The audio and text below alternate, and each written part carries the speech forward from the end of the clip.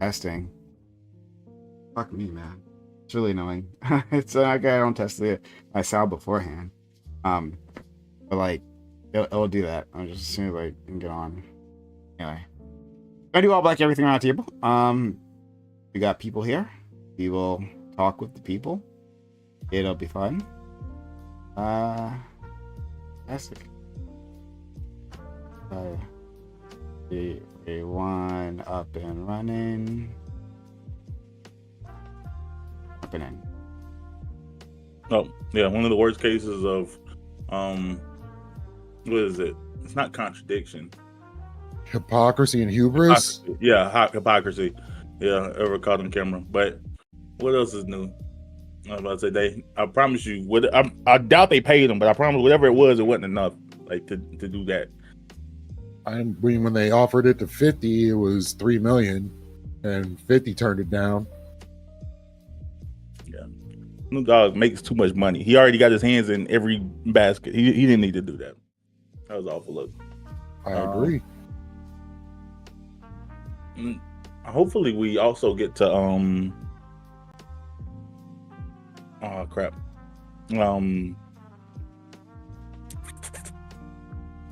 talk about the end of affirmative action. Oh, you're already getting into my opening statement. Mm-hmm. The end of affirmative action. Yeah, Trump ended affirmative action. Great song. Affirmative action. I don't know. We'll have to tell me about this. Trump ended the Civil Rights Act of 1965. No, he didn't end the Civil Rights Act. That's that's in the Constitution. But affirmative action was apparently never codified. Affirmative action was just an EO, just an executive order. Is it you talking about the thing that was it? Was it? I don't know. I think it was Carter or Lyndon Johnson. Had signed. Yeah, that's the Civil Rights Act of 1965. No, that's not the Civil Rights Act of 1965. Wait, no, am I tripping? But there's something that Trump rolled back. But I thought that was specifically for diversity within the federal government. And anyone who receives funding from the federal government, like receives any subsidies, which applies to almost every Fortune 500 company. I mean, yeah. Maybe a mom and pop shop isn't going to apply to, but a mom and pop shop isn't held to that standard now. Okay. Yeah, I don't know. I haven't read it as being the end of affirmative action, but I could be mistaken. You'll have to tell me about that. Yeah. How are you? I'm sick. I'm sick.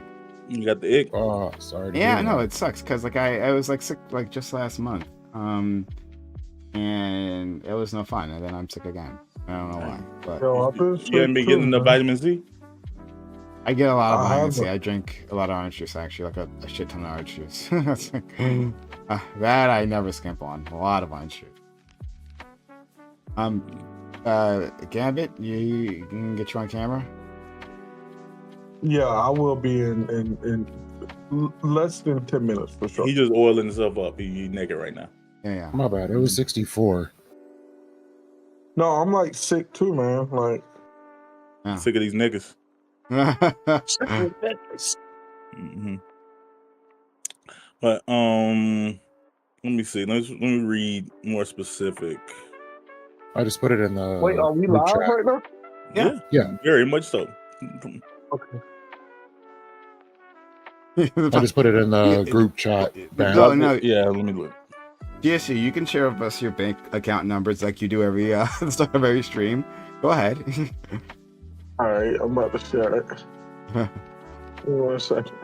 The Civil Rights Act isn't an executive order. That's codified. Yeah. That's a law.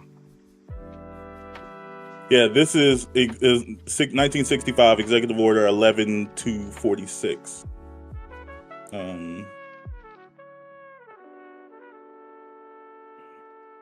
So this is by Lyndon B. Johnson. Johnson signed this act just after the Civil Rights Act. Okay. Mm-hmm. And what? What Do does you it have? Can say? you send Yeah, a? I'll send it the link. Yeah, yeah. Let's see.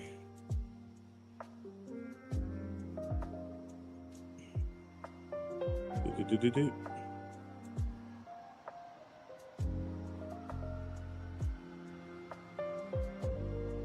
Okay. Rich.app. Fuck. What is this link? Oh boy. Oh, and then You're gonna send me a fucking virus here. Rich.app. All right. This shit. Axios? Where? How did you get that link? Okay, whatever. I don't know how that link came up, but all right. That's a clean link. legislation. Let's see. Oh, data. It's on. Prohibited employee discrimination and called on federal contractors to take affirmative action. To ensure employees are treated equally without regard for their race, creed, color, or national origin. But I'm not sure if this is affirmative action writ large. I understand the name. The term is here. But I don't know if this is the entirety of affirmative action. It might be. Maybe it was. I don't know. So I'm interested in learning more about it. But I mean, I don't know. That big of a deal. I mean, in terms of like those Fortune 500 companies, you were saying, right? Mm-hmm. They have already been dismantling their DEI operations, right? Which was just a more positive stance, active stance on affirmative action, right? Yeah. Like they already done. They never give a fuck about any of these things, right? Like, oh, okay, yeah, well, but DI is like vaguely new. Like it was a word they latched on to, but all these programs are all in all. I'd imagine even 10 years is probably older than the oldest DEI department. I understand what you're saying. No, what I'm saying, but the former DI basically was a more active affirmative action, right? Like it was more comprehensive. But like they it's not just you have to hire us, but you have to it dealt with language and how to treat employees. Like it was a broader like cultural inclusivity. Yeah. So and what I'm saying is that I imagine as they've been dismantling all of that, I wouldn't be surprised if they weren't following any sort of affirmative action policies as well. If they had any, if they weren't using any to begin with, right? But like the same people who would be rolling those things back, right? Like I don't think they would stop at DEI, right? Like, oh, well, this is just like the new stuff, and so we'll stop there. You hear what I'm saying?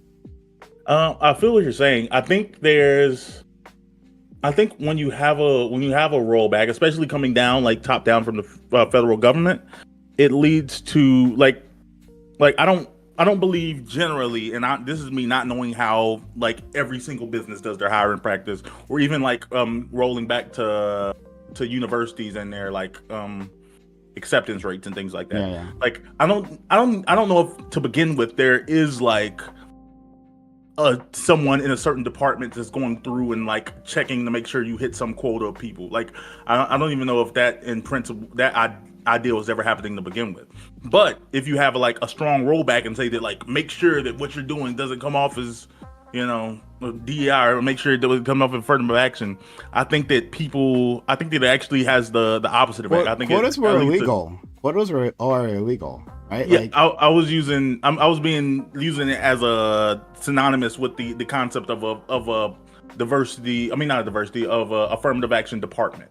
Okay. Like, yeah, I'm saying that like I don't think that there was like an official department that was like making sure you had enough black people at the school or anything like that. Like I don't. Yeah, to begin with, like I honestly, but I think if you roll back these things, I think it leads to people that are reviewing hiring practices and people who are reviewing like applications and things like that to actively not choose people of different diverse backgrounds. And I can't prove that, but we've seen in the short term, at least since the rollback related to universities, thanks to the Supreme Court case, we've actively seen a decreased number of black people getting accepted into like major universities almost across the board. Like at places. So like you could say like, oh, okay, yeah, I don't think these people really cared about it to begin with, but it seems in practice it is having an impact. Well, in terms of universities, like universities were actually had policies in place. They had actually procedures they were following. But then again, like to be clear, like universities are the most public facing of these types of things, right? And the one that were most easily scrutinized. Like the amount of employees and like of different ethnicities in leadership positions or throughout any individual corporation, right? Like that's like harder to ascertain. But public universities, right? That's something we easily had access to, and so that's something that's just always scrutinized. But like at the very least, we could say those universities were definitely taking active actions to, include like attract a diverse alumni, and yeah, the impact of that. But that, enough, of course, that wasn't Trump, but that was Supreme Court ruling. But I mean, that Supreme Court ruling came after Trump out to the Supreme Court. So yeah, I was about to say, I don't like. I was about to say, all any of these things being challenged by the Supreme Court. I mean, that the issue is like, it kind of just comes to what matters. Like you're right that the Civil Rights Act is codified, but is the Supreme Court going to care that it's codified? I mean, they can roll anything back. Supreme Court's most powerful. That's what I'm saying. Like, they've decided, like, because I'm about to say there used to be, like the Supreme Court has existed since the inception of the country on the concept of stare decisis. Like, even if we feel differently about a thing, after a law has been enforced so long, you kind of just say that, okay, this is the standard, this is the law of the land. We want to be consistent on this. But now this Supreme Court seems to not care anything about consistency. It just depends on argue electorate about that. Everything else is inconsistent unless what the what the court says. So, like if Judge or the Supreme Court Clarence Thomas says it, it's probably pretty consistent, But he would say I'm strong manning him right there. But if you talk to him, I'm sure he'd have a very different opinion on this. Yeah. You think we have a different opinion on this, or just on the legal? Oh, I mean, probably on this. Actually, almost certainly 100% on this. Actually, 100%. He's anti-affirmative action. Yeah, I mean, well, he's anti anything that would put pressure on individuals to associate with people they don't want to. Right. So basically, he's not pro segregation policies. Right? Yeah. So yeah, like that. Yeah. Okay, never mind. I don't know why I thought of someone else when you said lactoid. Never mind. All of this makes complete sense. Okay. Sure. Yeah. So he's not pro segregation policies, but he's not anti segregation policies. Like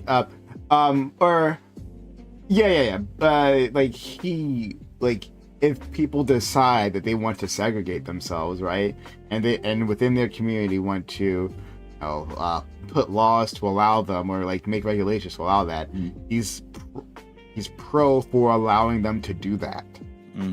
But he will himself say, oh, well, I wouldn't want any segregation, but like they should be allowed to.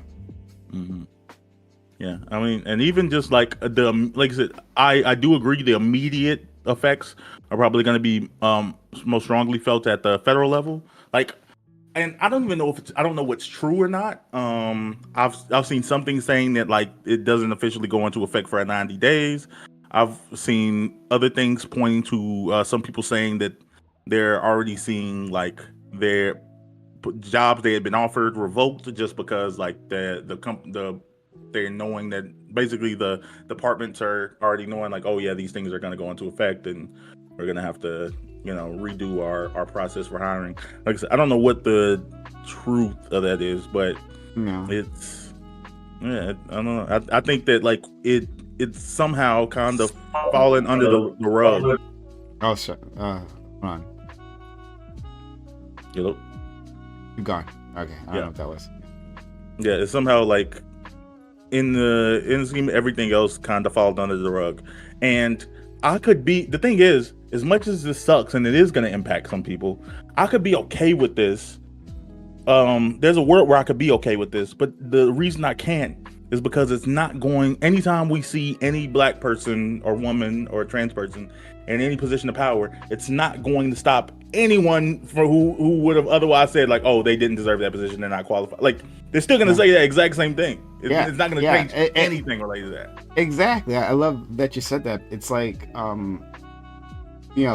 affirmative action was always a convenient punching bag, right? Mm-hmm. And it got even the black people to, go ahead and say like, well, because we have this affirmative action thing, they can say that. But hold on, they just hate us, right? They just dislike us. They think that we aren't intelligent, that we are generally underqualified for any particular thing other than like menial tasks. And so, like, no matter what, they're going to say that we didn't earn the position, right? That it was handed to us. And that, like, basically we're taking it from a well-meaning white person, right? When they say we're undeserving, that means, like, a white person would have gotten otherwise. Not even any person of any other color, right? They mean white person. By default, it would have gone to, by default, a qualified white person.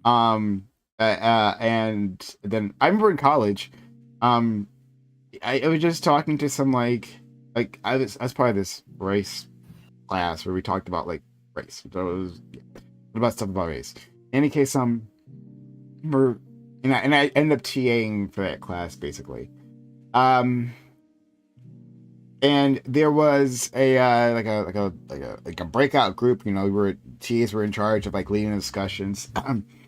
And like this came up in terms of like college admissions, right? Like these there were white kids saying that I knew of I believe it was a black person, right, who ended up going to, I think it was my university, and they had such and such grades, but then also there was this other person who was white, who didn't get accepted. Right, and you say like, they took a spot, and I'm like, all right, let's think about this for a second, just a quick second, right? Do you think that the admissions offices were holding up both of these applications, right? Going, all right, black person, good, all right, white person, bad, and put this away, right? Like they really thought, again, by default, the white person deserved the spot. Right, and then a black person that they know, and I doubt. Like they said, like they knew them, right? But like the more I think about it, what I imagine is their parents said, right? Such and such kids got in, and then such and such kids didn't get in, right? All hearing this like third hand, right? And then the conclusion is that this one who is not white got the spot. Sorry, I picked the mic. And this other one did not get the spot, right? And it just like had to just walk them through this like thought process, and they're like, oh yeah, I guess now that makes sense. Yeah, but there could be there could be like 100 reasons why someone did or didn't didn't get into a university. Like I said, I don't know. I mean, I went to just like I'm about to say, one, I went through sports, and two, I went to like a regular kind of state school. So I didn't go to a school that required like letters or anything when you applied. Like I know some like hiring schools require you to like send in essays and things like that. But if you so and so didn't get accepted, there could have been your essay. It could have been your extracurriculars. It could have been anything. Yeah. Outside of just your GPA. And I ran them through this, right? I'm like, are you sure? Like, like there's like a whole list of criteria here. Like they could have had nearly identical criteria, then one person just had like slightly better, or had something that they thought was interesting, and they let them in.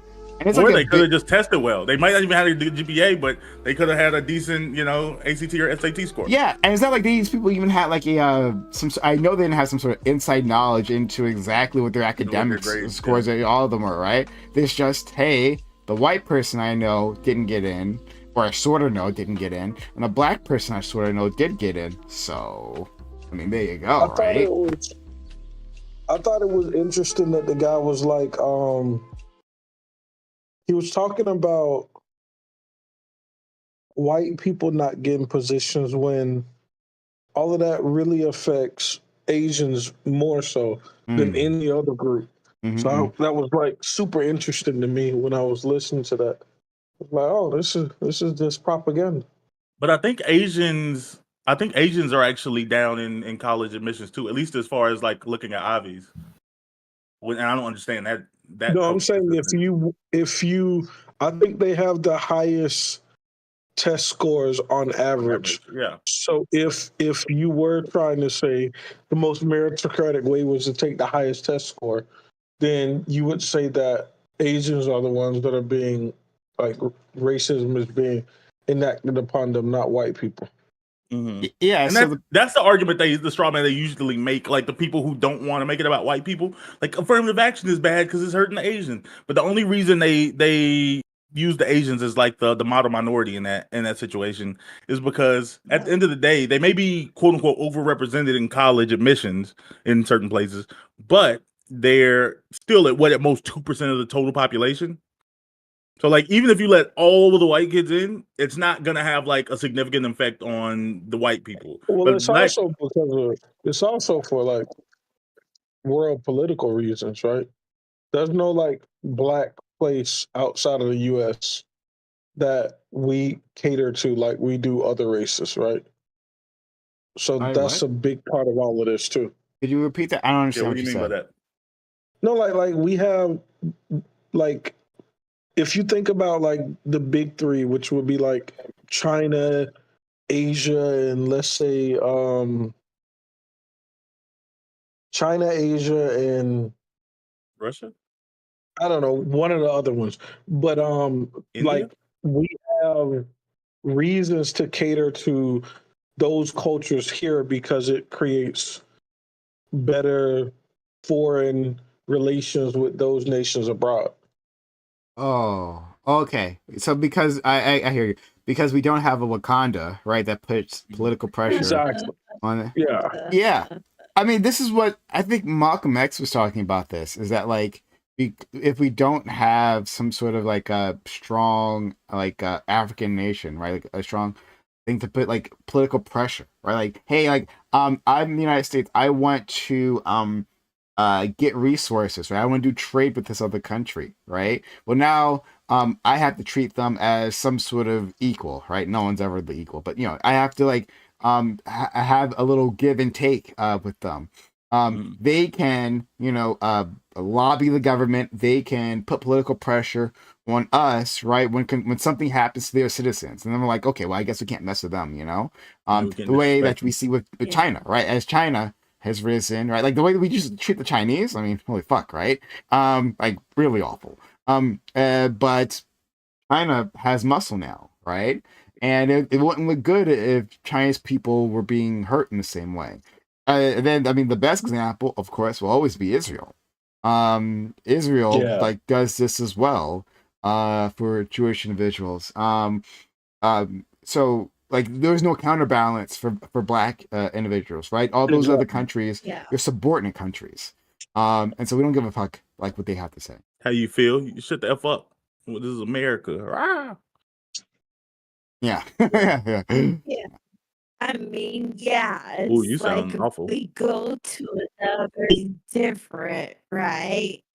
But like, yeah, we can, right? If we need to go to like any I know everybody hear this. Yeah, Yeah, Yeah. the it sounds Queen, like he's underwater. you were about Oh, is to. that why you want to do audio testing? What'd you yeah, do with your mic earlier?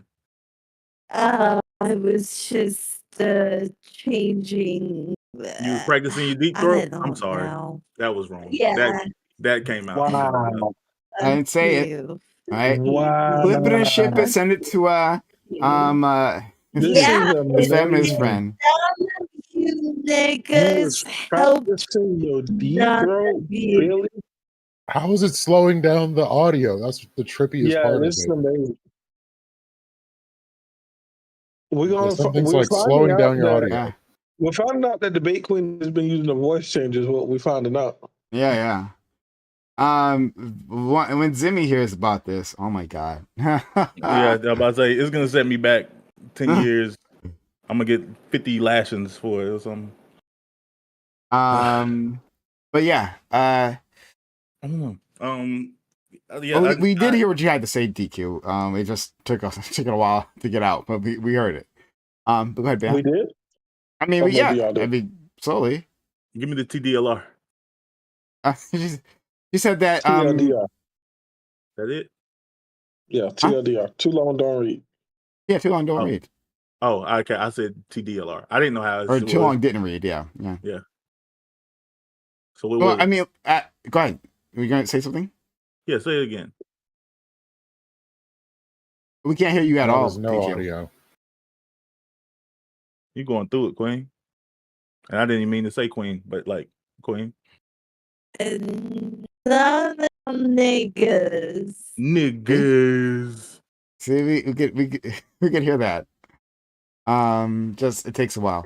But in any case, yeah. So the Supreme Court case in which got rid of the affirmative action in college admissions was brought by an Asian person, Asian woman. Yeah.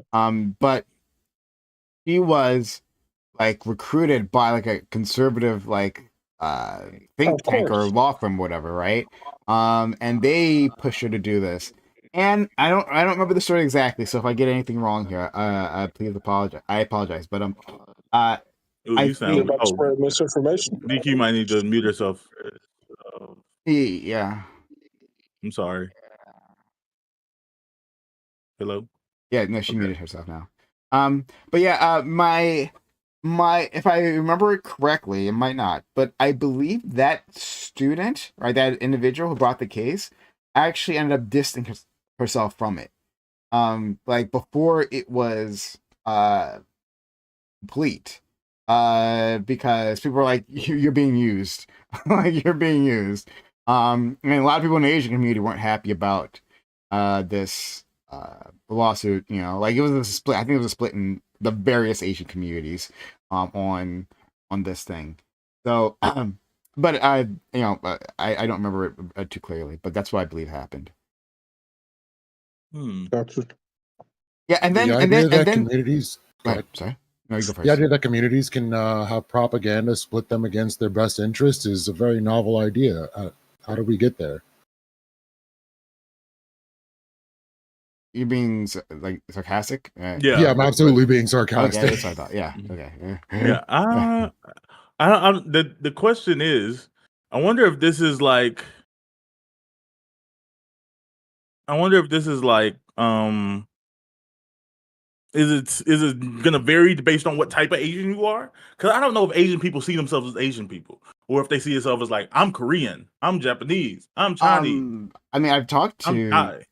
I've talked to Asian people, and when I hear them interact with individuals that they generally or talk about themselves, they generally talk about like their actual ethnicity, but like other times it's like Asian in general, but within the Asian community, right? Like there are divisions I have heard, you know, between the different ethnicities.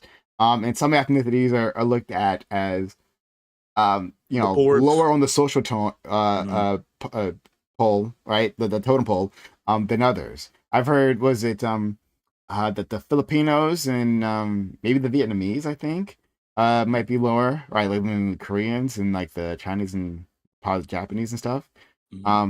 This is what I've heard. That like, you know, like Filipinos, they get like shit on within the Asian community, Asian American community. Because they the black Asians.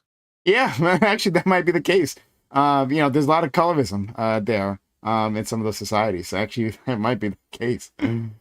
They, I mean, they all went to see Crazy Rich Asians they united for that. So that was like and then they went and see Shang-Chi too. And I respect it. Shang-Chi was a good movie. Of course. But I think generally, yeah, I'm about to say they probably have divisions, and that probably affects how they feel about things based on And you should nationality. remember that they're like all well sorry, not all. I want to correct myself, but many of them are more recent arrivals, right?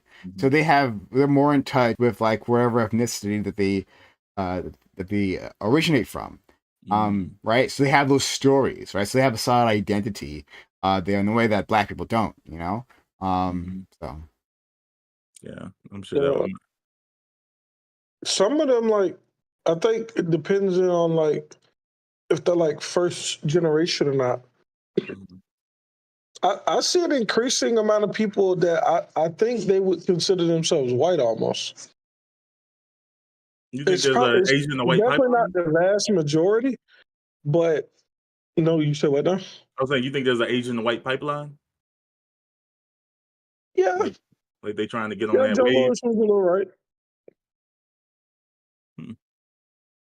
You said, oh, I thought you said Joe Lewis was. I was like, when did he No, get I on the did. Asian to white pipeline? No. Joe Lewis, that was some stream he was on, and he called some Asian guy white, and everybody like it got crazy.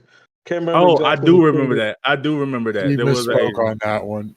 Yeah, he was like, it's because you're white. And he's like, I'm Asian. And it was like, same thing. I was like, oh, snap. You can't say same thing to that. I get what you mean. You can't say that. That's crazy. I yeah. see people who would not bat an eye if that were to happen to them, and I see people who would take heavy offense to it. So Yeah. not I to think act like I think Asian people blend almost I'm about to say maybe better than anybody. Well, maybe I'm about to say the Hispanics probably Yeah. got the biggest jump, but second is Asians on blending into like whatever community they live in. Because I know I'm about to say West Coast has the weird Asian, but I know like 3 Asians that grew up like in black neighborhoods, like not just like I sit my mama sell hair here, but like in black neighborhoods, and they're obviously not black. But when I tell you like you couldn't tell on the phone, it's crazy how well they can like meld into a culture. I think it was more about how they're represented in the census and what they have, what entitlements they have in their community. So, like when it comes down to schools, when it comes down to benefits, things like that, they in some cases want to be considered white, but at the same time, they still consider themselves Asian and whatever they are. Even though there's definitely divisions within the Asian community, like Chinese people and Koreans tend to have a problem with Japanese people. Most of them look down on Filipinos, Vietnamese people, Laotians. So, like, that's just kind of what you get in the communities. Right. Yeah, Nope. there is and I've said this multiple times before that in terms of the census, like Watercow was bringing up actually, that for and this is what I understand is for a lot of recent arrivals, like they came off the boat arrivals, that when the census comes around, right, and they participate, um, it's got a list of ethnicities there, right? And it says, well, white. They look at their skin. I'm like, oh yeah, I'm white, right? Like I have light skin, and they mark down white because, and people, it's very hard for Americans to understand this.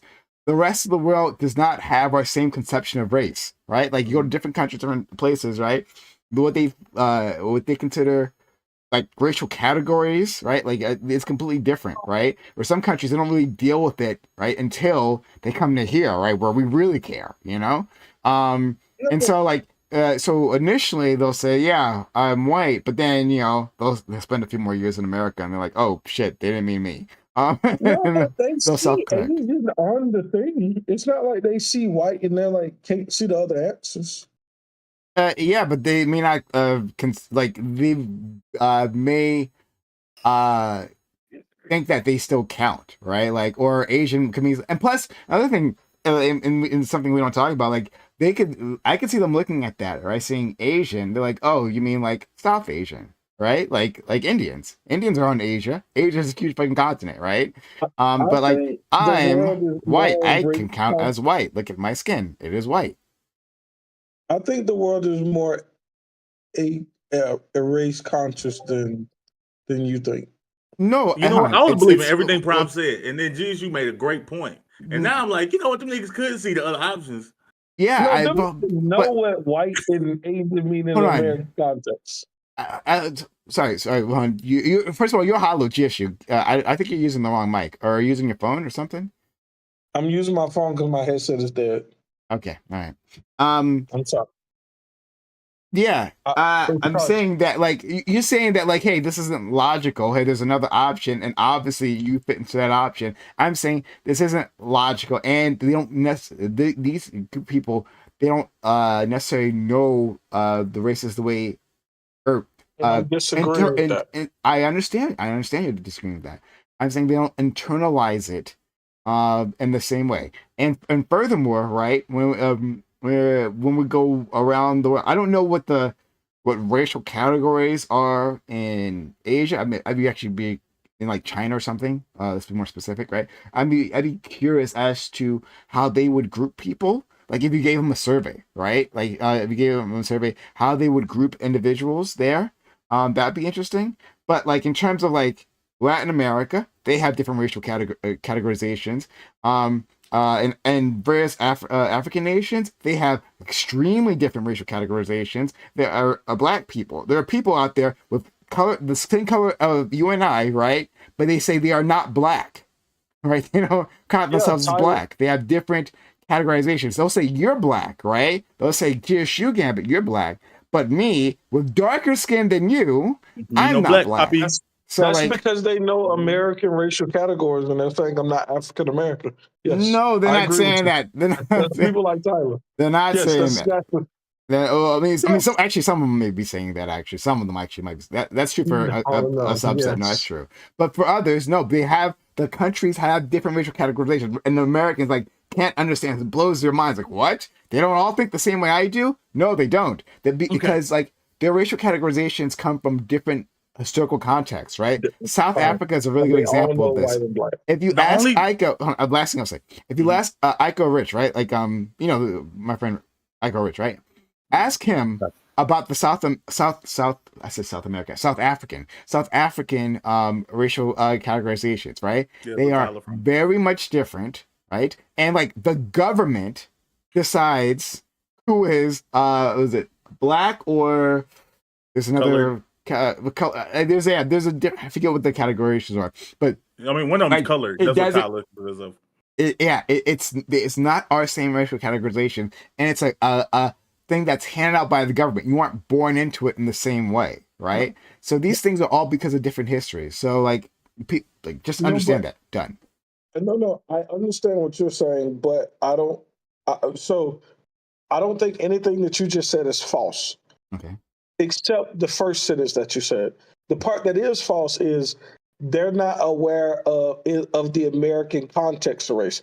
I'm not saying that other places don't have their different way of categorizing people, but they understand the American context of white and black. Absolutely, all of them. I There don't was a think so. singer. There was a singer Of who course, got in trouble sure. for this. That's what we're talking about, Tyler. Yeah, that's Oh, what G brought up. okay. Yeah, No. but Tyler She knows. didn't. No, it wasn't that she didn't know. It's that she didn't want to expand. That was the whole thing. Yeah, she had been She in was America literally a saying, while. "I'm not." She was literally. What was she? She was literally saying, "I'm not black. I'm colored." She was saying, "I'm not a. I'm not you African American niggas." Is what she was saying. Mhm. Yeah, I think that there's. I think that like although I agree with what you like, I understand what you're saying too, Brom. I think that there is like the first thing every African in the world like runs to Twitter and fights about whenever like the black Americans like whenever the ADOS niggas because not black Americans we're elite but the ADOS niggas in particular start having their fights on like oh yeah the black belongs to us. Every African comes out the woodworks and says wait a minute now we all black we know what black means everybody know what black means when it like is beneficial to them. But on the alternative of that, we Black Americans are still the Akata here. We are still the stray cats. They doesn't know I where it's going mean, from.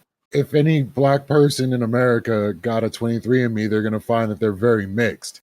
You're going to have some white blood in you. You're not going to be like a straight up African. So to say African American doesn't really fit. Like, honestly, we're just mixed, but we're Americans. So, Right. like, how to categorize that is just a little odd. You're gonna be like 98% of Black Americans are gonna like descend most of their lineage from Nigeria, Yoruba. Let's say, and it's not because like, oh, like that's some special place. It's just because it was closest to the coast, and that's where the transatlantic slave trade did most of their stops at, is in Nigerian. We're almost all Nigerian.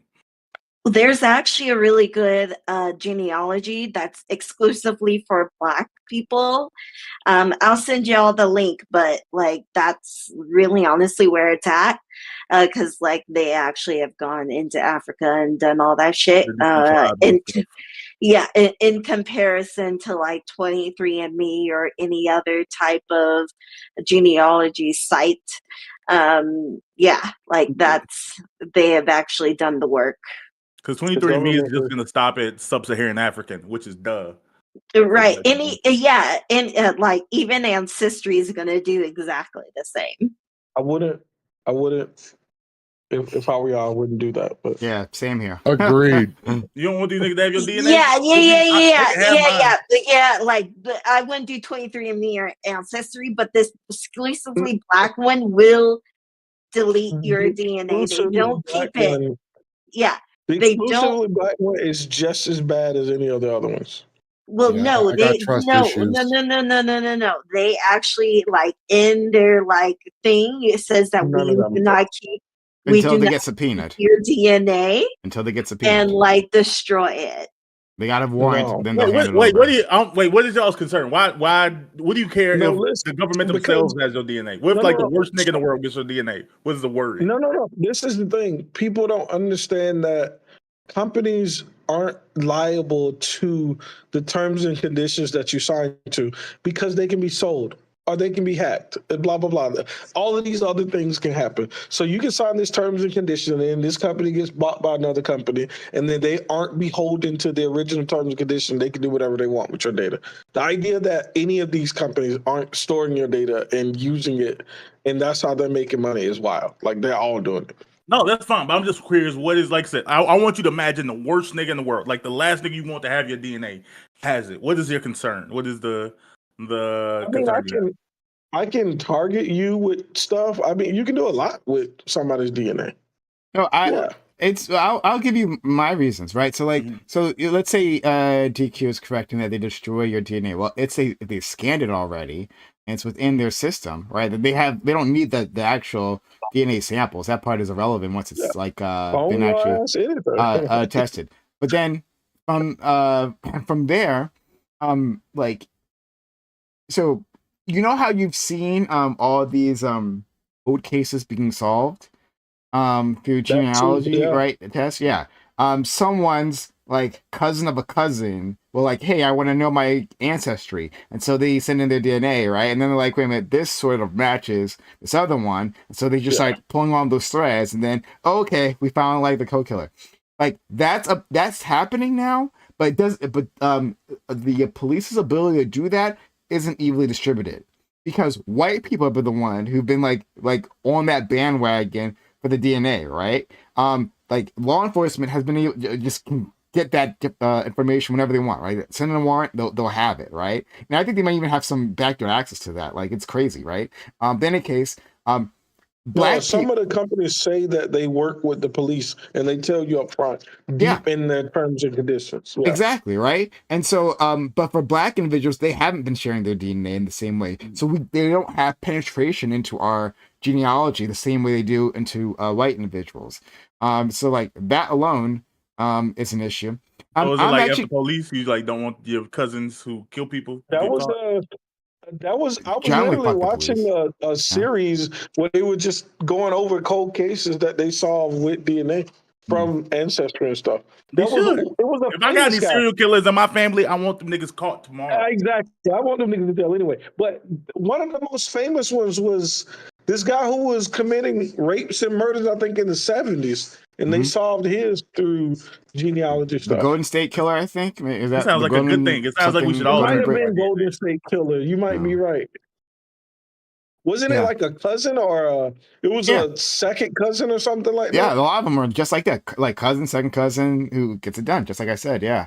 That sounds like a fantastic reason to do. I'm actually kind of already fucked though, because I at some point for a very short amount of time I worked for a bank, and And so, like, when you do that, like by Never law, done they money. take your fingerprints. And I think they took my DNA. I'm pretty sure. I don't remember. I'm pretty sure they took like a mouth like DNA swab is of that, wild. right? And so like I mean like this is why another reason I gotta keep the straight and narrow because the government has my prints on file. Wait, I So- mean, my Hold on. prints are on file. hold on, wait. When y'all were like kindergartners, y'all didn't take a trip to the police station to all get fingerprinted?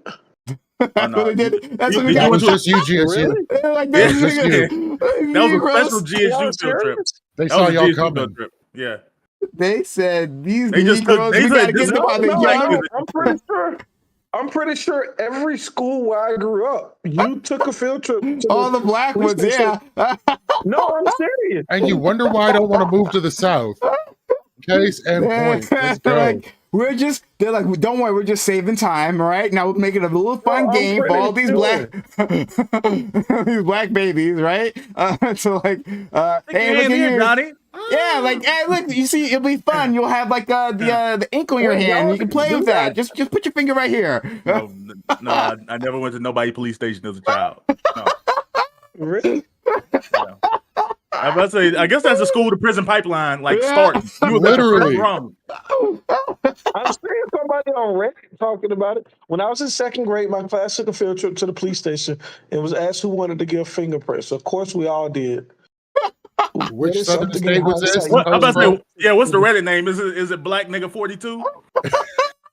For the love of tree. So he smokes, so he might be black. Mm. But what white people smoke more than black people though. But anyway. Mm. Wait, y'all didn't do this? Really? No, nobody. Nah. I don't think it's normal around the country to just take children to police stations. I'm sorry. Like, Y'all like didn't No, do it's the not. fire department, police station the thingy. fire department showed up at our school one day and like, oh, stand near the truck. We'll hit the horn. But like, we didn't just go to the police station. No, they don't even sound fun. Somebody even said mine's Yeah, preschool. people don't go to the police station, but people definitely go to like the fire station No, to like go there's a see bunch the of people in fire this truck. area talking about it. And like they're saying like, oh, maybe it was because in case you were kidnapped or something. But yeah, this was definitely a thing. Hey, Maybe these tricked, future hoodwinked, criminals straight to jail bamboozled. now. Get them Led us fingerprinted. astray. Get them familiar with their surroundings. Okay, they'll be here soon. That's crazy. Let's just get Yeah. them down to booking. We'll I'm about to save say, a yeah. little time. Don't tell that to other people. That's crazy, bro. Like, and you just normalize. You gonna let them take your kids? You gotta break those generational curses. Okay. So Ooh, you sound so much better. core memory unlocked right now. Reading fingerprints, right? So like when I was like a kid, like we were in like daycare. Like we like had a hospital nearby, and so like we went to the hospital as like a tour or whatever, and so like we got to like do our fingerprints because like that was cool, but like at no time did we ever go to like the like police station, but we did go and we're like, ooh, our fingerprints cool, and we got to like take them home, but like yeah. I'm about to say, realistically, I Thanks imagine for that core memory, y'all. I don't think anybody. I'm about to say, as far as the, like all jokes aside, with your school thing, most likely nobody wanted to file the paperwork to file in all of those kids' fingerprints. Most likely they just gave you the fingerprint sheets and threw them in the trash. Not because they like. Nah, bro, no. I like distinctly remember it was like on like a thing. Like it wasn't just some like here's some paper and go finger paint. Nah. It was definitely So you think they filed you? They was like, oh, this is so fun. Now, what's your social security number? What's your date of birth? Like, let's make sure to file this Hold properly. the sign. Let's take this picture. Can you turn to your side? I mean, I don't remember all of the but this was like it was like it was so ingrained in just growing up that it was like, yeah, we're going like this. We're Yeah. going to the police Yeah, station. it's part of black culture, right? You go to the police station. Hey, did y'all go to like the state capitol or the World Cup and like? We went to the state capitol in 8th grade, was it? That was my first time coming to Atlanta. And it was so crazy because the bus parked and everybody jaywalked, and then the police like stopped the chaperones and was like really pissed. Because I guess in Atlanta they used to care about jaywalking when we were younger.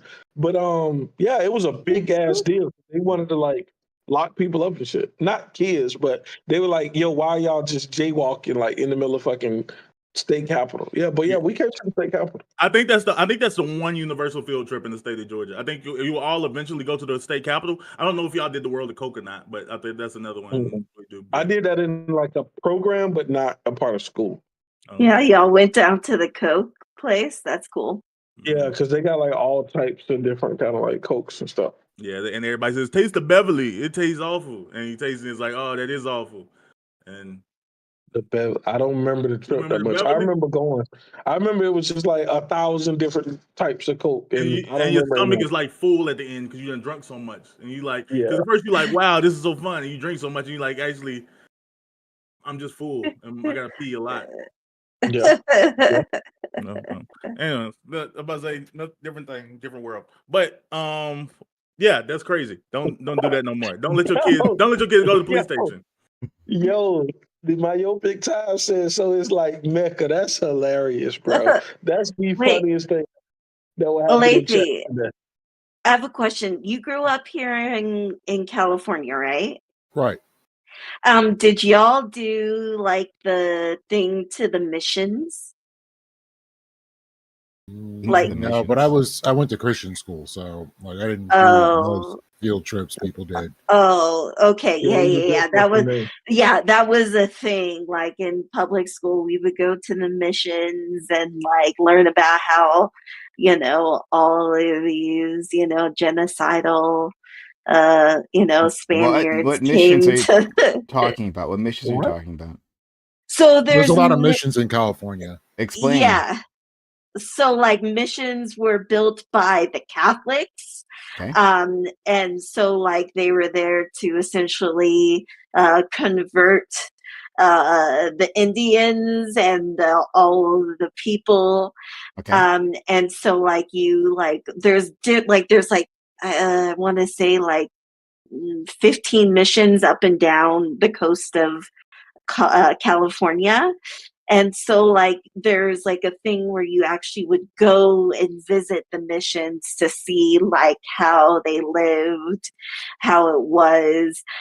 Some people built like little salt cube missions, which was kind of cool. I didn't get to do that. But like, yeah, you would like actually go to like visit the missions and stuff. Y'all feel like Google that if y'all want.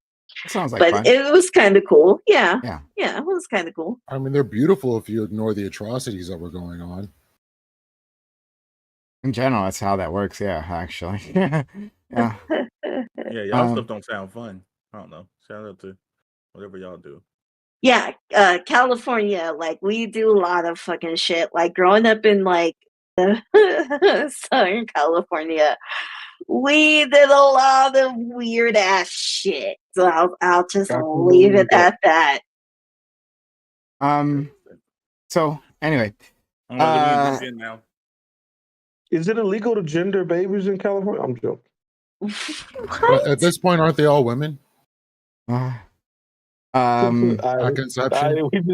We just got real explosive. Let me. Oh yeah, Trump also heard that Trump trying to end FEMA. I don't know. I don't think he's going to be able to approve that. I think even Republicans understand the importance of FEMA, but like, nah, he's going to end it. He's going to try to definitely end FEMA. He tried to end FEMA. Yeah, Trump was trying to end FEMA. He says that he feels like they should just end FEMA and give it back to the states.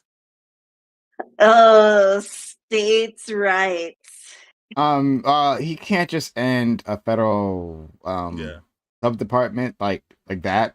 That would have to go through Congress, and it wouldn't be approved. Like it'd be something if they voted for. Like I don't know. I think most Republicans would have that level of. I mean, they're gonna trash it. Of course, they'll trash FEMA because it's just a chance to blame the federal government. One, they don't want to give up that punching bag to begin with, right? That's just too much fun for them, and it works too well. Oh, FEMA fucked everything up, not me or anything like that. So they're not gonna give that up. Beyond that, like they know the next natural disaster disaster that hits their state when there's no FEMA at all. Like, oh yeah, we got rid of that department, right? Yeah, that's the end of your career. So yeah, that's not happening. But anyway, so why don't we jump in to the topic? Here's my thing. I don't know if anyone's going to disagree with the topic that I picked. I was I think hoping to have a bigger group, but I think we all well actually so What are you trying to say about us? that you might all agree on this. Yeah, I think me and I'm you just already have fucking with some, you. or at least there's a conversation to be had. I don't know if it's gonna be Yeah. like, Yeah, I what don't the think F, we're nigga? gonna agree on this. I don't think we're gonna agree at all. You don't think? Okay, Yeah. all right. So No. let's do it then. All right. Thanks all for being here. This is thank you, Wick, for the raid. Wick just gave me a raid some time ago. And thank you, Cooking with Azzy. Oh, Cooking with Azzy resubbed for 32 months. Cooking with Azzy, really? Cooking with Yeah. Azzy. Cooking with Azzy. Cooking with Azzy. Cooking with Azzy. Let's go. So I don't think Prime knows the I reference. know Cooking with Kaya. Thank you. Okay, I If didn't know what anybody you would know, it'd be actually. Prime. Yo, I'm actually Actually, no. happy. Wait a minute. That involves hoes. That's the only reason Prime knows about it. I was saying if it wasn't something degenerate, it would be out of the loop. But At least he's consistent. I am. But I learned about her after like the whole thing blew up. But anyway, so thanks all for being here. This is All Black Everything Roundtable, which we begin whenever these Negroes finally show up. But we have a great topic. Oh, before we do that, consider supporting the channel. If you've been liking our conversation so far, we like to have we talk about a whole list of things here, bring black together, and we get upset at each other mostly. That's kind of what we do here. But if you like these conversations, consider helping us out.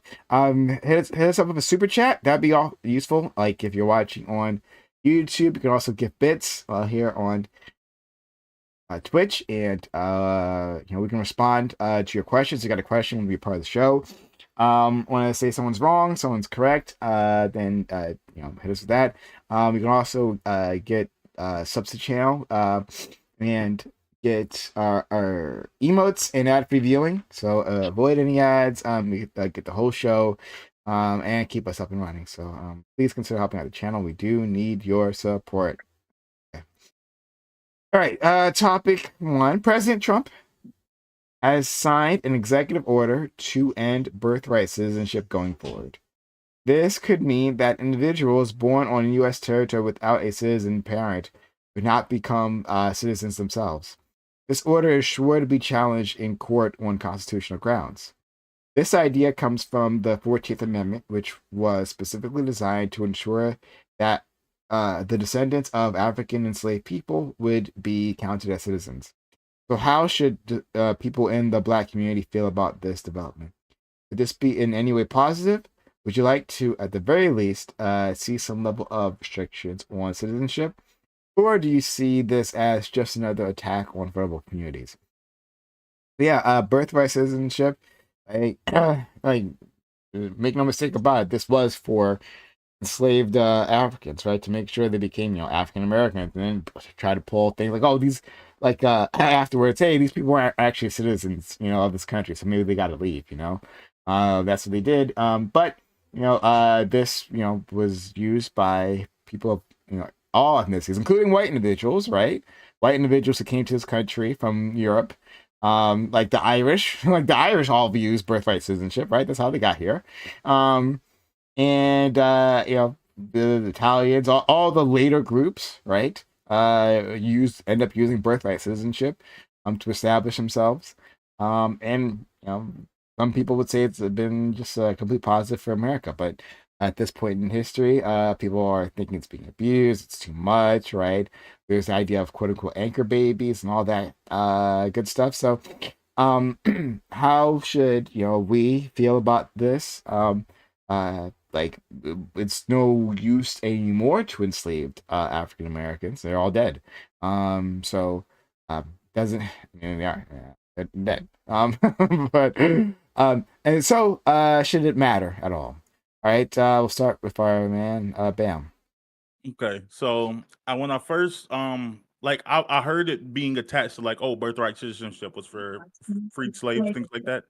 But whenever I saw someone discussing it, and they said that's actually not the case. Okay. They say birthright citizenship is tied to a Supreme Court case in 1898. They say it's U.S. versus Wong, and it was specifically related to like uh there was Chinese illegal immigrants in the United States. I don't know how they were illegal. I don't know the specifics of why they were here, but basically, the Chinese they were illegal. They had a child that had lived here their entire life, and he took as his parents got older. One of their wishes were to go home or something like that. So he made a trip with them home, and basically, they weren't trying to allow him back in the States, even though he had no relationship to China or anything, anywhere he'd been. So the United States ended up making a judgment call that they said it actually the legal status of your parents shouldn't matter. You were born here, and they made this, and anyone born here is like by definition is an American citizen. So it's almost about it's not just like, oh, it was meant for this different thing related to African slaves and that we're past that and we don't need it anymore. It was made specifically like for the conditions of the day, like saying that just because your parents' citizenship status is completely irrelevant to your citizenship status if you were born in the United States. So the Supreme Court, like, to come to this judgment wouldn't just be a rereading, like wouldn't be like a vague rereading or specifying of the 14th Amendment. It would have to be a complete rejection of this previous case, which we've seen crazier things before. But I'm about to say, but yeah, like I think that I think it's important, however this case ends up, that somebody deals with that case specifically.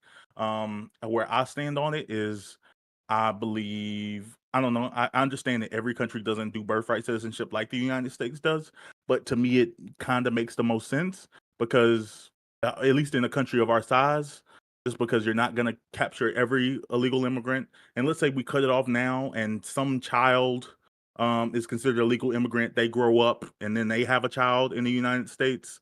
Now you're doing with like 2 or 3 generations down.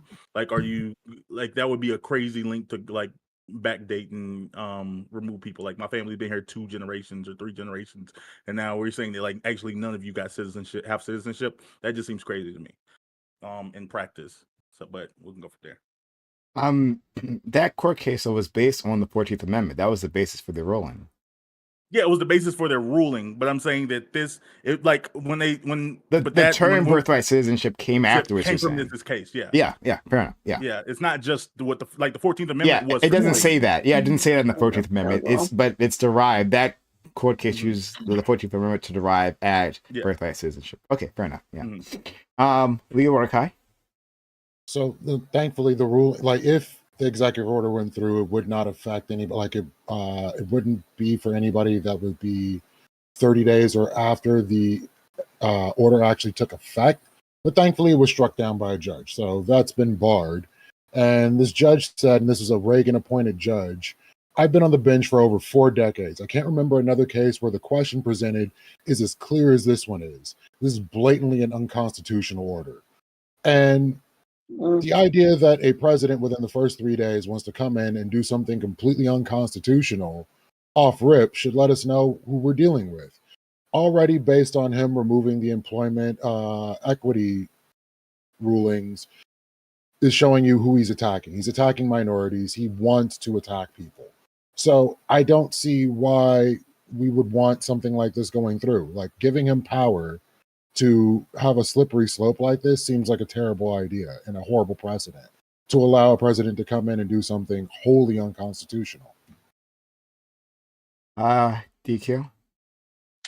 Yeah, I don't think obviously it's constitutional. I think that the thing that we all will have to worry about is when it gets to the Supreme Court, because they could rule either way, and we have to think about these are all just about new judges that were recently appointed by Trump, and anything that he wants, he will have. So I think that's 50-50. But yeah, I think that if you are born here and your parents aren't are immigrants, you're a citizen, and we'll just leave it at that. The 14th Amendment is fine, and yeah, it doesn't apply to us anymore.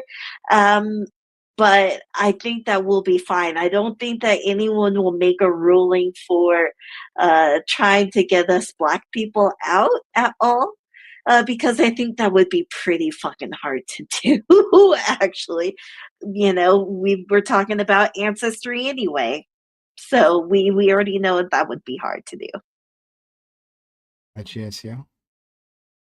Yeah, this is an interesting one to me.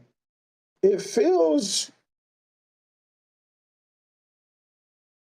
I don't want to say disgusting, but it feels some negative word that you can just pop up illegally and be like, got your ass. Like that just seems, it seems wild to me. So having it unrestricted, which we are, it just seems wrong to me. I definitely think there should be some type of restriction. I agree with Bam that maybe there's like we need to solve for some people that are already here as well, but I think it being completely unrestricted, that is bananas. That's a recipe for like influencing illegal immigration to me. So yeah, it doesn't make sense to me to be fully unrestricted. But you know, like we could talk through what restrictions might make sense. I sent y'all the link that shows like the different restrictions that most companies. Usually it's like one parent or one parent has a permanent residence or you know something along those lines that seems reasonable. But yeah, I know I'd love to hear y'all thoughts. I'd love to hear y'all thoughts, especially if you think unrestricted is the way to be and why. But yeah. I don't think it's a So problem, but just one thing good. quickly, because Yeah. it seems to be a confusion. So my understanding is like with this order, it wouldn't be like if Oh, let's I'm say not. the order was approved, right? I wasn't talking specifically about the order, just the concept of birthright citizenship. I I didn't wasn't mean anything. talking to you, but yeah, in this Oh, one, yeah. So before about like what would it be if it was like if this went through, right? I don't believe what my understanding is it would be going forward, right? So like once it's enacted, right, like all births, you know, going forward would be under this new standard. They wouldn't like retroactively like figure out genealogies and stuff to like, you know, take entire families out of well, it. Which I think, are you conveniently responding to me with that? grandfathers in all the white people who would support this. But yeah, go ahead. Yeah, I was about to say, was that a response to me? Because what I'm saying, like, I don't. It's not about right now. I'm saying that in a country as large, just in terms of space and population, as the United States, I'm saying that like we don't have the ability to find every single illegal immigrant in the United States. So I'm saying that like even if you do it now and it's not retroactive, I'm saying that like in 20 years you're going to have some people in in the country still that are second generation of like since this laws came out. Like there's children now, like 5-year-olds now, that in 20 years will have kids. That'll Or be illegal immigrants. yeah, they'll be illegal immigrants. And but those Yeah, not to leave. no, but those kids could also be illegal immigrants. Yeah, Is he's what I'm saying they saying. gotta leave. So Yes. I'm saying that it feels crazy to be like, oh yeah, like you come to find out like your family's been here for 3 generations, but your grandfather came here the wrong place. So actually we're gonna retroactively remove 3 generations of people here. That's what I'm saying. Like that doesn't Oh, that's make what sense should happen, practically. right? You don't believe in the rule of law? No, I don't believe that those people have any connection to any country you would send them to. Like Yeah, that's like the part that feels GSU. inhumane. How could you feel No, if you okay? have children, no, wait. If you have children Yeah. abroad, they're U.S. citizens. Just like if they have Yeah. children abroad, they're still citizens of their home country. Every country doesn't do Mhm. citizenship So that way. I'm Yeah. saying, do you feel good sending somebody Wait, No, that he's only saying knows that one America country does to a country citizenship they've never that way. been to? Wait. Hold on. No. Wait. I don't think there's a country where if you have Your children parents being abroad, they citizens don't don't get citizenship. necessarily. No, there's countries where you can go back and apply, but there are countries that you aren't granted citizenship just because your parents are citizens. No, hold on. Well, sorry. What I thought you were saying is that if an American goes abroad and has kids, then their children will be citizens. Even like 3 generations down, they'll be U.S. citizens. I thought that's what you were saying, right? Jisoo? No, what I Okay. was saying is if I am traveling in Europe and I have a kid, that kid is an American. Yeah, the right? United States Yeah. grants Yes. Yeah. Sure. Yes. And I'm but pretty there's sure not. that's true with most That's what I Yes. said. countries. Yeah. Yeah, but but they'll never be able to run for president though, even if they're American. I'm not sure about that part. No. Oh, maybe they have to They be born can't. in the continent yeah, You maybe gotta they be have to be born naturalized or in. whatever. Yeah, you still because they'll be naturalized, but they'll still be American, but they'll never be able to run for president Wait, because are they they were still naturalized? born abroad. Even naturalized people will never be able to. No. I don't know if they it. are naturalized. Like if you Yeah, and maybe I'm wrong. that's I what could be not wrong. naturalized means. Yeah, I think, I but I think they are not naturalized, which is why they can't run for president. No. Other way around. Naturalized individuals can't run. My understanding. Hopefully, we're not being like dumb Negroes talking here, right? But what I'm saying is, I don't know. Like, so let's say my kid, right, goes and lives abroad, and then they have a kid, right?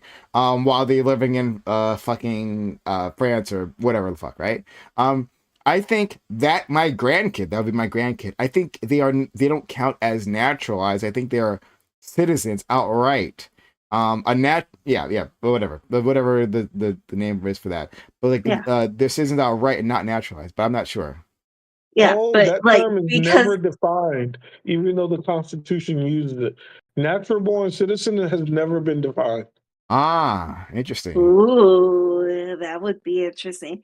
But that was the reason why Arnold Schwarzenegger couldn't run for president, right? Is because he was born abroad. And he was naturalized citizen, but he could run for every other office, but he can't run for president. But that's a different situation because he wasn't a citizen before. He was of a foreign country. And then he became a citizen afterwards. But that's different from what we were saying. We're talking about like my kid would be a citizen. This kid goes and lives abroad, right? And then they have a child while living abroad, right? And all along that line, they're all like citizens or natural born, whatever it is. The definition would be there, but they're not naturalized. My understanding is. Well, either way, that would be very, very interesting for someone to try to define that and run in the future. I was about to say the reason I brought that up, like an example of what I was saying would be like, say for example, if you're, I think it was Syria, if your mother is Syrian and she's illegally in the United States and she births you with if she births you with a non-American citizen, you don't have Syrian citizenship either. Like even if they don't make you illegal in America, you don't have Syrian citizenship either. Just even if your mother is a legal Syrian. I mean, I think that depends on the country. Yeah, that's what he's saying. That's what I'm saying. Yeah, every country doesn't automatically give you citizenship just because your parents have citizenship. Yeah. The United States does, but every country doesn't. I mean, my aunt was born in Japan, and they actually sent her a thing to ask if she wanted to be a citizen, which would have been very interesting if she decided to become a citizen of Japan. I think that would have been very, very interesting for a Black woman to become a Japanese citizen and stuff. But I guess question, do y'all believe in unrestricted birthright citizenship? Why? I don't think it's broken currently. That's what I wanted to respond to initially. Like I honestly don't think what our system has currently doesn't work or it's like some broken thing. But am I going to fight to the death with you if you said that like, oh, okay, it would be better if your parents had been here at least 5 years or something? I could probably get behind it. Wait, when you say it's not broken, you don't think pregnant women resting into the country and to have a baby to claim that they're citizens Your is anchor not, is baby not could broke. be. I like understand the hypothetical, No, this hypothetically of isn't it. hypothetical. This I don't believe it happened. happens by and large. That's what I'm saying. Like I think that's overblown. Yeah, the concept of like the women are getting pregnant and like muling in buying like in large numbers into the United States to get their anchor baby off. I So understand it happens, but I don't think it's like I'll respond to this for you, GSU. Right, like so. I talked about this before. I used to work at a hospital, a major hospital. They had this like VIP wing, and what this wing was for, right, and the maternity ward, what was that for? Was like rich motherfuckers from the Middle East. They would come in, like they'd be pregnant. They would come in, have the baby, right, get that citizenship, get that social security number, and peace out. Like that was a regular thing that happened. Now, if you're saying large numbers, I don't know like how many would counts as a large number. About but 250,000 every year. That's yeah, it's always going to be an estimate, right? Nobody's going to know the exact number, right? yeah. Right. But That's about the thing. 250,000 a year is a large ass number. I think they have Yeah. like there are Is that just I was total just illegal immigrants born? Yes. Okay. There's they, actually like a whole thing. I read this article maybe a couple years ago now, but it was talking about how Chinese women are coming to like America, and there are whole industries set up to like take care of them in a house, and there's multiple people in this house too, right? And everyone is pregnant, and everyone's being cared for and taken care of. And then when they're ready to have their baby, then like they have their baby, and then when they're done, they go back to China, and I believe they become Chinese citizens, just because their parents are Chinese. As far as I understand, because they're able to go back to China with this child, you know.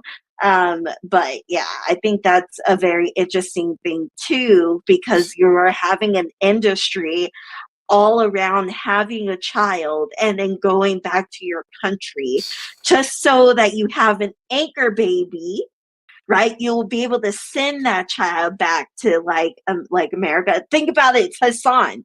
Literally, it's Hassan, Oh, I don't right? know about Hassan's lineage. No, Uh, Hassan's mom had Hassan here in America and then went back to Turkey.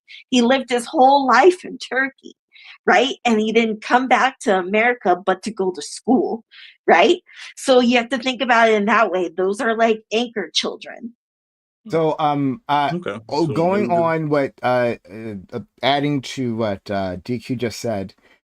So like there are medical tourist agencies, right? Like in they're everywhere, like all across the world, and different people use them for different reasons, right? Like for instance, I was just watching a video talking about how in Korea there's like lots of plastic surgery happening in Korea, right? People are going there, it's cheaper, but like it's high quality plastic surgery, right? There are agencies who facilitate, right, you finding a doctor, you going there, like the translations, right, between them, and then like the whole process of you getting a procedure, recovering, having to stay there, and then going back, right? I believe there are also agencies that facilitate, for at least for rich motherfuckers, right? From some countries coming here, have their baby, baby. right, and then leaving. So like what DQ was saying, there's like industries around it. But like so, noting all of that, noting everything that was said, yeah, I think the situation is perfectly fine, absolutely okay, right? Nothing needs to be changed about that. Like it's there's nothing wrong with these Sounds like individuals. more rich citizens. Yeah, like there's nothing wrong with these individuals. Like what does this give them, right? Well, this gives them the ability to come to our Easily nation enter. to like work in our Legally, job. too. Yeah, legally. They're Legally. documented. They're a documented individual coming to our nation, working a job, right? If they want to, right, and just being a citizen, like having all the responsibilities that anyone else would. That's fine. Like what is nothing is nefarious about this. It feels like they're cheating somehow, but like I don't know. How did anyone else necessarily earn their citizenship by just like come doing the same thing, coming out of a China that happened to be located in the United States, right? Like Yes, they're just doing the same yes. thing. Like it's No, they're it's not. fine. It's incredibly bad. Like It's it's incredibly hell. bad, yet we're the most powerful country on the planet. Like it seems to have been working all this time. So they Why is it say a our problem? Wait, empire. wait. Yeah, That's like saying that our country is powerful means that this thing has to be good. Like we can't. well, I, No, mean, I think no. we're just Power pointing to what the equals negative externalities empire. are. Like it would be like, That's what are it. we? Like, what do you like? It's one thing to say like, oh, okay, I feel like you should have to earn American citizenship, and we can deal with that possibility. But it seems like you're saying that like, okay, people getting American citizenship is hurting America somehow. And, like it's I'm, leading to some negative consequences. I'm curious what those are. No. yeah, I'm saying that we have a immigration process, and people should come through that immigration process to become citizens when the parents are non-citizens. That's what I'm saying.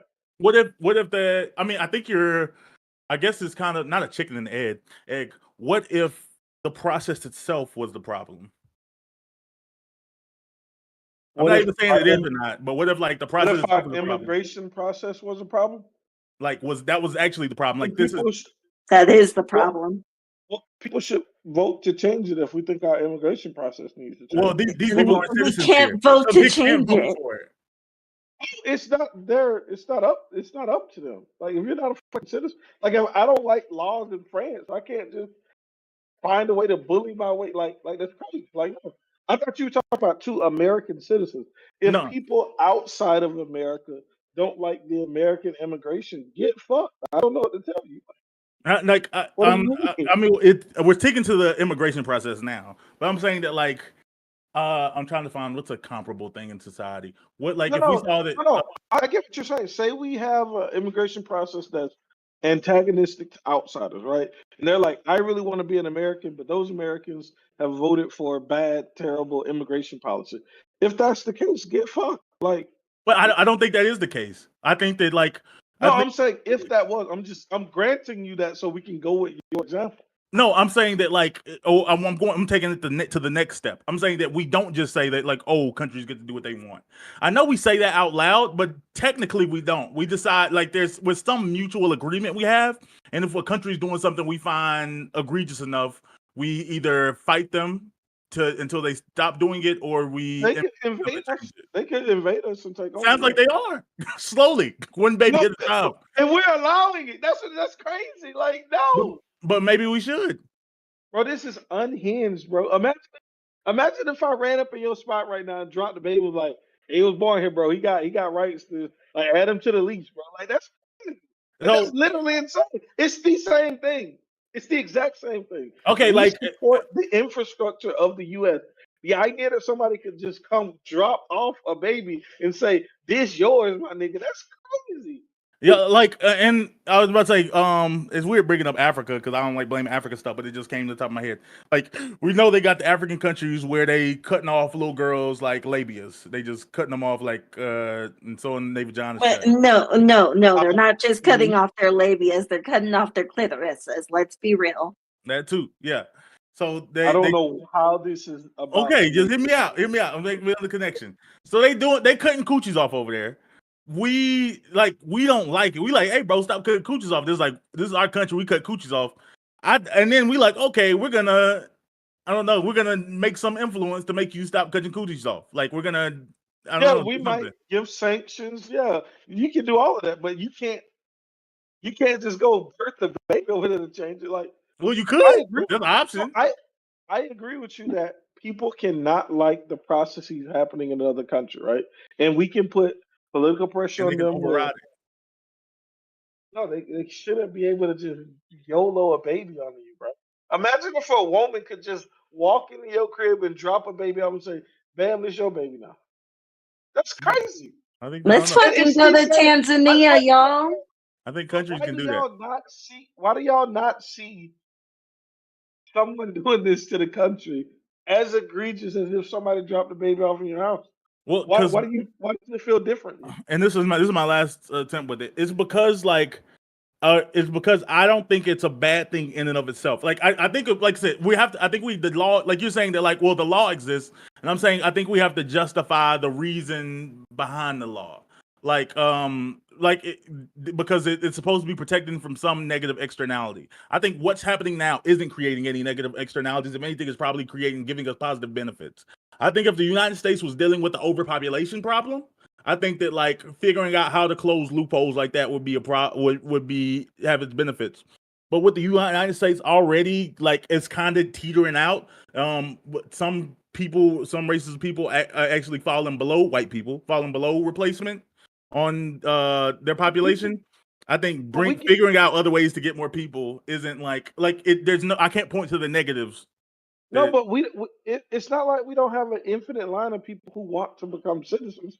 We can say, hey, we're going to bring in more citizens legally. I'm not against immigration at all. I'm a big fan of immigration. But we have immigration channels. And if we say we need more babies here or we need more people here, then we open up the amount of people that we allow through our immigration process to get more judges. Or Yeah, whatever that sounds like changing the process. Yeah, but if we're not going to do that, no, but that exists today. That's already in play today. What's not in play is how do you account for YOLO babies? Like this is crazy that y'all actually support YOLO babies. No, it's about reasonable and unreasonable consequences. It's unreasonable because no, it's saying like, hey, hold on, no. I'm bringing my 2 kids over there, bro. I'm done. They in the country. No, bro, this shit's hard. Like, this shit's hard being a parent. Like, you don't understand the stress. I have to wake up at 7 in the morning, get my daughter ready. I have to get my son off the bus at 2:30, then go pick up my daughter at 5. Then we got to do homework and shit. I'm dropping them off, bro. I'm done. Like, yeah, but I could point. I could point to if having your kids in my house actually made me more money somehow. It will. It'll make you far more happy. I promise you. I think if you could, then like you could justify that. Like if our immigration policy was like, oh, like in order to get in this country, you got to cut out your left nut and let it stab you in the chest, and then people was like, oh, I'm gonna do other things then, and then you was like, bro, if they want to get here, why don't they just cut off their nut and stab in the chest? It's like, wait a minute, the process has to be reasonable to justify. Like at a certain point, process is reasonable. I don't think our immigration process is reasonable. I think that's where we disagree at. No. And I don't think there's negative externalities happening from them coming. That's my 2 things. I know we've kind of went back and forth. I'll leave it at that. Yeah, I don't think there's any negative consequences from them being there, and I don't believe our immigration process is reasonable. I think for these 2 reasons alone, I'm fine with things as are. If one of those things was wrong, if we did have a super reasonable immigration process, I could see like, oh yeah, I kind of don't want people to go through these back channels. Or if there was like major externalities we could point to from having like immigrant babies. YOLO babies. Yeah, I don't think we could point to. Yeah, if there was negatives that came from it. YOLO babies is a negative period. I don't think so. So I'm just wondering if historically, or let's say hypothetically, it was all Swedish people and British people and people that are more liked by certain factions in America, we would be having this conversation. Wait, what? If we were more liked? Probably not. So if initially in America it was all European people coming in, I would think protecting their ability to have their kids be citizens in this country would be something nobody would have an issue with. But now that it happens to be, Hispanic people, Black people, or people from other countries that they don't necessarily like, now all of a sudden this is a big old issue and we don't want these people crowding up our country. No, it's so crazy. I just don't think y'all understand that we should respect laws. Like, you see it as a step to like. Yeah, your position is like our laws are fucked. I don't think you understand that. Our laws are fucked. No, we can deal with that. I promise you. I want to hear your thoughts on that. But what you think it has to be some racist guy that's like, oh my God, I don't want these brown people in my country. It could really just be, nigga, you can't YOLO babies onto the country. Like, that's crazy. Then why was this never a problem up until right now? GSU Thank principle. you. This is principally. It's not. He's not talking about historically. He's talking about principle. I get him. No, hold on. I have never been a fan of illegal immigration. I've always been a fan That's of not immigration. that's not a thing. No, But I view YOLO babies as illegal immigration. We just for some no reason one given me no one a is social security number. illegal. So No one is illegal. So quickly, I just want to thank you, Iko Rich, for, and we actually talked about you earlier. You actually came up with conversation, Iko. But gave 200 bits and says Prom Kai strongly believe. Oh my god. Prom Kai strongly believes dubs over subs. These are lies. Lies I will read if you give me money. Fuck that. But I'll read them if you give me money. But thank you for the support. And yeah, guys, if you want to support the channel, consider gifting bits. You know, we can read your bit message. Or if you're on YouTube, consider using a super chat. We love to hear from you. We'll respond to your message, even if it's crap, like Iko's is just now. And yes, consider helping out the channel by gifting subs or gifting bits or resubbing. Okay, so yeah, back to you. Sorry, what were you saying, DQ? Yeah, like no Laws one are is illegal. Okay, that's just a fucking term, right? Like all of these borders are fucking made up at the end of the day, right? People should be able to move freely like they have been for fucking a millennia, right? Like it's fucking dumb. It's If you fucking move dumb. to an uncontacted tribe, they're killing you instantly. We've always had Look. Okay, we have the EU, right? Everyone is allowed to move around freely. No one gives a fuck. No, if Why Trump takes over Canada and South America, then we'll have the same thing over here. It'll be the Americas, and you can just move freely. no one's gonna fucking do that shit. Babies. That's my point exactly. You know what? Queen, I love you. If niggas want to be able to YOLO their babies, just become the 51st state. That's all. Like no, don't just YOLO babies. Just become the 51st state, bro. Yeah, the reason I'm We not arguing already against have the 51st state. It's called Puerto Rico. It's not the 51st state, but it could be. It is the 51st state. They enjoy no federal income tax. No, I think that. And they are citizens. So how about that, right? We own these fucking countries, and then therefore they're automatically citizens. But what if they don't want to be? Like, we hold them illegally, right? We have like countries that like do not want us to be there. They don't want to become part of our. To be here. Like, yeah, Puerto Rico wants to, but Guam doesn't want to like be a part of it. No, I think Guam does too, actually. It's Guam or another country. I'm just saying, like, they don't want to be a part of the 51st state. Like, they're just fine, but like, do you think they want to be invaded by foreign nations? No. So I'm saying that they should have their decision whether they want to like be an independent country or they want to continue to do that. But the only reason why we're there mostly is because empire. We build fucking military bases there. Okay, like that's the only reason why we just build fucking military bases there. I don't wait before we're about to get into a tangent. I just want trying to bring us back before we get too far. I agree with you, but we're about to dig into a tangent. I like the only reason I haven't disagreed stronger with actually not even the only reason. The reason I'm like I disagree with GSU. I'm not disagreeing stronger is because like I understand the principle of it because I'm an institutionalist too. I believe it. Well, I don't know if you're institutionalist, but on this issue, it would fall. The institutionalist position would be if you have an issue with the law, we need to figure out how to change the law. But like the alternative isn't just breaking the law. So I get that. So I'm like, I understand exactly where you're coming from. But and I guess another more extreme example, like slavery was a law. and the slaves didn't get to vote on it. But I wouldn't blame the niggas for like being escapees. Like, yeah, you was breaking the law. Like, No, I'm not blaming the YOLO baby mom and dad. I'm blaming us for allowing this allowing shit. it.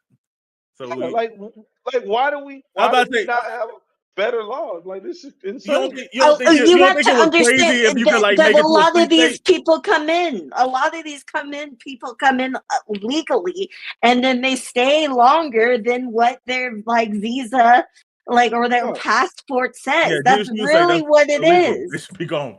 yeah, they should be out here. Yeah, what the fuck? Yeah, but we don't like go Like, and find those y'all people. don't have any sympathy to do right?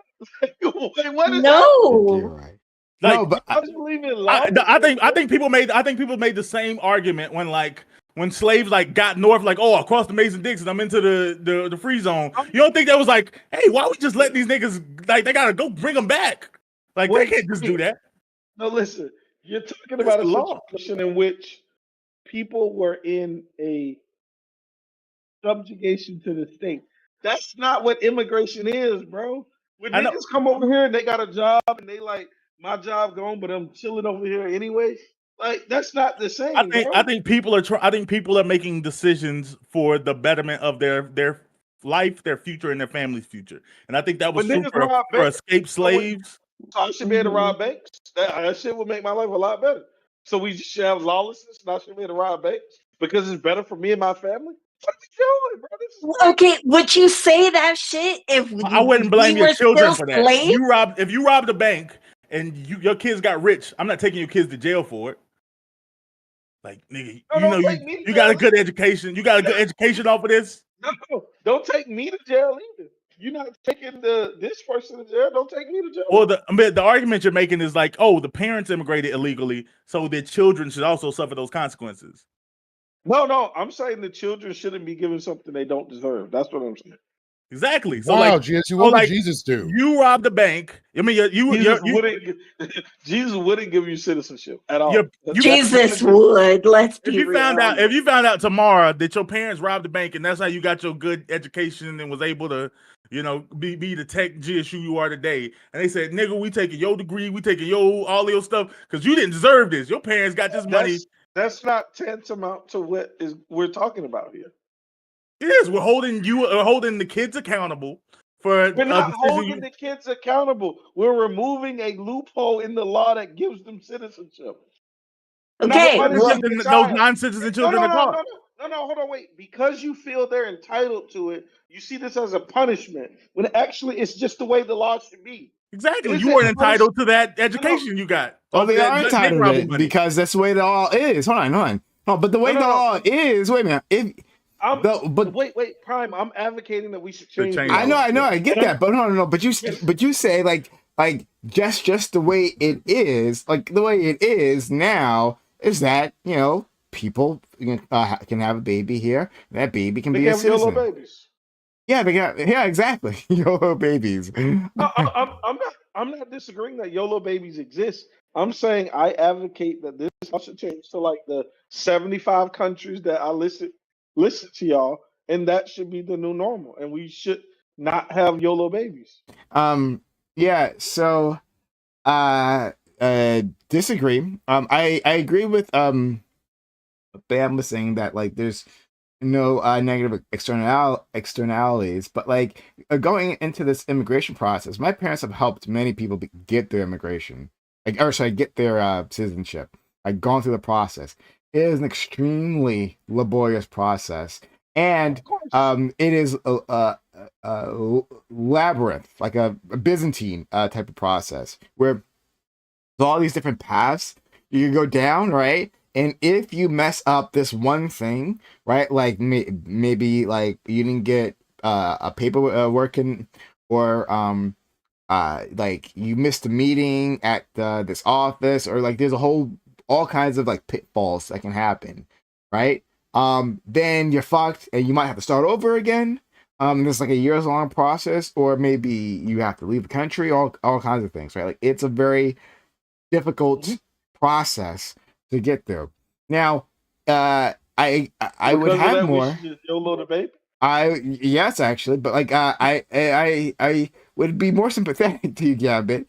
No, if it was a massively simpler process to get in, um, and we massively expanded the numbers of people who could get in. So they're all documented, right? They're gonna go through a process, right? Not the process we have now, but a process in which we can, document, understand who these people are before they get in, and they have a clear path to citizenship, right? To get the green card and then to be citizens afterwards. I'd be more sympathetic if that's what we had, but we don't have that, right? All this would do is just further deny people a path in, and fundamentally, I want more people to come here. I want a lot more people to come here. I want to open up the doors to people to come here in any way they can come here. Um, I would want them to be documented because that's just better all around, right? In terms of national security, in terms of making sure that they can access all the resources that are available in this country, right? And if they're documented, they have papers, then they are less likely to be abused, right? By employers or by anyone else, right? They can just further enrich this nation with their efforts, right? Rather than having to be under the table. Everything works out better when everyone's documented. So I want to expand those paths. But in lieu of that, that's not happening. Well, then, yeah, I'll get in however you can get in. If you need to get here. So, Absolutely. 100%. yeah. So a lot of y'all have talked about how hard it is to get in the U.S. And it should be. We're the best nation on the planet with everyone wanting to be here. Yeah, no, So that's of not true. That's course not true. that's absolutely true. No, not everyone wants to be here. That's the part I'm pushing back again. Lots of people, most The people want vast to. majority of people No, would be here if they could. the vast majority of people want to be in the nation they're born in. They want to stay around the people that they're near. They enjoy the culture that they have, right? They And probably they would want have to to stay take Hold on, hold on, hold there. on, hold on. The vast amount of people who are interested in immigration want to immigrate to this nation. Okay, so we can stop wordsmithing that. Okay, I don't know so if that's true because people immigrate to all kinds of countries for all kinds of reasons. yes, and I don't we're know the if he number one. surveyed all of them, whether like they might want to go to You another agree that we're country. number one, though, right? Hold on, I don't know that's it. So what I'm saying here. Look, hold on, listen. I'll pull it up. Like if I am from a Spanish speaking country, do I want to go to an English speaking country, right? Like if I had a choice, let's say You mean it Florida? was safe, right? Like if there was Florida? another Spanish speaking country that was safe for me to go, right? Would I rather go there with a culture that might be closer to mine? If uh I don't know if you were I don't know what other this works best for Spanish countries, but like I heard the but for UK other has a lot of like The a U better social the safety net. I heard a lot United of people want to go States there. has 1/5 of the world's international migrants. 1/5 of all migrants are migrating to the U.S. no, that's not what I was answering, right? That's not what I was responding to. So you said, do they want to come? What they my so when I interpret that as what do they prefer? Them coming here doesn't mean they prefer to be here, right? Like You're saying that we have the hardest process, but they would rather be somewhere else, but they'd rather go no. through our hard process. Hold on, Like hold on. that's not. Gambit, Like, Gambit, bro, Gambit, Gambit, Gambit. be You're getting serious, these bro. things mixed up. Understand exactly what I'm trying to say here. What I'm trying to respond to is like, what do people prefer, right? Like, would if you surveyed all the possible immigrants, right? All the current people looking to migrate across the world, right? Would America be number one there? I don't know. Maybe, right? But even if it is, I don't think it'd be as by as much as you think it might be. But like that and that right there, that number is different, right, from their preference to what they might actually do, right? Like, hey, I might prefer to go to, if I'm from Venezuela, I might prefer to go to Colombia, but like it's not safe for me in Colombia. So instead, I know I'm going to But make they don't prefer it. It's just not safe. difficult, awful trip to the United States, right? No, but I'd that's prefer to wait. do that, but I went No, there. no, no. So those No, are two no, different you're lying. things. No, you're lying. Those aren't two different things. Oh. It's not true that I prefer Colombia if I say I'm not going to go there because it's dangerous. I prefer the United States. I'm taking into account all of these factors. I care about safety. Because of safety, I don't want to go to Colombia and I want to go to the US because it's safer. My preference is to go to the US. I'm not. I'm not lying. Hold on. If it's a forced choice, then like I don't like. Like you can. I don't know. I think we're splitting hairs here, so I don't want to like spend a lot of time on this. But okay, I'll just leave it there. Yeah, all I'm saying is that, okay, let's just be, I'm just going to say a factual statement. No Okay. one takes in more immigrants than the United States. So, Okay. because of that, the United States obviously has to have a rigorous immigration process. I'm not even saying I know that the immigration process is fair. I'm not even making those kind of claims. I'm just saying if everybody wants something, if the demand is extremely high, there's going to be rules put in place to deal with that extremely high demand. That's going to become a cumbersome process at some point so that we can restrict the amount of variables that we're accounting for during immigration. That's just a nature of what's going to happen. Now, what I'm saying is, you all have said that y'all don't think there are negative things about YOLO babies. Me, as a person that wants to have a social safety net, wants there to be control on the amount of people in this country. So as we create social safety nets, we can properly account for what it takes to fund such of a safety net. So the person on the left, I'm very interested in how many people we have and how we control access to our country, which is why I would never be in favor of YOLO babies or illegal immigration. I Undocumented. think that's actually a good argument because I think that's actually It's not what undocumented immigrants pay taxes. They pay no I taxes. know I understand what you're talking about currently I now don't, I here, don't want but I'm them. saying that they're like I don't but want them here. I know, I no, want them. but you're talking about the argument of no, like maintaining these safety nets, no, and I'm not just saying maintaining the existing. I'm saying Because they still go to the that was my doctor and disagreement. there's no legal way to get money from them. So they still are a burden on the system, no even if they can Yeah, legal get no, way tested. to get that's money. that's No, a this real is thing. absolutely true. This is a real thing. Again, I don't think it's America's problem currently, which is again why I point to like I don't think It we're is. facing negative or It concerns is. now. Wait a minute, just let me get my point out. I don't but I think there is legitimate issues when you look at the UK model and a lot of stuff issues the EU is having with their social safety net of people like coming onto the system specifically because they have like it's hard to work I think in a lot of the European countries. Like I think you can be like in the country for like months, sometimes years, without being approved to like being able to get a job, yet you're still like being placed in housing, different things. Like I do believe if you adjust the as the social safety net increases, there that can become a factor. But I just don't think that's Wait, just currently Americans' hold on, factor. bam. Just think about the topic we're talking about right now. You think YOLO baby moms pay for the doctor bill? You think they come to America prepared to pay for? You know how much a fucking birth costs without insurance? You Actually, think they come with America strapped to cash? no. I think they do. I think most of them do. Hold on. No. Listen to this, right? Consider what I was People aren't telling you. fence But hoppers to hold begin on. with. Well, consider what I was telling you before about like the little industry built around people coming here That's and birthing. different.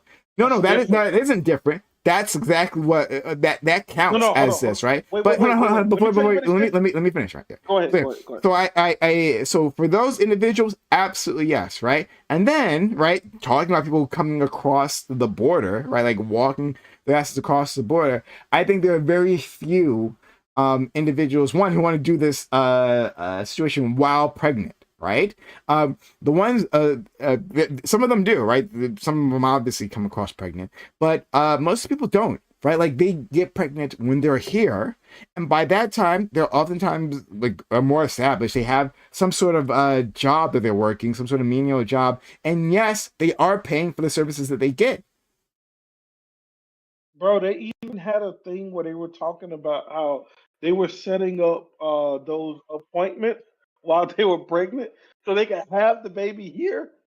Yeah, I'm sure there's some population that do that. And again, I told you that. I mean, I told you that in terms of like rich motherfuckers who do that, right? No. But I'm talking about specifically to do it, and I'm pretty sure they're not paying child care. And we don't have a legal avenue to extract money from them. When people that are illegal immigrants put a strain on the system, there's no legal avenue to extract money from them. Sure, We should. but currently, we don't have that social safety net. Like you were talking about the pregnancy thing. Hospitals are private businesses at this point. We have no. First off, hospitals are a private business, but they can't turn away a fucking pregnant woman. So they have to deliver this baby. They have to eat the cost, and then Sure, that but goes to I'm our, just dealing and with that your goes to our no, but that goes to our healthcare costs. Yeah, Because these people that are drained on the system, that there's no legal avenue to get money from them, they become a drain on the which system, is and then our which is costs rise. why, and instead of right having some sort of scarcity mindset, right, instead of saying that no, we shouldn't have, so in turn because of that, we shouldn't allow these people to have citizen children here. Instead we should say, hey, we should have Medicare for all, that the government should be paying for it, so these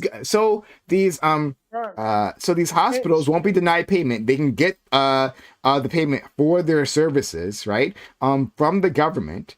And we now we have a brand new citizen, and we should be increasing the paths to citizenship for the parents, so that we can make sure that they become the citizens as fast as possible, so they can be putting into the system, so they're not drains on the system, as you like to say. Well, I don't No, think Gambit but would disagree with any of that. He's fine with the pathways to citizenship.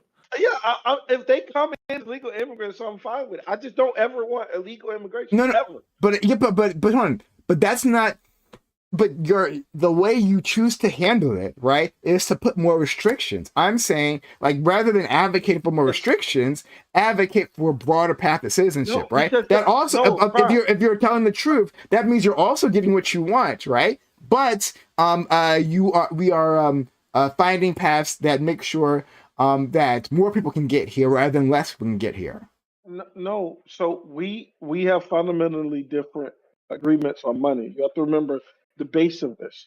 You think, oh, we should allow everyone in and just infinitely print money, and somehow we're going to pay the healthcare costs of every person on the planet that wants to come to the United States and say they want to be a citizen. But I don't agree with that. I believe that we have to have some control on our population numbers, and that's what our immigration process should do. And as we fund social safety nets, we should take into account those population numbers. But you don't agree with the base of that. So you got to understand, like, we disagree on the problem of how to fund social safety nets. You think there's infinite money and the capitalists are just evil and they don't want to give money to help people. I think that Capitalism is voluntary.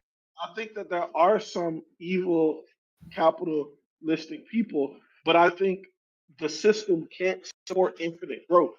And the reality of that is we need to have immigration, and we need to have limited immigration in some way.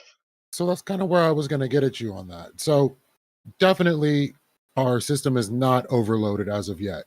The people that become citizens end up putting into taxes. People that live here and had those kids also put into taxes in a lot of instances. So this isn't bad. So what I look toward is harm reduction, because rather than be a Christian, I'd rather be a secular humanist and want to do the least harm possible. And sending these kids out of the country when this is the only country they know and the only country they've benefited would be a harmful thing to do. So, and that's why I asked, what would Jesus do? Because in the case of how to harm the fewest people and help the most people, wouldn't this be the answer? Jesus said, "Get those dirty motherfuckers like out of my manger." That's what he said, right? Jesus said, "Kick them out." He said, "Fuck the stranger." That's what Jesus said, right? That's what Jesus said. He said, "Don't help the least of us," right? Like they're targets, right? He's like, if that motherfucker can't pay, right, we're gonna beat his ass. That's what Jesus said, right? Jesus, let him know. Let him know. Okay. So you just stitched together like 3,000 presuppositions that make no sense to me. Okay. One, you said that for some reason there's definitely more harm if they aren't here, which that's why I don't know where you just pulled that out of It's that. more harm to kick them out of the country if this is the only country they know. Wait. All right. We went from birthright citizenship to deporting illegal immigrants? I just want to No, call it no, out. he's talking about the kids. He's talking The about the kids. kids. I'm talking Like, about the kids that kids. only lived in America, moving them to some other country. He's talking about deporting illegals. That's what I just said. So They're not okay, illegal. okay, They're citizens. But they would no longer be citizens. So if we were to make it so that they're no longer able to be citizens. I've not said let's revoke citizenship. Listen, Anyone. listen, No, listen, going listen, forward, listen. you're going to have Prime. children that have never lived in other Prime. countries that you're deporting to other countries they've never been to. Prime would be a So, prime example because Prime, your parents are immigrants, correct? They are. So you are a birthright citizenship. So you're Indeed. saying that Prime is going to You leave just and get encourage him. kicked out the You're gonna be like, country. yeah, I doing want that nigga himself. first. I want that nigga first in line.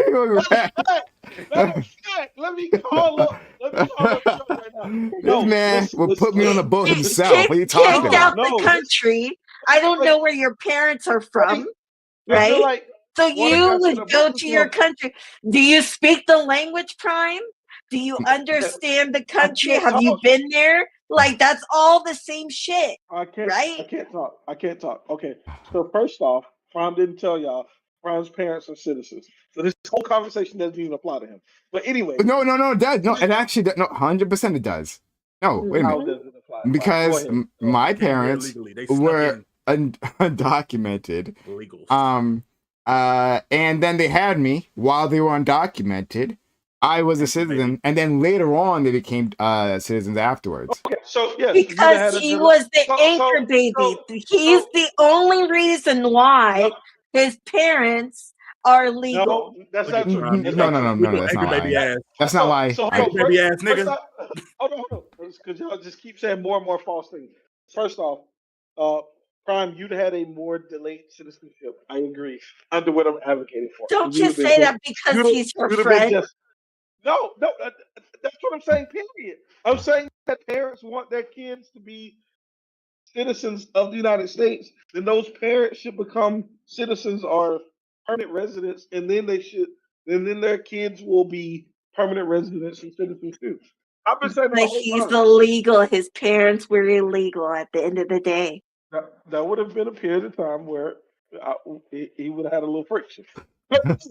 but I've been advocating that we have better immigration, and I think if we had less illegal immigration, we could have better immigration.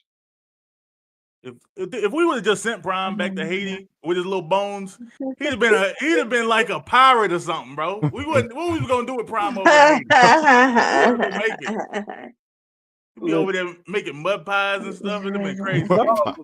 Prime's parents came here, and Prime's parents were citizens, and Prime himself would be a citizen. I don't think that Trump would see it that way at the end of the day. But he's advocating for something different. I don't. I'm not Trump. I'm not Trump. I can't all of a sudden. Y'all have made me Trump. Y'all have started talking about deporting the illegals. Like we can get back to the topic. I don't know. You don't know. We got black Nazis now. No, wait, Waterkai. You. I feel like there was something you wanted from me, and I've lost it now. What was it? He wanted you to be a good It was person. essentially harm reduction. So say, by the time they catch this kid's parents, this kid is 3, 5, 6, 7, whatever. 12. And is it yeet? Okay. Now we're talking about, do we deport illegal immigrants? Okay. I think there's a world where that's the most just thing to do. Are there extenuating circumstances where somebody's a refugee or blah blah blah? There's probably lots of things we can talk about where it makes more sense to put them on some pathway to citizenship, like dreamers and stuff, right? So absolutely, there's things to say.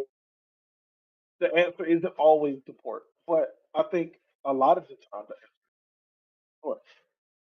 But why? I don't know why you're saying illegal immigrant. I mean, I understand why you're saying, but I'm wondering if you're all on the same page. He's talking about someone that was born and only lived in the United States. No. What he's talking about is somebody's parents are here illegally. Mm-hmm. Their parents have a kid, and their parents get caught, and their parents are being kicked out. Am I right, Waterka? But he's talking about the kid. No. What happens to them? No, I'm talking about the kid. Should the kid get kicked out? I'm fine with the parents being kicked out. I don't care. Okay. That is Okay. what it is. Okay. Okay.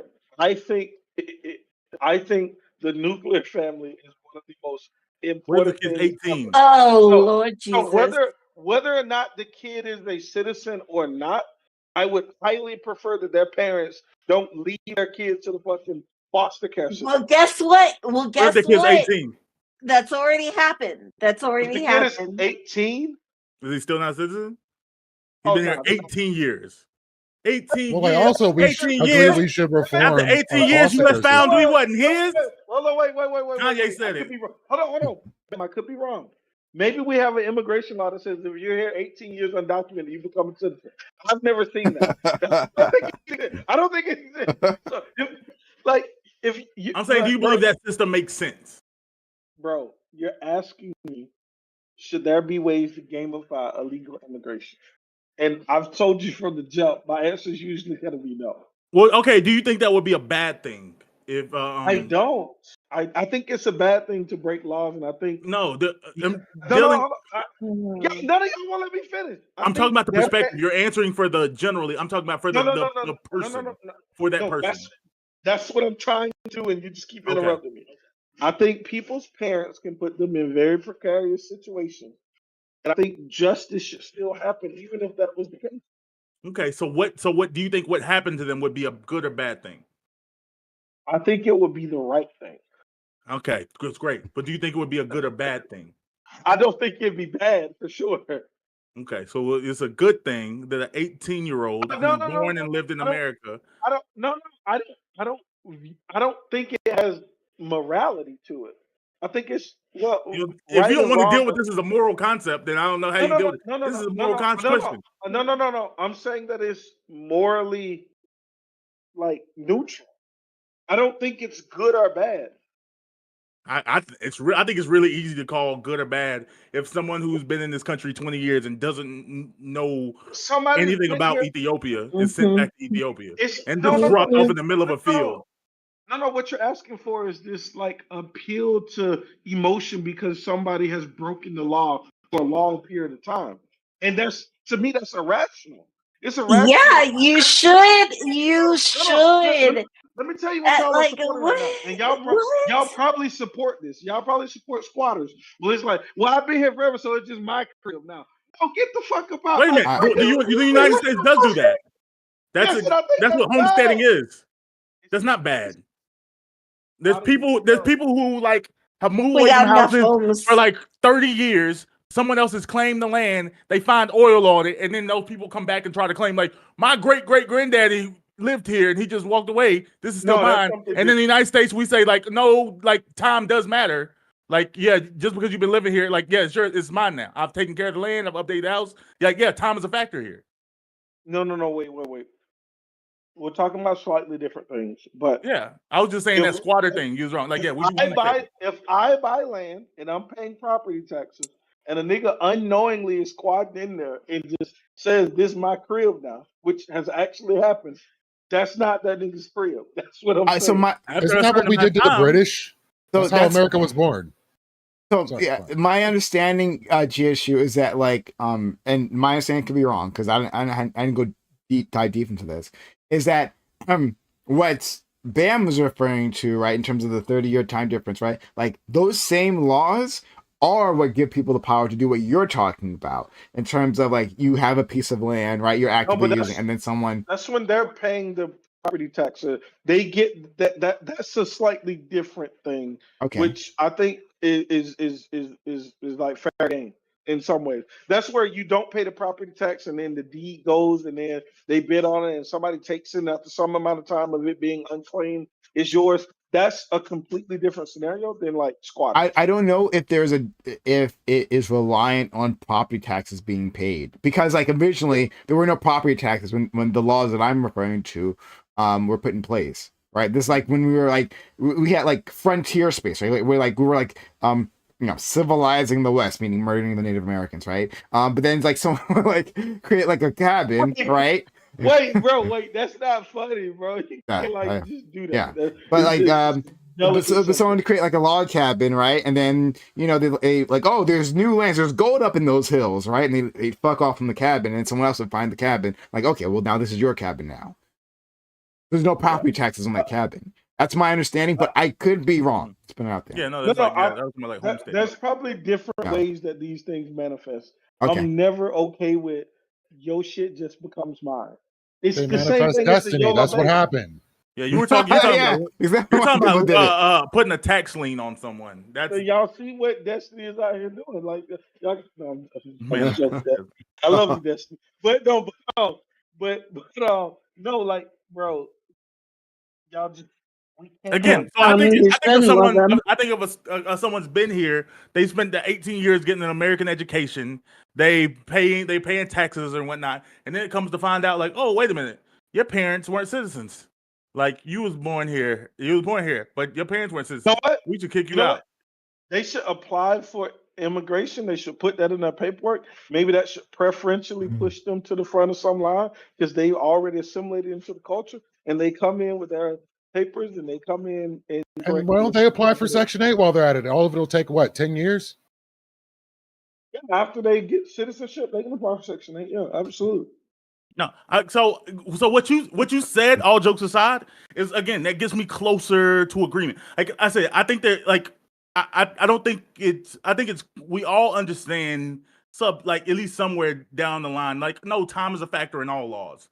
Like even if you break a law, like there's like I think that's the reason why they put on most laws Statute of limitations. Yeah. Yeah, like how long you get away with something does affect how we punish you in the end. No, but you're always actively breaking the law when you're an illegal immigrant. Sure, but I don't think I would want to. But I don't think it's a good thing if we deported someone who lived here 40 years and never committed a crime. Like I don't think that they're like, oh yeah, this is the law doing what. But it's not. But it's not. It's also not a criminal act, right? Like it's breaking the law, but it's not a criminal act. Like we don't punish it under the criminal code. So, like it's. I heard this described actually just the other day as like you don't go to jail for it. You just will be removed. Yeah, it's a violation, right? Just like how when you are in your car and you're speeding, like you violated the law, right? You've had an infraction, but you aren't a criminal driver, right?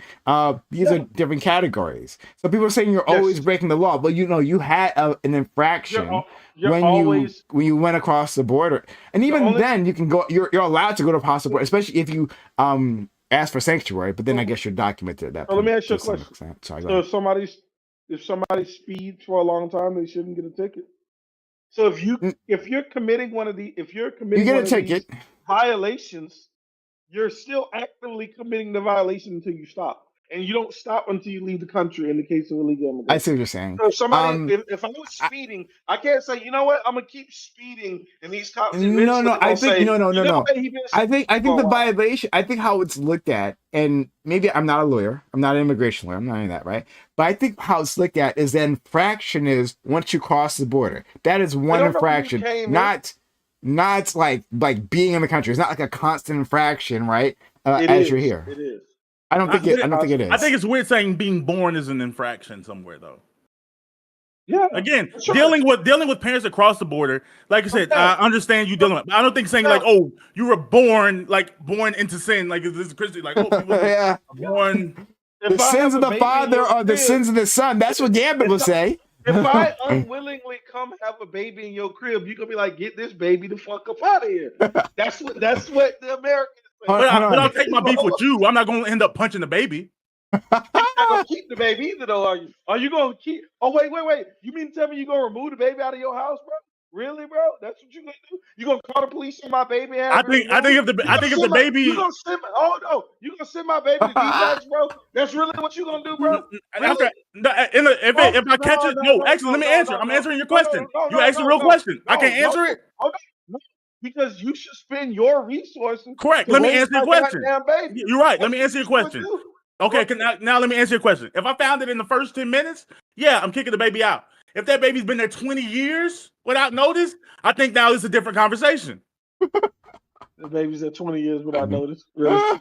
Yeah, I went 20 years without noticing. If that happened to happen, I think there's a different conversation to have. If that happened, you would throw them out of your fucking attic or wherever the fuck they was hiding. You wouldn't be like, you know what? Y'all niggas been hiding out 20 years. Come on, bro. Yeah, Like, no. honestly, you're not in the way. You're not calling the bother. I'm about to say, I think after that long, I think the conversation should change. Again, if somebody crosses over the border, like they make it straight across the border and the baby falls out, and you want to say like, hey, take them back, that doesn't count. They just crossed the border. Like I said, I'm like, I can kind of get where you're coming from. They're young, they're impressionable. But like I said, after 5 years, 10 years, 50, like whenever that happens, like I said, that's why I can lean into like, oh, okay, you understand it's legal, but we have common sense. We can understand it like, oh, okay, you have no connection to any country we would drop you off at. Maybe we're gonna put you in front of a hearing tomorrow to state your case, and we'll give you like something. Like I think that would be a better solution than saying like, oh, okay, we're gonna kick you out. And what if that person has been here 20 years undocumented, has their own kids? Now there's 3-4 generations. Like at a certain point, it feels like weird to backdate that. We're gonna have a generational escort out of the country. That's great. That's amazing. So you don't even believe that though. Now you just defend the argument. I don't think you believe that. No, I definitely believe it. I don't believe you. You don't, bro. Like y'all gotta understand that. Like even that nuclear family argument, you don't believe it. If they was like, bro, listen. I think this is the most pro-black stance you can take. If you want better social safety net in this country, we have to have a control on population, and we also have to vote for more and more safety nets. No, we don't. Yeah. No, we don't. So this is what I wanted to say previously. One, so even with current trends, right, current immigration trends, in fact, right now, I believe we have like negative immigration. Like during the Biden administration, I believe we had negative immigration. But like, let's say we were having positive immigration, like we were, I believe, under the first Trump presidency. I believe that was the case. But we were having positive immigration. Are you talking about legal or illegal or all? Wait, I heard the 9 million number under. I believe it was undocumented. When you say positive immigration, are you saying more people entering than leaving, or what is positive? So yeah. More people entering than leaving, and I believe under the Biden administration we had a negative immigration outflow. We were kicking that many motherfuckers out. Yeah. Do they count those? Don't believe that. No, that's what I've seen. But someone look it up. Someone look that up, but it doesn't matter. No. This is a small question. Do they count expelling illegal immigrants as negative? Because they don't count as positive immigration, so I don't see how they would count them as negative integration either. You see what I'm saying? Why wouldn't they count that as negative?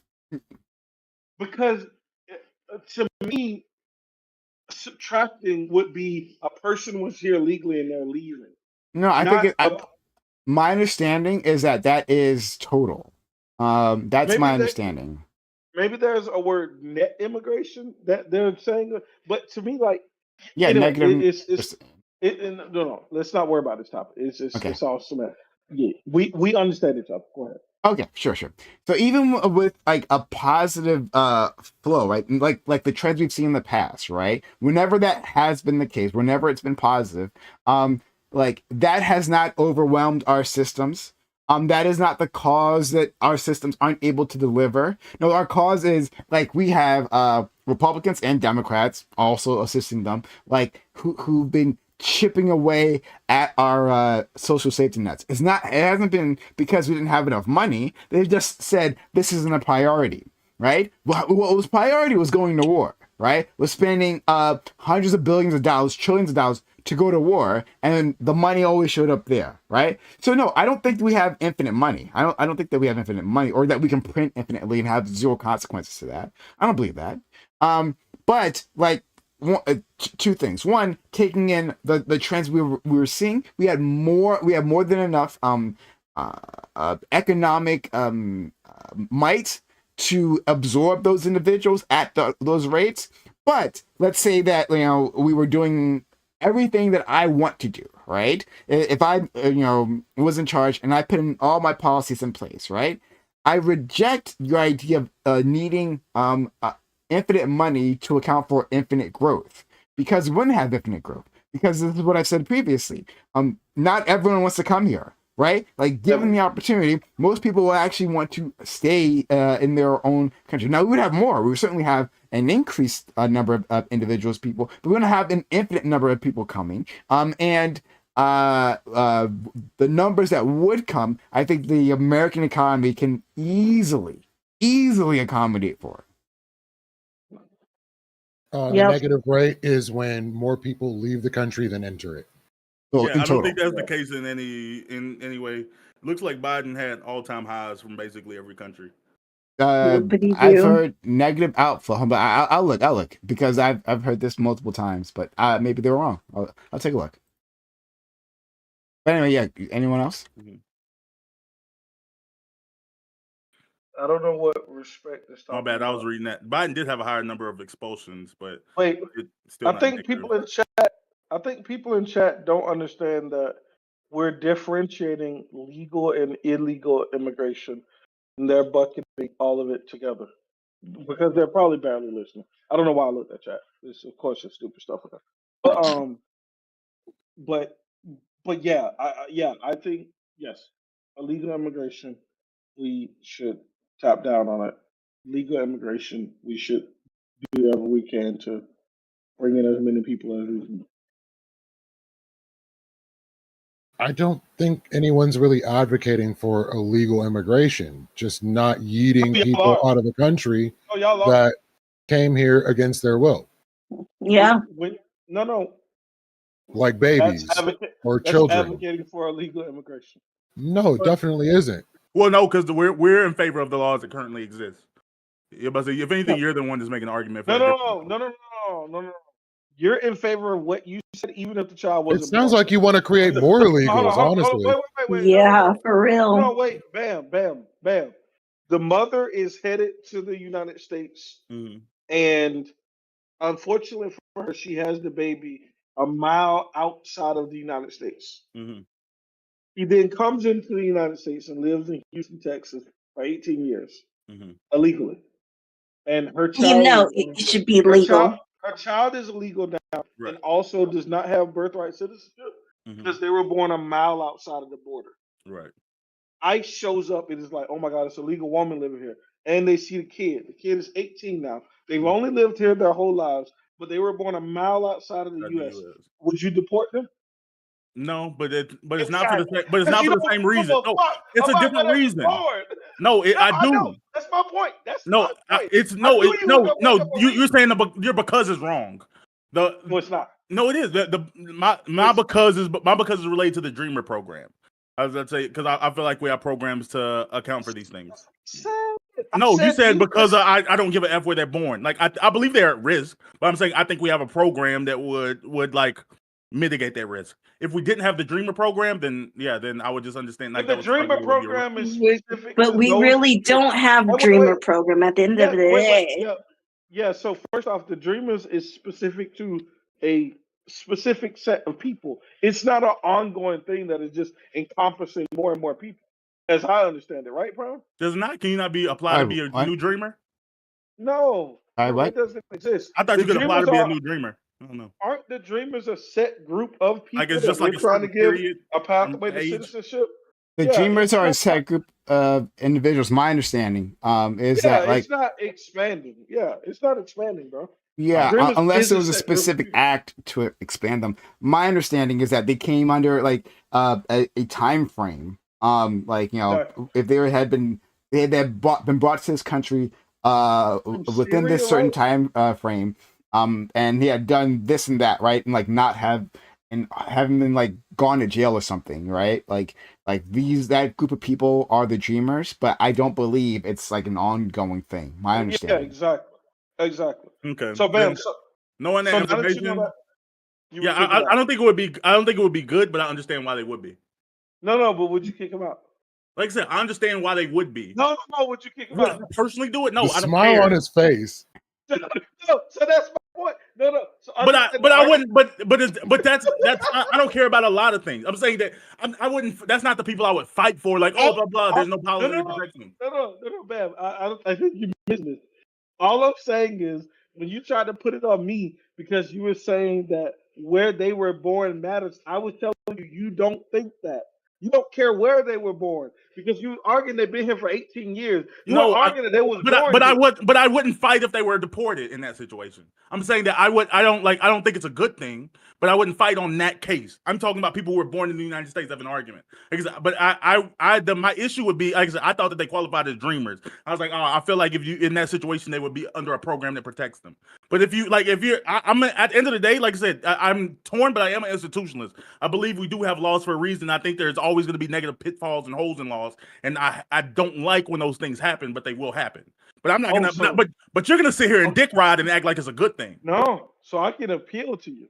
So let's say democratically we decide to change birthright citizenship to be more in favor of what the other 75 countries that I linked y'all do, Yeah. where one parent has to be a citizen.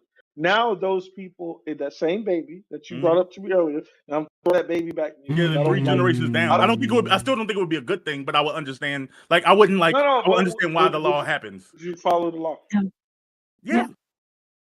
So but I don't like it. Like I said, I don't think it's a good thing. You Like pick 'em up. you was like celebrating. You're like, yes, I'm glad this. I'm glad these babies. I want them Exactly what to. I did. Yeah. You was like, put that Exactly shit what on I the did. stream. I want to see it. I want to Exactly. see it. You know what? I would join ICE and become a YouTuber. I'm sure you would. That would be your YouTube channel. Just yeet. Yes. You would be un-yeeting babies. They yeet them in, you're gonna yeet them niggas out straight over the border. Hey guys, I'm out. I love y'all, but like I gotta see you. Go see your man, girl. About that. All You right. broke up with your white boy? I'll see y'all later. Crazy. Go get you a black man. That's crazy.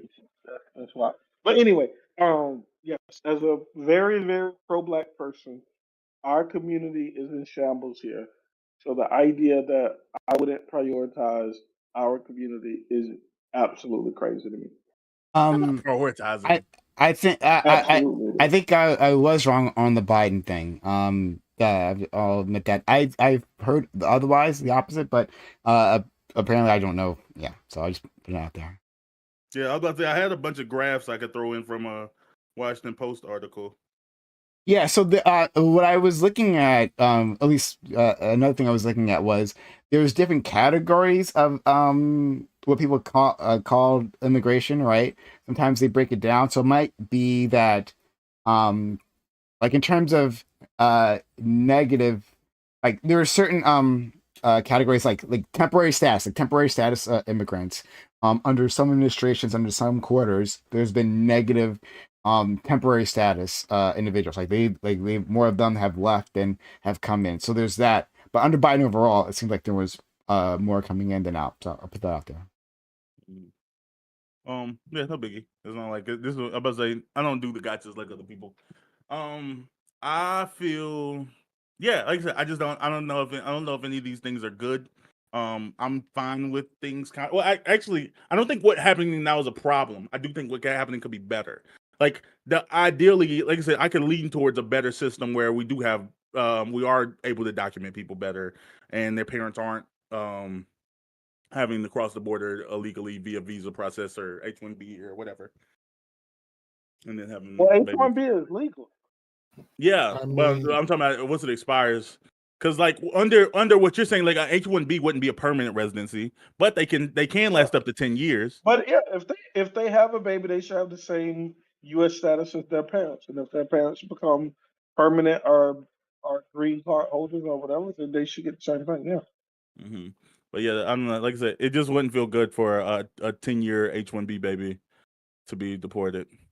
I mean, under the premise that this is going to hurt the black community when they're already trying to remove equal employment laws, if these jobs are freed up, what makes you think they're going to go to us? I don't see how this would benefit us in any way. Okay, I don't think the two issues you just talked about are connected, but let's talk about the second one. They want to remove equal employment. Tell me about it. I have like 30 comments right now on my Facebook where people were arguing about that on my status. I haven't read any of those. Was you not here at first? We was talking about I heard y'all. That's when I was still doing some work. Oh, okay. I was rarely. I wasn't. Yeah, they revoked what you call it? What's the word? I said it like 30 times earlier. Like what were we talking immigration? about? Well, no, not immigration. Equal Employment Opportunity Commission. What? No, like you were talking about, like, oh, I don't think they did that broadly. When we were talking about black people in jobs, diversity. I know that was like DEI stuff, but yeah, it's deeper than just DEI. Y'all were saying affirmative action. Affirmative action, yeah. Trump revoked affirmative action. Yeah.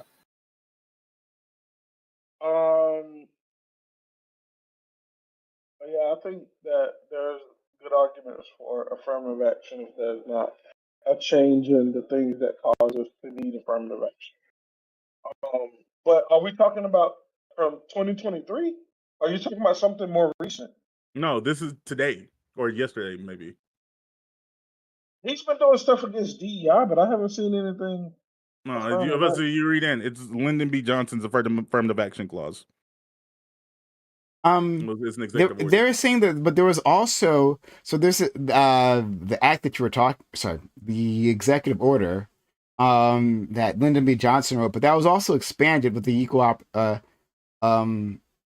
was it equal opportunity, whatever that other act. It was the thing was expanded. Oh, equal opportunity employment act of 1972.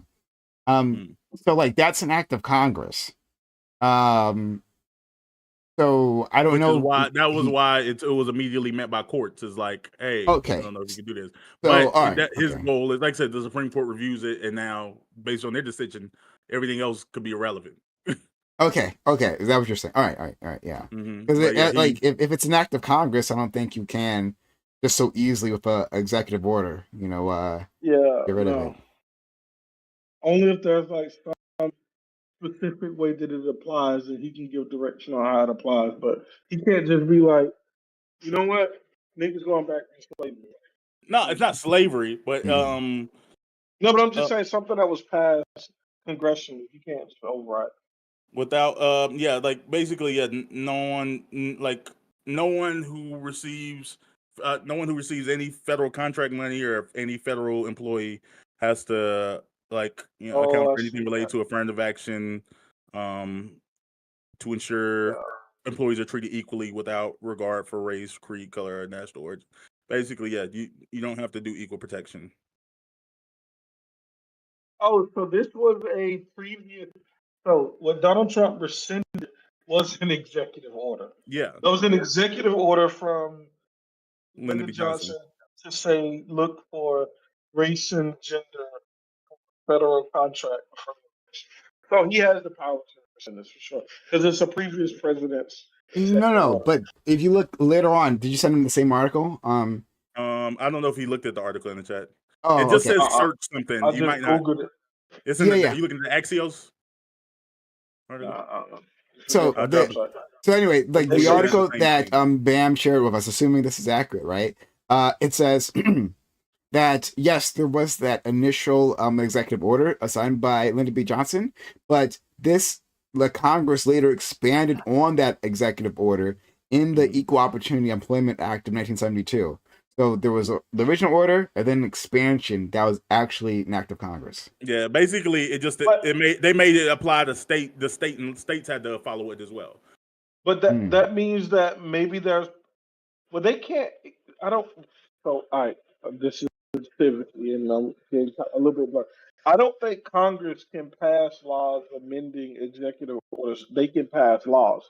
So maybe they modified the Equal Opportunity Act, but they didn't modify the executive order that Lyndon Johnson passed. So him rescinding the executive order doesn't mean that he's changing what Congress passed about the Equal Opportunity Act. Equal Employment Opportunity Act. I think it's set to be reviewed by, like him doing it. He has like I said, he could set to revoke it, and it's going to be reviewed by the Supreme Court to decide if the acts of Congress are even considered constitutional or not. Yeah, so they can decide that revoke all of this.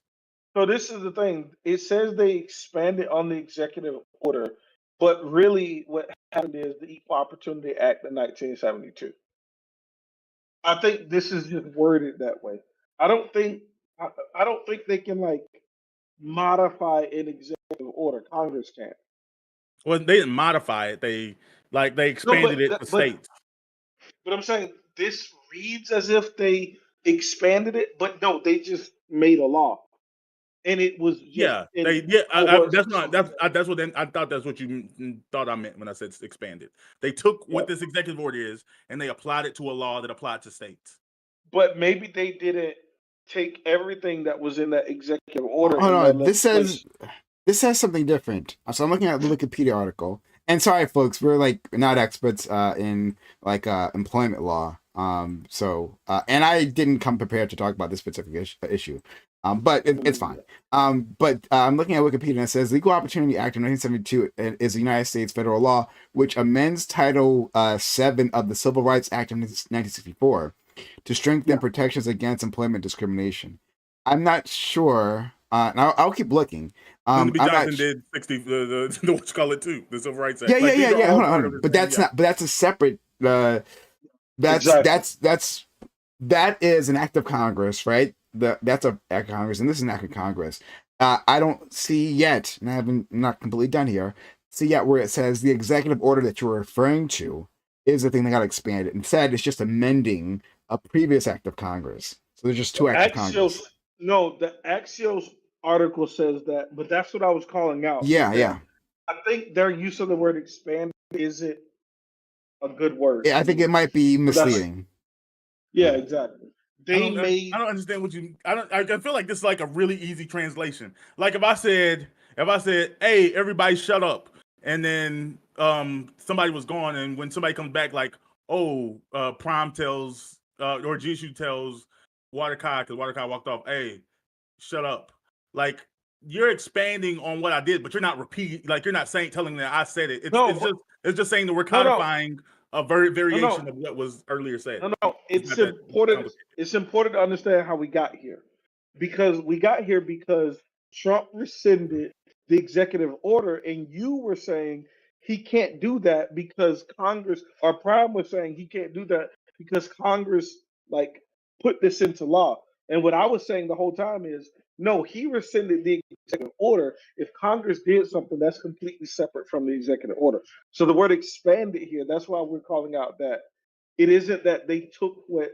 he did in the executive order and added to it. They did something completely separate. It just might have been around the same topic. But the point is, the reason they're connected is because if the Supreme Court upholds that he can revoke the executive, if it upholds the revoking of the executive order, it also makes the Opportunity Act, Employment Act of 1972. No, that's not true. No. That's not true. So if let's say there's something that's covered by an executive order and it's covered by the law, I can rescind the executive order, but that thing can still be covered by the law, which means that section or whatever is still in place. But he can still rescind the executive order. That's what I'm saying. I'm saying that whatever argument, if they were written on the same concept, whatever argument used to show that this is legal to do would also be used to show that. At the end of the Wikipedia article, it says this: on January 21st, 2025, President Trump. So this is the article for the Equal Employment Opportunity Act of 1972, right? This is the act of Congress. Okay. The bottom of that, it says, on January 21st, 2025, President Trump officially revoked Executive Order 11246. That's the Lyndon B. Johnson thing in 1965, right? Similarly known as Equal Employment Opportunity. This was briefly mistaken by several media as having repealed the act entirely. So it says, like, the Trump is revoking that executive order. But this seems to be implying that it doesn't apply to this act, which is a separate act. Yeah, it's exactly what I'm saying. You can have two different court cases, but the outcomes are the same. The same way that, wait, just let me finish what I'm saying. I'm saying that, like, I know they're not the same. Technically, we have a law on how citizenship works in the United States. Trump does an executive order that doesn't actually affect the law on how citizenship works in the United States. But if the Supreme Court upholds his right to make an executive order related to citizenship in the United States, they also will uphold removing. They'll also deem the law, but that's the not law on citizenship being unconstitutional. I'm saying that they'll both be. And I'm saying that's not what's happening. But that's not what's happened yet. No. This is what I'm saying is happening. Let's say you and Prime are both kings, and Prime makes a rule that says on Mondays everybody has to eat chicken, and you make a rule that says on Mondays everybody has to eat chicken. Now let's say I come along and I have the power to take away things that Prime has said, and I can say, yo, Prime in the Act of 578 said on Mondays people have to eat chicken. I can strike down his law that on Mondays people have to eat chicken, but that doesn't mean that your law doesn't still apply if your law still No, but you have a has. second. But if I follow the same rule, if I'm under the same jurisdiction of you, you can make a second separate case that also applies to me for the same rules. No, he can't override Congress. He can't. The Supreme Court can, is what I'm saying. The Supreme Court's going to make a ruling regarding this.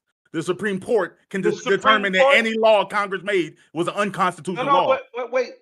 But okay, wait. All right, now I need you to answer this question because maybe there's information I don't have. The only thing that we've talked about is Trump rescinding Lyndon B. Johnson's EO blah blah blah 46. Mhm. You haven't said that Trump has written some other executive order. So there's nothing for the Supreme Court to even talk about. He's rescinded an executive order, which is well within his rights. That says nothing to creating new rules. So you're saying Trump is creating some new rule that the Supreme Court is going to uphold by rescinding something. Rescinding something isn't creating a new rule. It's just rescinding that executive order. Wait a minute. Okay, this could be this could be where my confusion comes in, and I'm completely fine to be wrong with this. I assume that even with rescissions, you can have them challenged federally. Can someone make a challenge laid to any rescission? So it wouldn't make sense. The purpose of executive orders are to give the president powers to lead the nation in ways that we've granted powers to the president. They can always rescind an executive order of a previous president. I don't think that's even up for debate. I don't think that's a topic. It's not like, oh my God, you can't rescind the Joe Biden bill of executive order of 2008. Like, I don't think that's a conversation. Okay. So you're saying if someone made a new law, it could be challenged constitutionally, but where you can rescind any old EO at any time without That's any. what I believe because EOs they're tied to presidents just stacking on what they think the country should do within their scope of power. So taking out a previous president's executive order, that's what they do day one. The first day of office, they're like, I'm kicking out all of his shit and I'm putting in some of my shit. But he just so happened to take out something that Lyndon B. Johnson did that other people hadn't taken out. And furthermore, right, like we started this conversation way back when saying that the Lyndon B. Johnson executive order was a source of affirmative action, but I'm looking into it and it doesn't seem to be the case. So it says the modern history begins in 1961 when President John F. Kennedy in 1961 issued Executive Order 10925, which required government contractors to take affirmative action to ensure the applicants are employed and that employees are treated during employment without regard to the race, creed, color, or national origin. So it seems like affirmative action began at least 4 years earlier than this specific act. So there was it's from what I'm putting together, and we're still just piecing this together now. All right, so any one of us could be wrong. Is that Trump took aim at a specific executive order, right? Lyndon B. Johnson's. But he didn't hit John F. Kennedy's order, and he didn't destroy the act of 1972, right? Those are two other pillars of affirmative action out there. So now I don't know exactly like how this all maps out. So like I hear what Bam was saying previously, right? So Bam, I think what he was trying to say is that if there is a ruling that says that this behavior that the executive order codifies, right, is like null and void, unconstitutional, then Congress couldn't do it either. Yeah. Then maybe the way they word it, they could like demolish the entire concept. That might be the situation. Like if this gets taken to court. Say that again now. Sure. I think what Bam was trying to say was that, all right, so this executive order from Trump is probably going to be challenged. Now, I think you're right, Gambit, that like a president revoking, you can't can get rid of challenged. another executive order, but that doesn't mean there won't be a legal challenge. Maybe there's some sort of legal challenge they can find to do that, right? So let's say this goes to court, the Supreme Court. Supreme Court says Trump's action is legal, right? So then that would just end that part. But if they expand and say, well, the concept that he's talking about, like the concept of affirmative action is a problem in itself, maybe they could word it in such a way that they demolish the entire concept. And so it takes out like all the other orders and the acts as well. But I don't think that would be the standing for the case. It would be, is Trump rescinding EO blah blah blah. It wouldn't be, can we do away with discrimination laws or something. I don't know. Yeah, I understand what you're saying, like about like the rescission. Like I get, like if we move past the rescission, let's say someone does try to, like someone now tries to make a case related to the Act of 72 or even the Civil Rights Act of 64. Like Yeah. I'm saying that I don't know if you would have to attack each one of these laws individually. I think if you could revoke the concept, I think the Supreme Court can make a ruling that's broader, kind of like with abortion. If like they can, if you make a federal law against abortion, it can broadly sweep and affect state laws. Like you don't, each one of those individual state laws don't have to go make a new case. Like they don't have to go fight their own case. Well, Like that's because federal law trumps. yeah, it's just the law of the land. Yeah. Yeah. So I'm saying that like if somebody like says that like, oh, okay, this inspired us, we're going after DI, I think that any they're gonna call it discrimination, blah blah blah. No, so that is possible. Let's say somebody sues in court because they say there's some DEI law on the books that they don't like, and that goes to the Supreme Court. Now the Supreme Court is making a decision on whether or not this DEI thing is constitutional. That can change stuff, absolutely. But it wouldn't just apply to just that DEI stuff. Like it could also apply to like other laws we've had, like the Civil Rights Act, or depending on the nature of the lawsuit, absolutely. Yeah. Okay. So that now we're in agreement. I understand what you're saying now. But I guess my worry is, even though that hasn't yet happened yet, I feel like it will. It seems inevitable at this point. It seems like the trajectory that they've been moving in. So, like with each of these things that they've been putting forward, this seems to be the goal that they're moving toward. Mm-hmm. So we're not in disagreement. I was incorrect on where we currently were. Kinda. I guess it just depends. Like Trump revoked the thing, but the thing he revoked, like you can say like, oh, Congress already has a law in place, but it seems like this is going to affect every federal contractor, like it seems like there are going to be actual ramifications for it. It's not like this executive order did nothing. Yeah. That's why I was a little confused because I wasn't sure what the difference between John F. Kennedy's executive order was and Lyndon B. Johnson's executive order, because both of them were dealing with like contractors and employment discrimination. So I don't know what the difference is. So meaning if Trump successfully gets rid of that executive order, which I believe he just did, I think that it's done.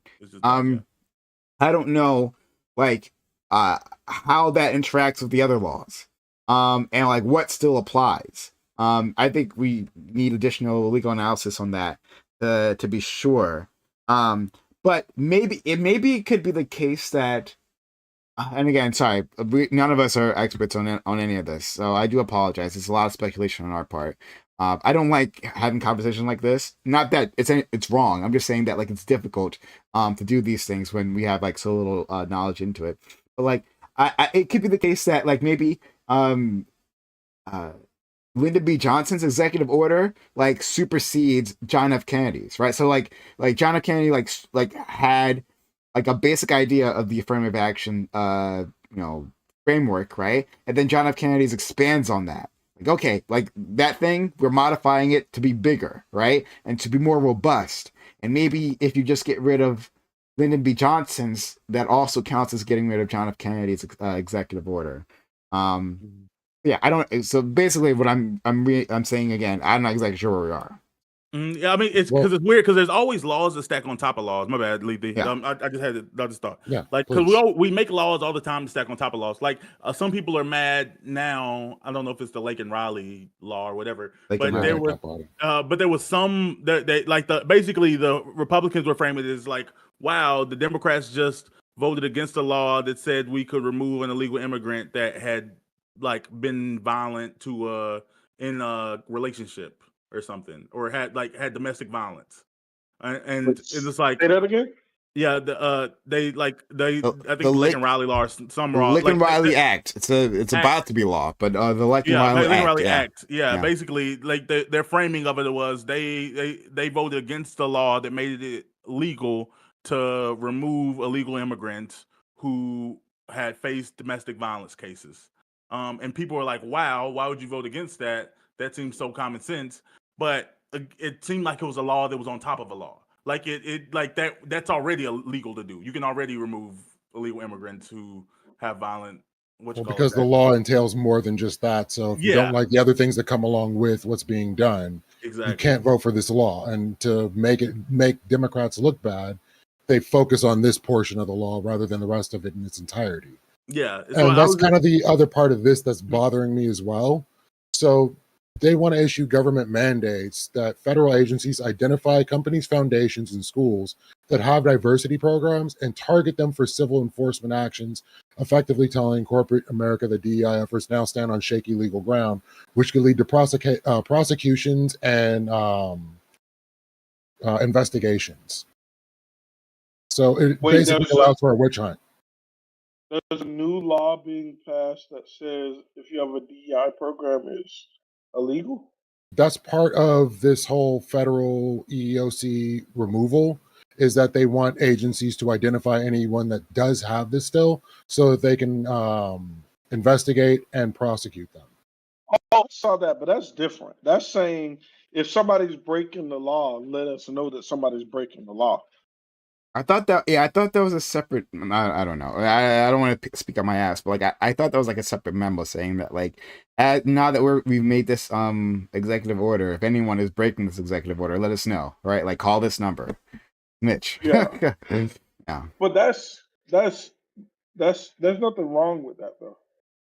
We can disagree with the merits of it, but I'm saying that that's not something that's like illegal or breaking the law or whatever. Yeah. You're well, saying like that's where it We becomes can like say we're doing it's the not. laws on top of laws on top of laws, because you're saying that like, oh well, you can't have a DEI program, and oh wow, you can't do whatever affirmative action means under Lyndon B. Johnson's executive order, but there's also an affirmative action clause, Employment Act of 1972. Like which one, like what's illegal and what's not illegal with the revocation of this? That's what I'm saying. Like I don't know how it's going to actually impact. Can they just say that like, oh, we're not doing No, I executive think order affirmative action, we're doing no. Act of 72 I think affirmative action? no. I think giving preferential treatment because of race and not discriminating on basis of race aren't the same thing. And the equal opportunity is about discrimination. The executive order was about preferential treatment for federal contracts. Those are two No, it's different not just things. that. It's deep expanded on that. No, no, that's what we just read. No, it's not just DEI. Like I said, it would be one thing if like, oh, No, no, a I didn't office say can't have a DEI. DEI program. No, I didn't say DEI. Mm, Yeah, I'm saying, uh, but it also includes affirmative action. no. It says it required federal contractors to practice affirmative actions based on race and gender, which is what I said, preferential based off race and gender. But That's different. I feel like you're baking in preferential there. That's what that means.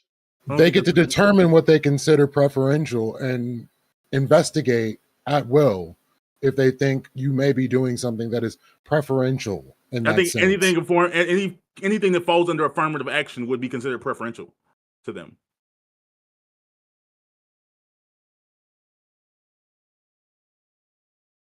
Oh, wait, no. Wait. All right, just answer this because I want to make sure we're on the same page. You're talking about the Equal Opportunity Act of 1972 and the executive order from Lyndon Johnson. Those are the only things that we're talking about. Well, that and whatever Trump. I think Trump made a positive anti-DEI executive order too, right? I don't know. I don't know. I haven't heard of this. I feel like he did 3. I feel like he did feel like he did an actual anti DEI executive order. No, that probably was the memo thing that Watercow was talking about, saying, "Hey, snitch on people." But is it so? All right, this is my understanding. I haven't read through this in like years.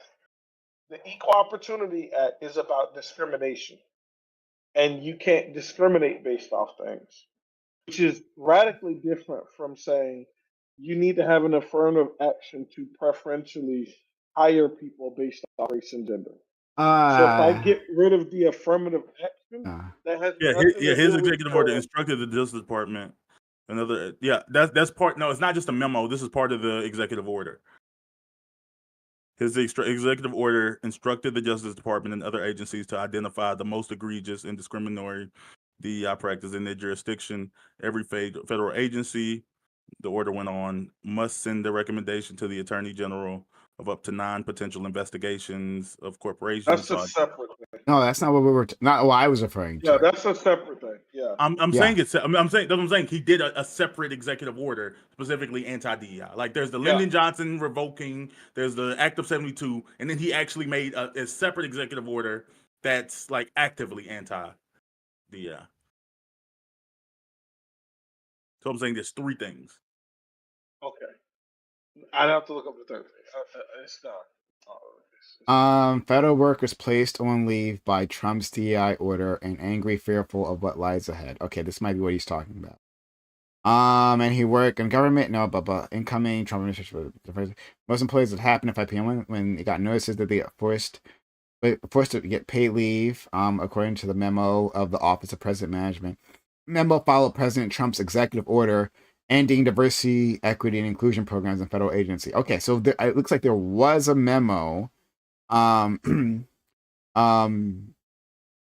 the memo, I think it's telling them to get the fuck out. But hold on, I'm blah blah blah. I don't care about this. And Monday I was going to address blah blah blah. The OPM memo also set another deadline, January 31st, which is when federal agencies must submit a written plan to dismiss the employees put on paid leave. Employee who was put on paid leave. Okay, blah blah blah. We're gonna be pawns. Okay. I'm sorry. Like the article is going on about like the lives of the people affected. But I'm like, I don't care about that for now. Like, I just forgot what the memo was saying.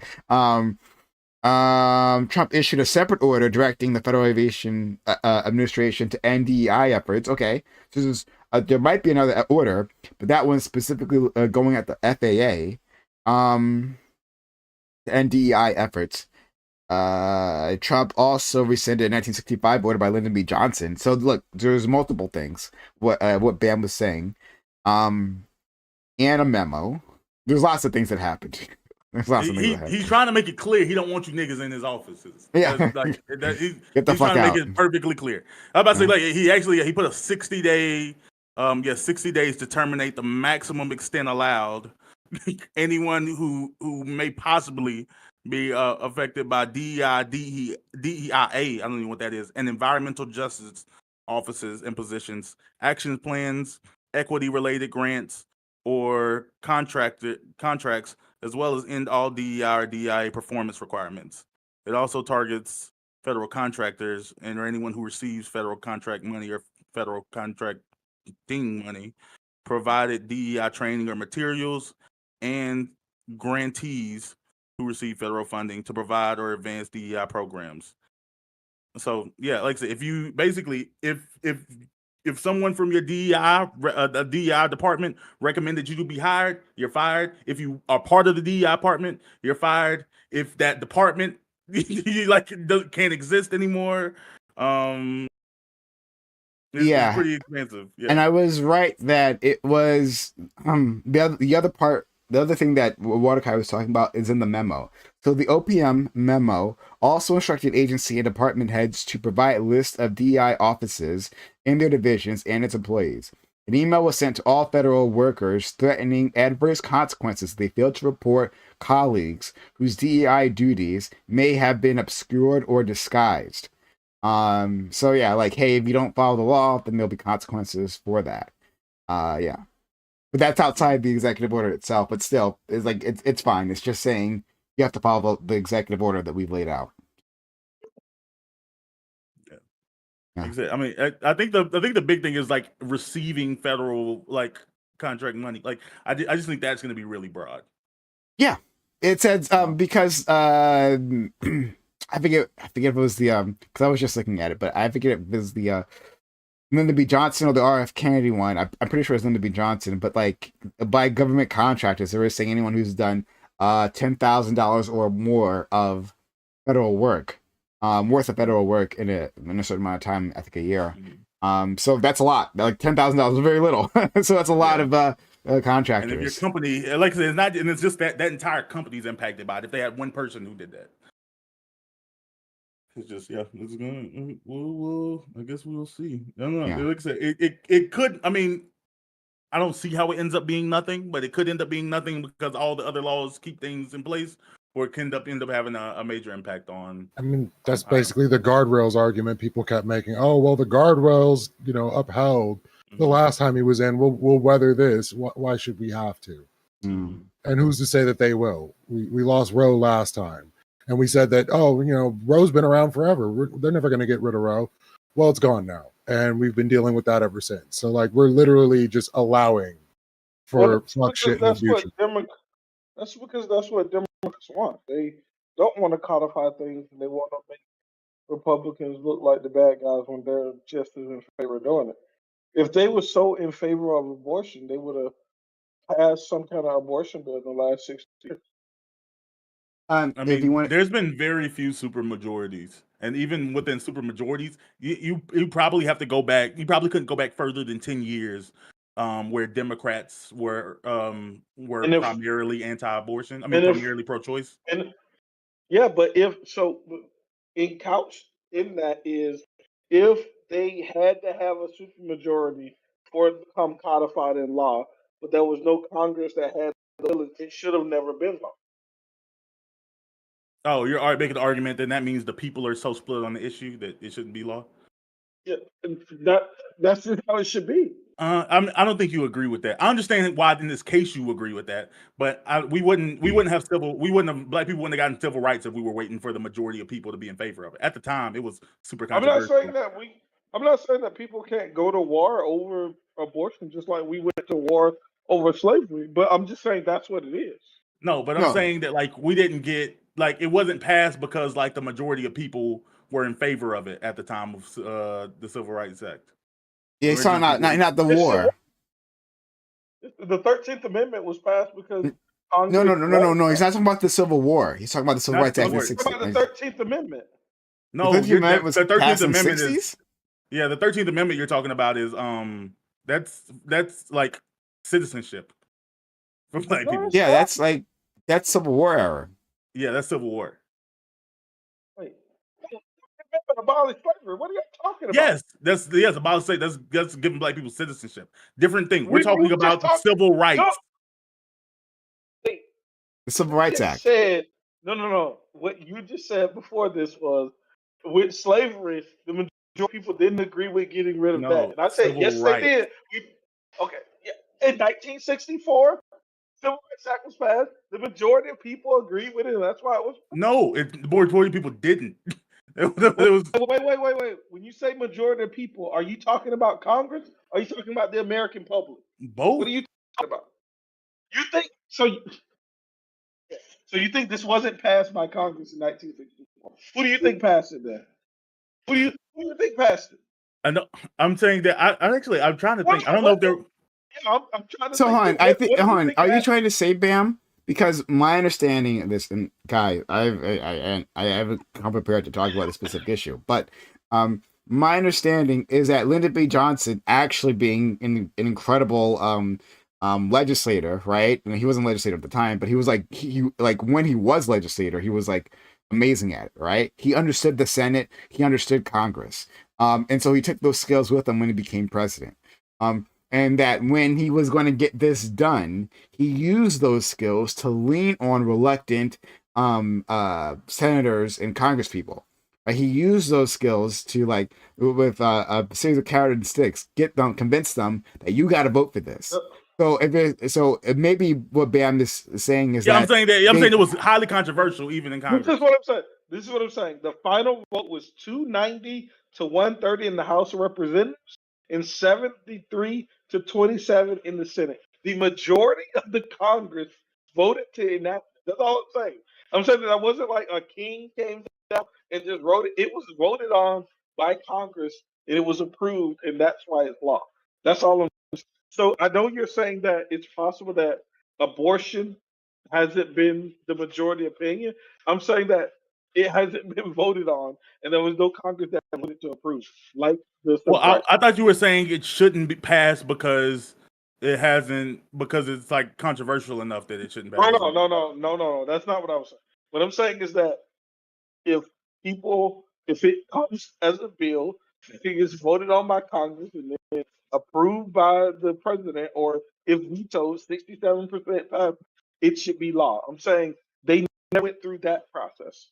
Maybe it got filibustered at some point. I don't know. But they never went through that process to pass it. That's why it shouldn't be law. And I'm saying that didn't happen for one reasons that I think most people as representatives in Congress weren't in favor of it. But also I don't think Democrats are really as pro abortion as so they I'll build a bridge towards you, Gambit. Because I feel like You just want to talk about the Democrats. No. I'm not going to talk about genocidal Joe Biden or anything like that. No, what I'm going to discuss is that I think it makes sense to make such a sweeping change when the majority of the country is on board. I don't know if that was the case when Roe v. Wade was passed, all right, or enacted, right? When Roe v. Wade was decided, excuse me, not passed, right? Decided. Like the court, like from my understanding, got ahead of public opinion on this. And it wasn't like passed like state by state, like compare that to like gay marriage, right? Where gay marriage had this momentum, right? In the different states, like we were putting up to vote and then kept passing, right? And there's a momentum clearly in this country towards overall, in most of the country, you'd have a gay marriage codified. And then the Supreme Court steps in and says, now it's for the whole country. That's different than you don't have this momentum and like this court case comes up and then they just make a decision for the whole country rather than like it actually being fought state by state, convincing people this is the right position. I think that's what you were saying. It was literally activism. That's just, I know it's uncomfortable for people to admit, but Roe v. Wade was activism. It wasn't judicial. Sorry, we can't hear you. You muffled. He said it wasn't judicial. I said it wasn't judicial. It was activism. That's what that was. Okay. Whether you agree with it or not, that's what it was. No, it's to just come up with all 13 weeks to just make that up. Like no, that's fair. I hear what you're saying. Yeah. And I think that like I don't like it. No, obviously I'm very pro-life. I'm sorry, not pro-life. Fuck. No. I'm pro burning you all to death. No. I'm pro-choice. No, hey, they say when you get talking and your truth the truth comes out. Yeah, no. Obviously I'm very pro-choice, right? But fuck, what was I gonna say here? But I think that the country does need to be convinced of this. That like we can't just take it for granted that people want this. I think my position is correct. I think it is the compassionate position, and I think we can convince American people to do that. Now, to do that, it's going to take a lot of dead women. When Roe v. Wade was rescinded, right, or overturned, I'm getting all my terms mixed up, but overturned.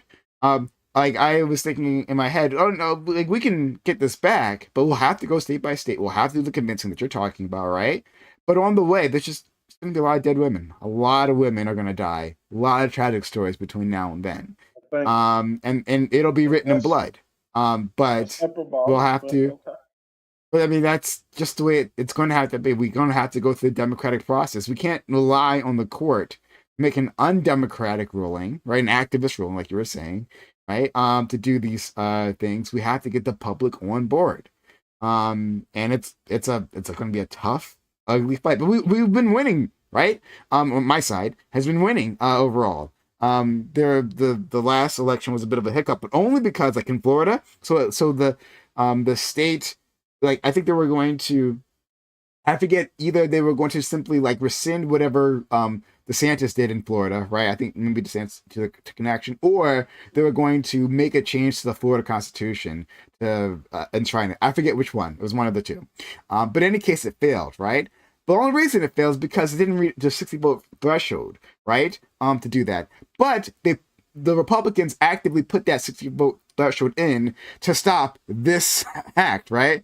I believe the threshold was lower before, and if it had been the original threshold, it would have passed, right? We had popular support; it was like 58 or 58% or 59%, right? But just not 60%, and it failed. But it shows wherever you put it to the vote, people are going the pro-choice route, right? Or at the very least the anti-restriction route. Some of them aren't like, yeah. So this is what I think is unfortunate. I think a lot of people in Democratic representation vote for things that they think are gonna fail to appeal to young. I know that this has no chance of passing, so I'm gonna act like I care about this so much Oh yeah, because I know it's not gonna pass, and I get the political capital of saying 100%. the Republicans killed it, even though I don't care about it. I'm sure Which all is politicians why, do that. Yeah. Yeah, which is why none of the states have voted on this before Roe v. Wade was rescinded. Like if they really care, they still because since I've been alive, I think it's been talks about, oh my God, the Republicans are going to repeal Roe v. Wade, right? But you haven't seen any Democratic state Congress anywhere talk about abortion, period. And you yeah. I can mean, say like, maybe it's because they they, thought forever this thing was, but like since we've been alive, bro, they've been saying Roe v. Wade is going yeah, to be kept. I completely agree with you. Every 4 years, they would bring it up. They would make it a big point. Like use it to scare you about like the Republicans and like you have to suppose abortion's in the ballots. But as soon as the campaign is over, then they've forgotten. Just like when it comes to expanding black civil rights, right? When we talk about the things that we want, they come to our churches. They make all kinds of promises to us. They forget who the fuck we are the moment the campaign is over. So the same thing was done here. Like this is a wedge issue, right? And it's Yeah. valuable to Republicans, right? Like, and wedge issues are funny things, right? Because as long as it's politically valuable, they want to keep it around.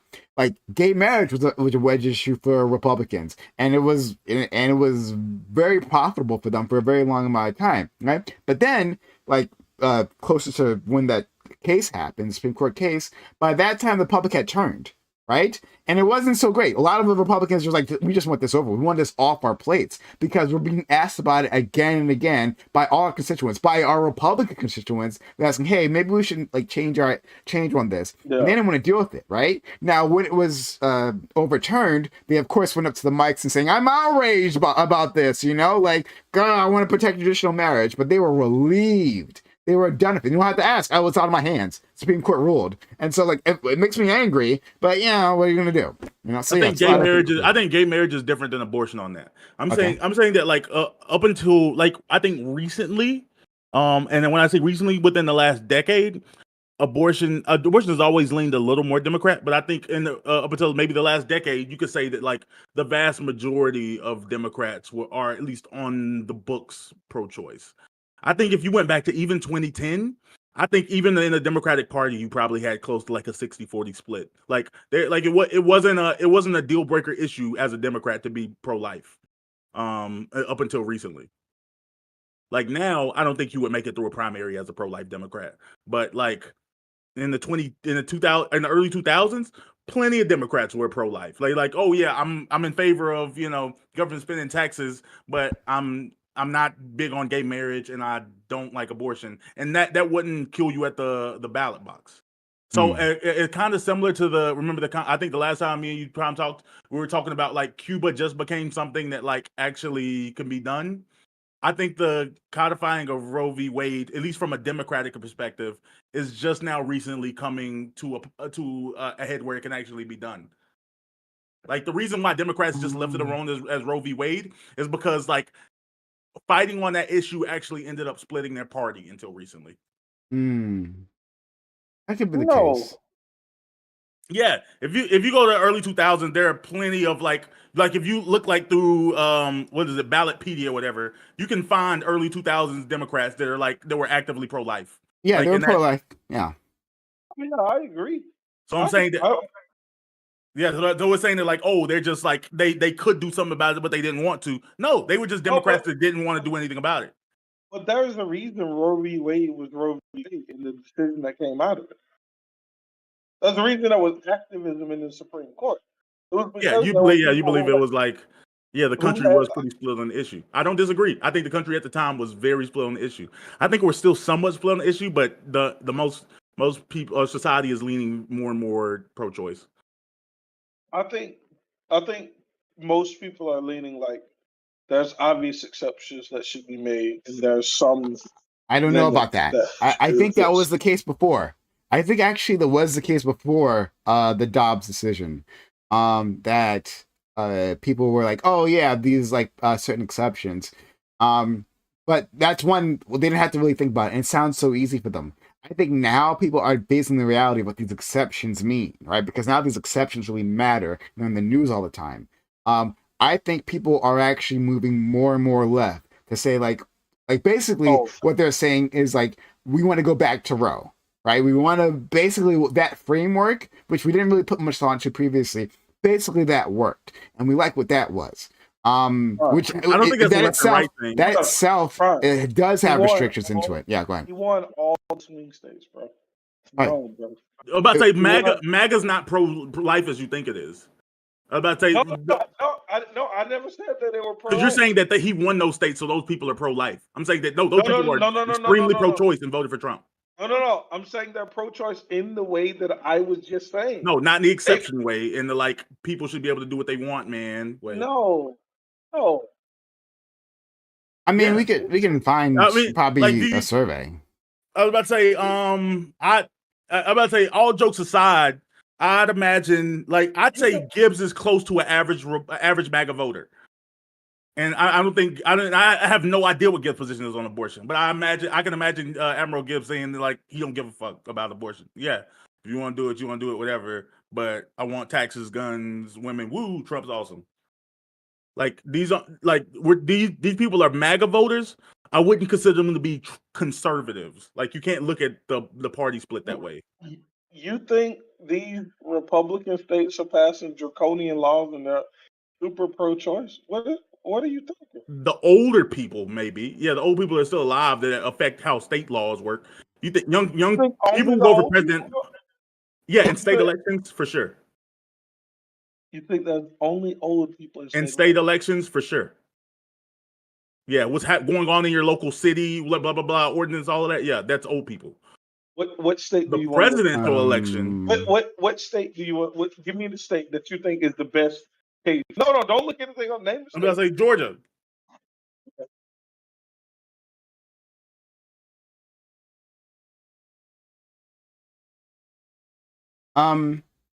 So here's a recent Gallup poll. And it says percentage of Americans who believe that abortion should be legal under any circumstances is 35%. A percentage legal under certain circumstances, which is what Gambit was talking about, 50%. Percent illegal in all circumstances is 12%. And no opinion is like 3%, but fuck those people. Yeah, so currently like more people are for restrictions. However, what I was wanting to know, right, is where it's trending.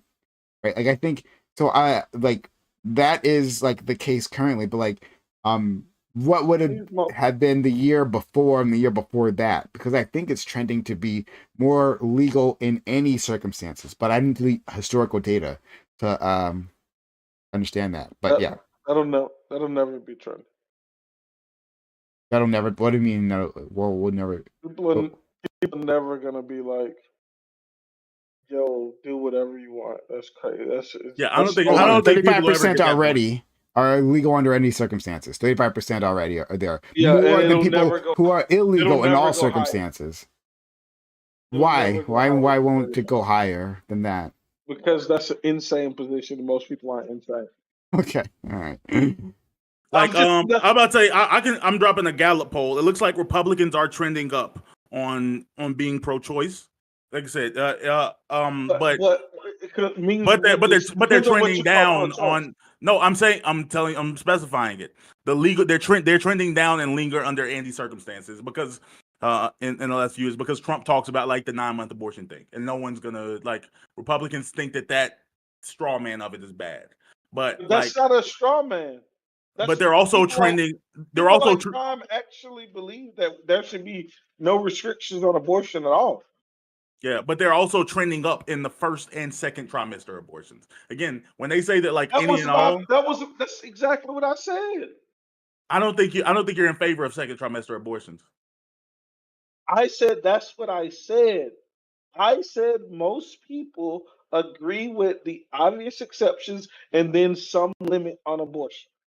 That's So, I guess that was just a language gap on what obvious exceptions mean because I don't think first and second trimester aren't obvious exceptions. Listen to my whole sentence. I said most people agree with the obvious exceptions and then some limit on abortion. That limit can be first trimester, second trimester, whatever, blah, blah, blah. But most people aren't. I want to have it under whatever circumstances. So no, that's only five. That's like 10 people. So hold on. Okay, whatever. So I'm looking. I think I found what I was looking for, though it's split between sexes. For women's views on legality of abortion from 1975 to 2024, it is continuously increasing. So, the people who are percentage legal under any circumstances, right? So this is women, right?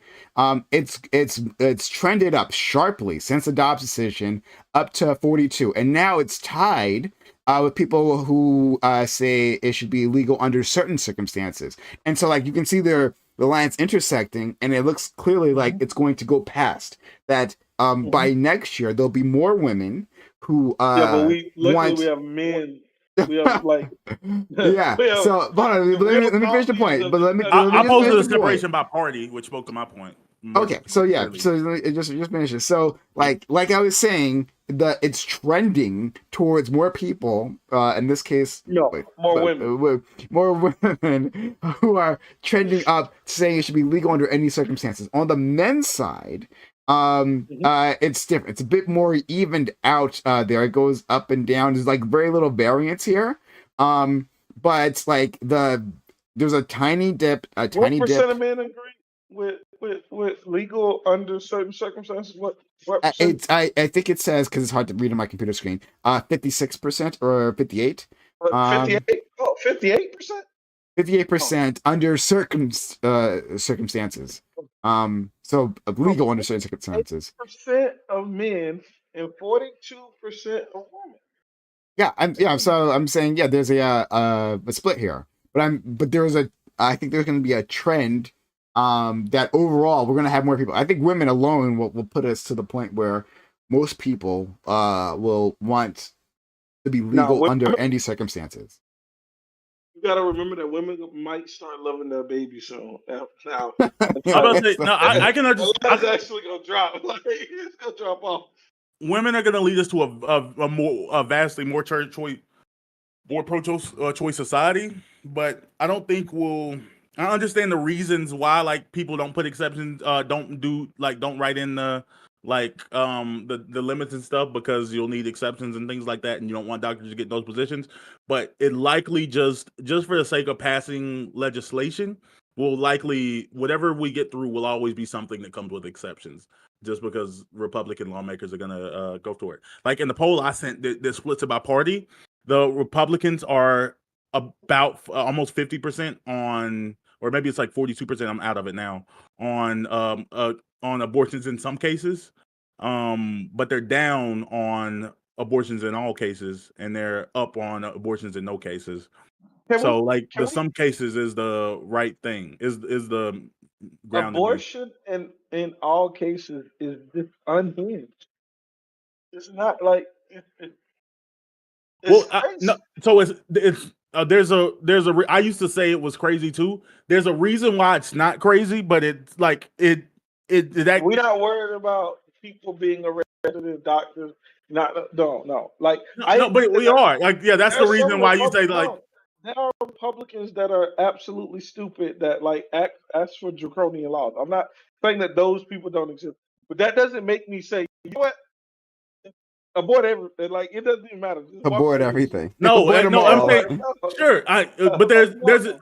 but I'm saying that there's a reason why you write laws of ways versus a reason what happens in practice. Like I understand what you're saying, that like, oh, okay, we need to have exceptions for things, but I understand people's argument for like the reason we just don't want the law in place to tell you what to do is because you don't want to deal with the draconian outcomes of someone that's saying that this was on the cusp of life or death, or we don't want a doctor to have to wait till a mother is actually like going septic before they can do anything. No, yeah. Because they say like technically she's not septic now, so we can't actually do anything, or we'll go to jail. So we have to wait until she does for it to happen. Like they just don't want those things to be happening. And they're saying that like when you put a law in that says that you can't do anything after the second trimester, then like late term you end up with more dead mothers due to that. And like I said, so I'm like, I understand like, that feels like a niche thing, but I understand the reasoning behind it. It's not the people that are saying it aren't actually in favor of like cutting out the baby, No, looking at it and stabbing it in no. the neck. Prime is actually in favor of it. Mhm. Me- I actually No. think he's right. No, wait, man, he's right there. He can hear you. Ask him. That's With fine. you. No, I think Pete Buttigieg actually No, gave the best no, answer I ever heard of. I don't care about that. I got you. Prom did it. He's off board. I think what Pete Buttigieg actually gave the best answer on that, because like he said that when you get to like 8-9 months, like these are people who have purchased cribs, given baby names, like went through the whole None of thing. that These are people who want to have the babies. These aren't people that are looking to like give up. Mhm. When they lose this That baby, wasn't a it's a good answer. tragedy. The This only is good answer is it's unhinged and people who think this are unhinged. That's the only good answer. Any answer where you try to wait. Can you All be right, serious? let me Wait, can you be ask you. serious for a second? Yeah. No, I'm being 100%. No, let No, me you're ask. not being serious. There's no joking about this at all. Gambit, let me ask you. In the third trimester, do you think that a woman should ever be able to get an abortion? Oh, I didn't. No, I agree with the obvious exception. Okay. Yeah, but you obvious exception doesn't mean anything, is what I'm saying. Yes, it does. It means everything. It means No, if it's not one of those exceptions, she shouldn't be no, getting a it's goddamn not. abortion. No, obvious exception doesn't actually mean anything. You're just saying words. You're saying Prime obvious, knows what I mean. duh. I guarantee you, Brian can rattle off all 4 of them right now. Go ahead, Brian. Sure. It would be life of the mother. What's she at? Wait. When can you do it? Does she have to be dying? Does she have to like? Do you have to wait for her heart to stop? If the life of the mother is at risk, period. When is it considered at risk? What is that line? Ask a medical professional. Exactly. We don't know. We don't have a word for it. It doesn't mean anything. Whenever the doctor says, "Yo, if I don't take this baby, she can die," that day, that point, that. So yeah. So Brian, go ahead. What's up? So, but what if she isn't? But do we have to wait for her to get to that state? I've already beat you. You haven't answered. I don't understand. I don't understand the law yet. I'm the doctor. Okay. No. Like if the doctor says if I don't do this, it could cause harm, irrecoverable harm to the mother. Later on, No, like it's not affecting her now. She has to. Is she in that state now? You not heard? I've said it multiple times. I feel like you're trying to get me to change my words, but I'm not going to change it. When the doctor says, if I don't intervene at whatever point he says this, at that point the abortion is over. Hold on. Here's the I think problem. people disagree with that. Here- I don't think that's an obvious thing. I think people disagree with that. I'm telling you what I think, and I'm telling you what most people think when they say No, this. I don't think. Yeah. Hold on, but me and Bam were trying to address that point. That point's important, though, right? So you're saying, okay, the doctor has like signed off, right? Medical opinion. If I don't do it now, this lady dies, right? Okay. The problem with that is that line isn't clear. That line isn't clear for a doctor. I'm saying that line is clear. I'm saying as soon as the doctor signs that paper, it's clear. Yeah. Go Okay. ahead Yeah. and have Sure. the Hold abortion. on. Yeah. I hear you. I hear you. Right. I know what you're trying to say. Right. But how do we test that? Because at some point, right? No, we don't have to take. Oh. Okay. Oh. Okay. Then maybe you're saying That's what something the- different. Okay. Hold on. We can write that Let into me the law. let me drill down on this. What you're saying is that a doctor has absolute, unquestioned ability to sign off on these things, right? To say, No, okay, I don't think it should be unquestioned, but I think. oh, okay, well then, hold on. Now that we have a question, that means it requires a test, right? So, like, if a doctor, but you're talking about two different things. Okay.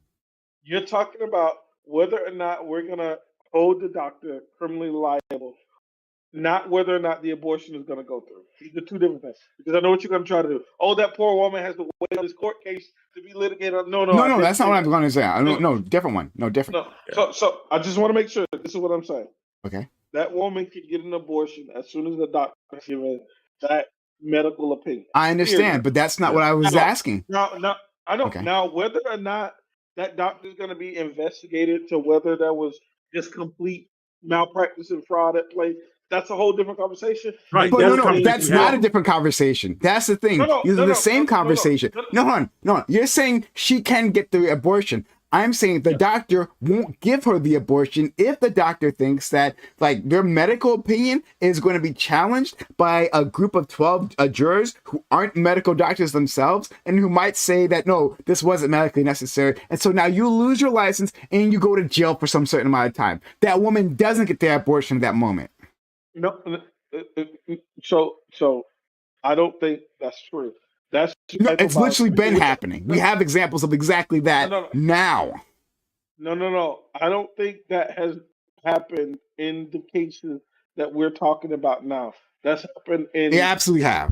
They absolutely have. No. It absolutely. Do you want me to find the new cases? Okay. Wait, the important distinction that they're making is like, oh, a doctor examines something and says that, oh wow, this baby has some thing that, like, this baby is touching your liver or something. I don't know. Insert thing, like, and like they maybe they'll move and adjust, and you like there have been cases of women. No, I'm telling you, there have been cases of women who have had healthy births with this condition, but it puts you at really high risk for death. Yes, but understand what I'm saying. Y'all are asking me. I'm saying that I give the doctors broad latitude in this situation. And it's not that doctor needs to be absolutely 100% certain that the baby would have survived otherwise. What I'm saying is that you give the doctor broad latitude. Now, if it comes to be that the doctor just completely fabricated this, then that's the doctor that's gonna get the court case, and he's gonna get. I understand what we do in our bro language. I'm saying in real life laws, there's more than that. It's more complicated. I'm saying that we could write the laws that way. It doesn't matter what you write. It's how I mean, it's how it's interpreted and how it's enforced. And if they feel that a doctor allowed for an abortion or a procedure where that wasn't necessary, that doctor can fear for his license and can delay care in that case. So, like, say there was an ectopic pregnancy and that baby's not going to live no matter what. The doctor says, I'm pretty sure this is an ectopic pregnancy, but I'm not 100%. Am I going to put my license on the line? And in that time period, that's allowing for that ectopic pregnancy to go longer. So any complications like a ruptured fallopian tube or anything else can happen in that time period. So just delaying care can be more than enough. And here we go, right? So I found a case. Wait. If you're gonna say, if we create laws, are there gonna be people that use the court system to abuse laws? The answer is always yes. Right? That's why we have crazy lawsuits right now. Well, no, it's not. That's not what we're saying. We're saying this is the reason why the other law of, like, okay, we kind of just want doctors to make decisions. We don't want to put all these, like, legal ramifications in place. Like, that's why it's not the insanest, craziest thing in the world. Because most people don't want to have 9-month abortion. And I'm saying they're not elective. Most people don't agree with the opinion you just said, and all the data that you and Prime have supplied today says what I'm saying.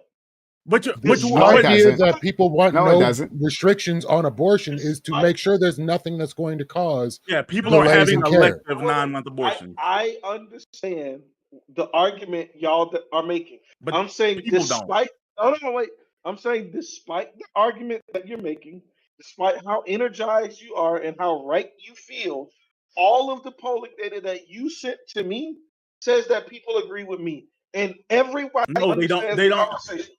People don't agree with you. People think that people are having 9-month elective abortions. That's what people think, and No, that's not what's happening. some people do, but Most I people don't think don't. Now we're not gonna do some people. We're do. I Most never people said think. most. No, I'm saying most. most people who are anti 9-month abortion are thinking it's because it's elective purposes. I'm saying that hardcore. I'm saying that's what they 99% think is because of elective reasons. What are you pulling this from?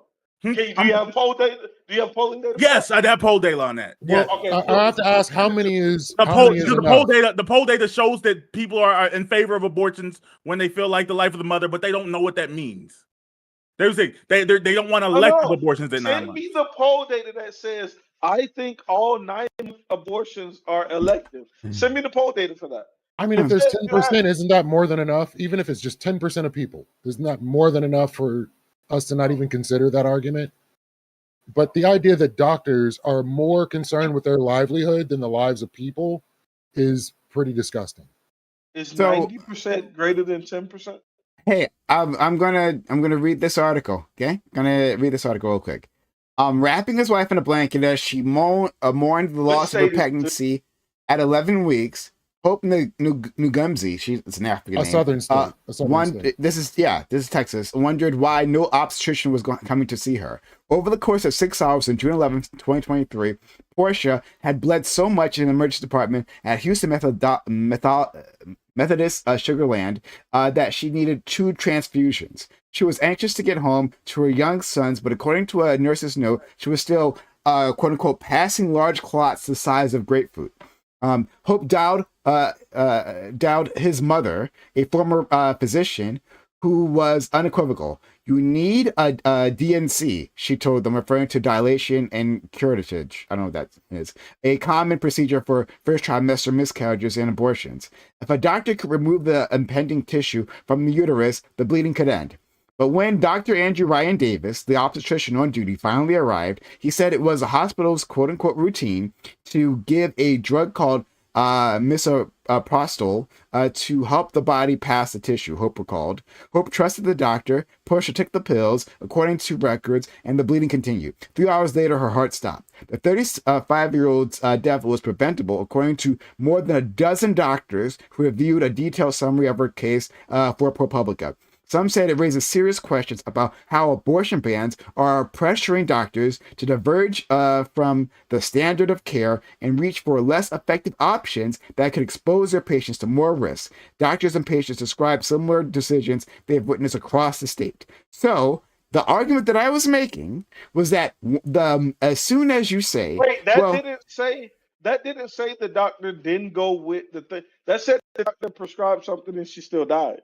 That didn't say he chose not to do something else. Hold on. Well, let me read that last paragraph again because it said exactly what I was. No. You read the last paragraph correctly, but you're misrepresenting what it says. I'm not representing what it says. You're misunderstanding what my argument is. No. You said it said doctors are saying there's a different way that this could have been treated, but you didn't read anything that said that doctor said, I'm not going to go this way because I'm afraid of this law, so I'm going this other way. Hold on. I literally did say that. Hold on. Listen again. Some said it raises questions about how abortion bans are pressuring doctors to diverge from the standard of care and reach less effective options that could expose their patients to more risk. Doctors and patients. That's an opinion on why they think this guy probably committed But they're all malpractice. opinions. The doctor has a medical opinion, or he has a medical opinion that is affected by the. Go ahead. Prime. Listen, this is all I want you to understand from this situation. The statement that you said before you looked this up was there's a doctor that went away from what was established procedure to something else because they were afraid of the law. Now you're reading something that says from the opinions of the doctors that weren't involved, maybe that could have been what caused this. But you're not reading that this is what actually caused this.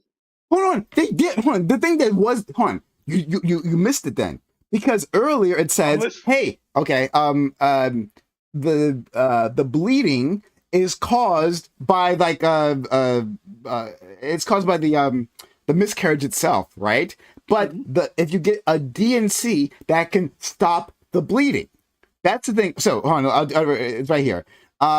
If a doctor could remove the remaining tissue from her uterus, the bleeding would end, right? So the DNC would have removed the tissue, right? Instead, where does right? It say that? Where does it say that? Right here. Hold on, I'm gonna put the I'll put it in the in the chat. No. It's not that I need to read it. I need you to understand the question I'm asking you. Okay. Where does it say that the doctor wanted to do that, but they decided not to because they were afraid that they would be come after and lose their license and shit? All the other shit you said. What I'm saying is that isn't in anything that you read. It is. I don't understand why you don't see that. It's not. Where in there does it say the doctor said they were afraid, so they went to a secondary treatment? Where does it say the doctors said that? So, okay, hold on. Let me be clear what you're asking. What you want is a specific statement from the doctor themselves, the one that was in the patient's room, to say that I was afraid of losing my license. And so that's why I didn't go with option A, and instead I went with option B. Is that what you're saying you're looking for? Yes, because this could be no. Wait. Let me finish. This is why I want this, because this could just be a case of mistaken malpractice. This could just be a case of a plethora of different things that we can dream up. What I'm wondering is this a case of what you actually said?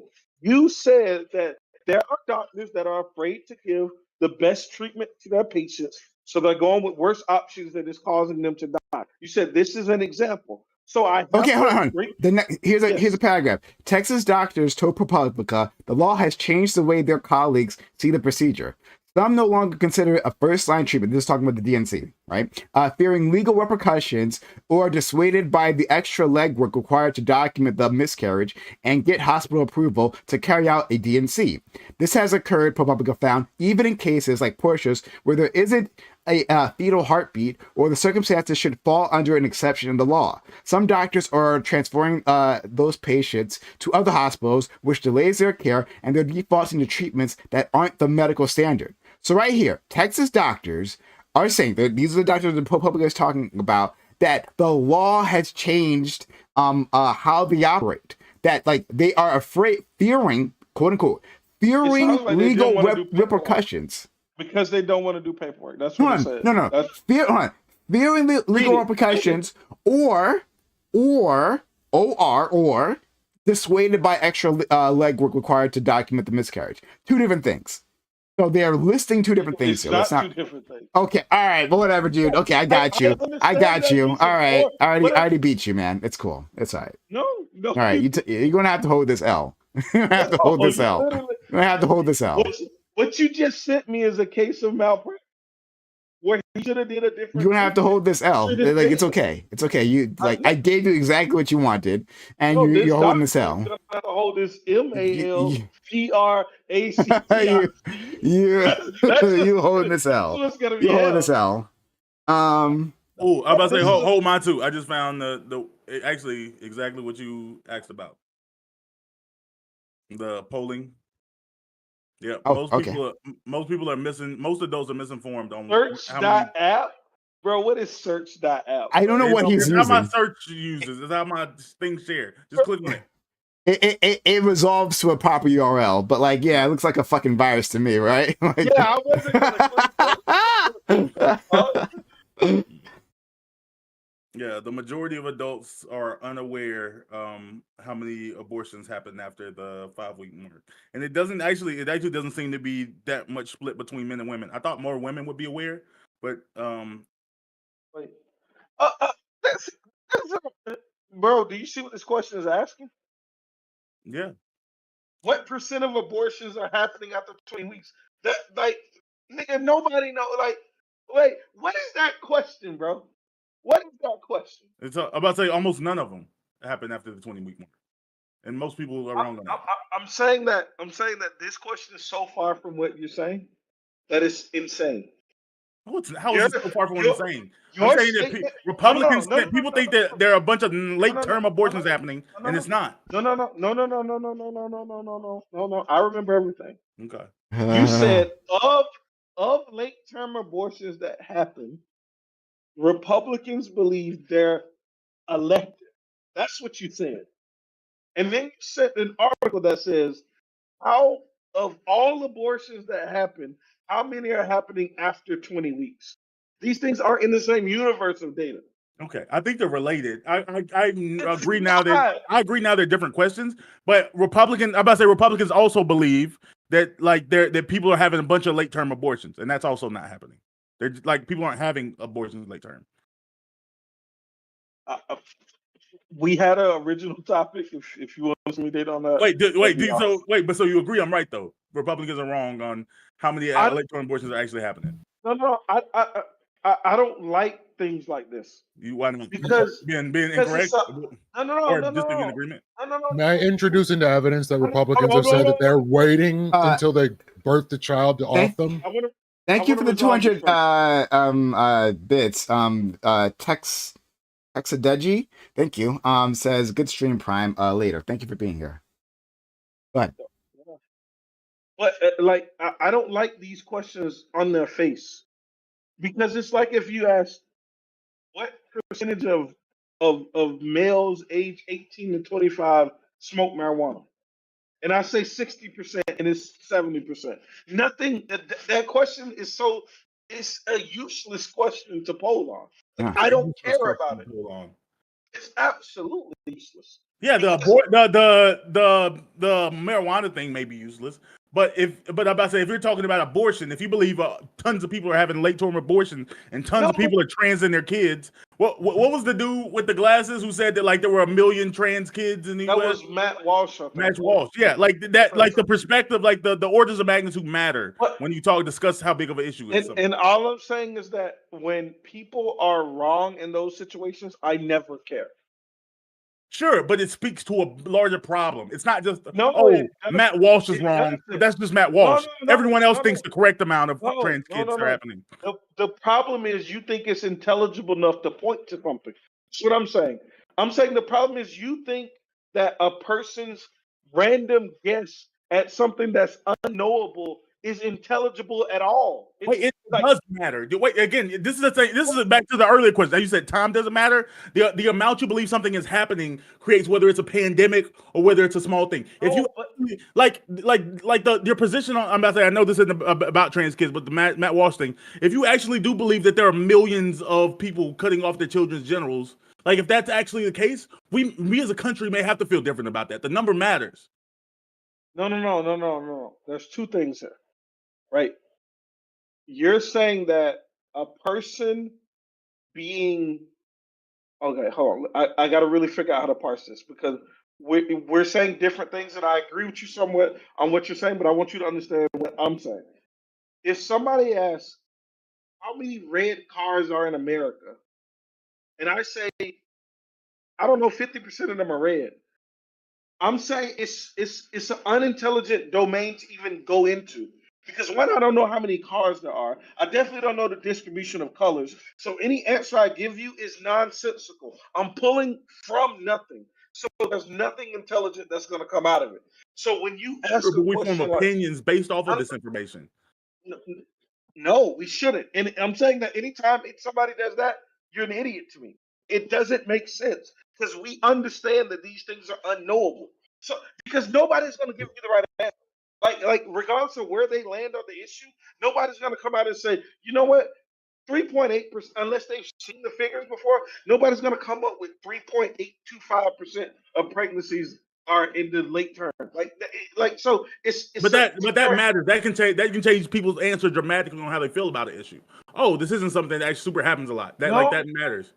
No, because people have an issue with the abortion being elective at 9 months, regardless of how frequently it happens. If it happens if it happens one time, or it happens 100,000 times per day, the person that isn't okay with elective late term abortions, doesn't care how often it happens. The problem is you all lay over this concept of frequency and you think that's actually the problem. Well, the root issue is just a rules issue.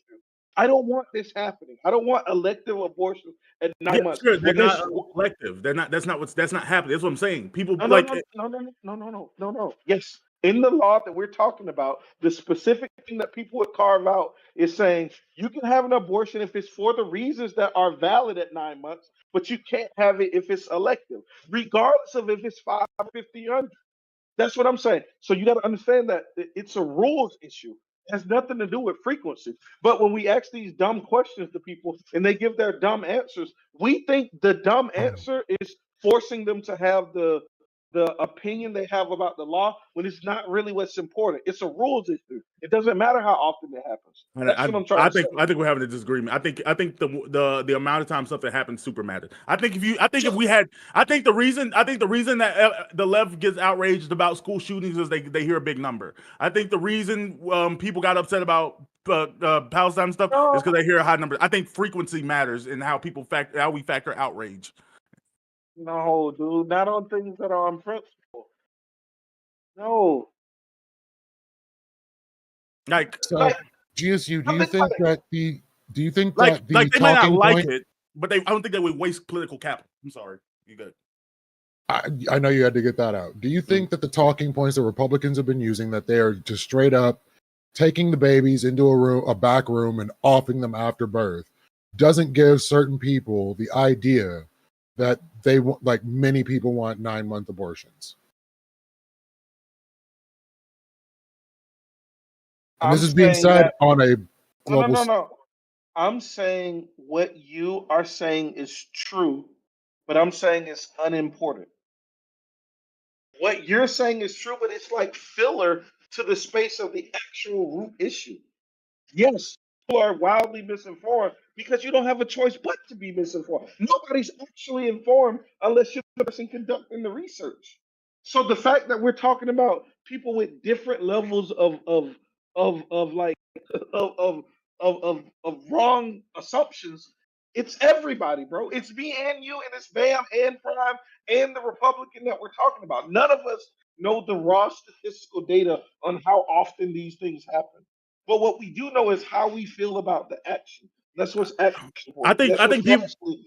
I think people have principal issues with illegal immigration. I think they do. I think people have I think like the election Trump framed it around Biden letting millions. I think if Trump said Biden letting 17 illegal immigrants, people still wouldn't like illegal immigrants, but I don't think it would be a talking point. I think scale is what people like deal with. Even when they have principal issues, like scale has to come in and factor. Like Yeah. No, no, no. So what you're saying, so understand, I'm not disagreeing with these points, but I want you to understand how I parse this.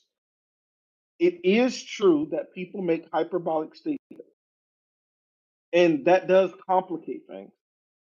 But what I'm saying is, it's not the true issue. And I would even say they're just doing that because of how they feel about the rule. They really want this rule to be implemented, so they'll spread misinformation. They'll do whatever it takes for them to think that their electorate is going to vote for the rule that they agree with. But these are all abstractions away from the root problem is people don't want a yeah, legal immigration. the people voting, the people creating the things, yeah, they just don't want it generally. But I'm saying But that, also but I'm saying people that where voting. the way, but I'm saying People that voting where, don't want it. but the reason they talk to voters a certain way, the reason they do hyperbolic things is because it does create hyperbolic reactions. We don't just come to do that for no reason. We do it because we know that I can say something in a way that gets the larger reaction versus a smaller reaction. I know if I say that like actually there was 12 immigrants that died, like then oh nothing. Or if I say the only case of murder in an immigrant was Lake and Raleigh. I have to say millions because that gets a reaction. Yes, Like people lie, Bam. I know people lie. no, they're not just lie. They need to lie to get the reaction. I'm saying because if they didn't, people might not like it. Then No, people still might not like if they something, did, but they're not going to no, no, no, no, actionably no, be against no, it as no. strongly. Listen. If you take a Republican that doesn't believe the propaganda, if that person is voting on abortion, they're going to vote the same way as the propaganda-filled Republican. Not not yeah, gonna sure. vote If you vote on that one issue, but when you vote for a person, you're voting for 20 different things. And I'm saying on your priority list, you're gonna rank that based on scale, on what you believe the scale of the No, problem is. you're gonna rank it on how grave you think breaking that rule is. No. People that are single issue voters are saying this issue is so vile to me that if you're not going for this issue, I'm not even entertaining you. What Prime said, but I don't know if Prime will talk about this, but Prime was like, look, I'm not voting for that lady because she's for the genocide of Palestinian people. Sure, He but doesn't. if two I mean, Palestinians died, it would be down prime scale of what he finds is important. And genocide isn't based on number; it's on intention. Even if you find it like, oh wow, they intentionally killed two Palestinians, prime would still feel morally abhorrent to that, but he may hold rank it in scale on. of priority differently. No. The issue of I shouldn't use genocide because that is an issue where actual frequency is important. But Not in calculating genocide. but yes, it is. No, genocide doesn't have to do with a number. Technically, it's about to say it can be whole or part. Like you can have a genocide of any number. The number is pretty fucking important. Genocide. You can't be like, yo, they killed one of us, and I had genocide this, bro. Like, no, bro, that's not correct use of the word. Maybe there is some technical definition where that fits, but I would say colloquially, niggas know when you're saying genocide, there's a frequency to it. But if Prime was an abortion single issue voter, and he was like, yo, I'm pro-choice regardless, like a lot of people are, or I'm pro-life regardless, like a lot of people are. The frequency, bro, they want. I think he believes it impacts a lot of people. If he found out that, like, if you were in a country where 98% of the Prime states, thinks man wants to control women's bodies. Prime is voting against that on principle. He's like the evil fucking Republicans. They just want to control women and they blah blah blah. That's what Prime believes. It doesn't matter if it was one man trying to control women or 300,000 men. I think there's things. I think Prime has probably voted for people in the past that had issues that he was principally against, but it was probably like that like they were minor in the scheme of because there's everything else lots of that he cares issues. about. Because there's lots of issues, but if he voted on that single issue, he would vote the same. Sure, but yeah, we don't vote on single issues. No. Understand that the people in Congress are voting on this bill based off what it has in it. So it's like the single issue when you're voting on whether or not we should have abortion. Yeah, Congress, but Congress, like before it makes it to Congress, it has to be something worth the political will to do so. Like, oh, the political capital to do so. Technically, I think someone makes a bill. I think someone makes a bill related to Medicare for all and all the leftist things that Prime cares about every single congressional session. I think there's technically always a variation of that bill, but they say that we only have so much political capital. We don't think this will pass anyway. Should we vote for it every time, or do we just does the Speaker of the House just let some bills sit or go to congressional hearing committees and whatever, and they just end up dying before they're even actually viewed on the halls? They do that all the time for things that on that single issue they would have voted for, but like they're gonna vote. They're gonna pick the things they vote on based on scale. We're probably gonna have some bill in the next year related to eggs. That's a different issue, though, because now you're talking about when we fight for things politically and their viability and how that. We pick and choose based on scale. I'm just saying we're going to a different. No, that's not based off scale. That's based off political will of scale. How many people care about this? No, it's based off our emotion on whether we think it would pass. Is what you're saying. Well, also how many people care about it. Like it's okay to it's okay to vote for something we know is gonna fail if a lot of people care about it. But if we feel like people don't really care about it right now, like if the scale isn't large enough for us. No, Republicans don't even do. I mean, Democrats don't even do that. That's why you didn't have abortion anywhere. There were a lot of people that cared about it, but there was no state laws passed. That's what we were just talking about earlier. It's been the most contentious issue for the last 40 years. Yeah, and I'm pretty sure there's always an abortion bill, like an abortion codification bill on the table. Not the reason why just used because the dog caught the car. That's why. Not in any state across this country. There hasn't been. No, there's always a bill for it. Like Congress, like No, the speaker decides which bills make it to a vote. no, no, Like, no. You people no, no, submit no. all types You're not of. listening to me. You're going back to the federal government, and I'm talking about state legislation. You don't think states have made decisions related to abortion? No, not that I can think of.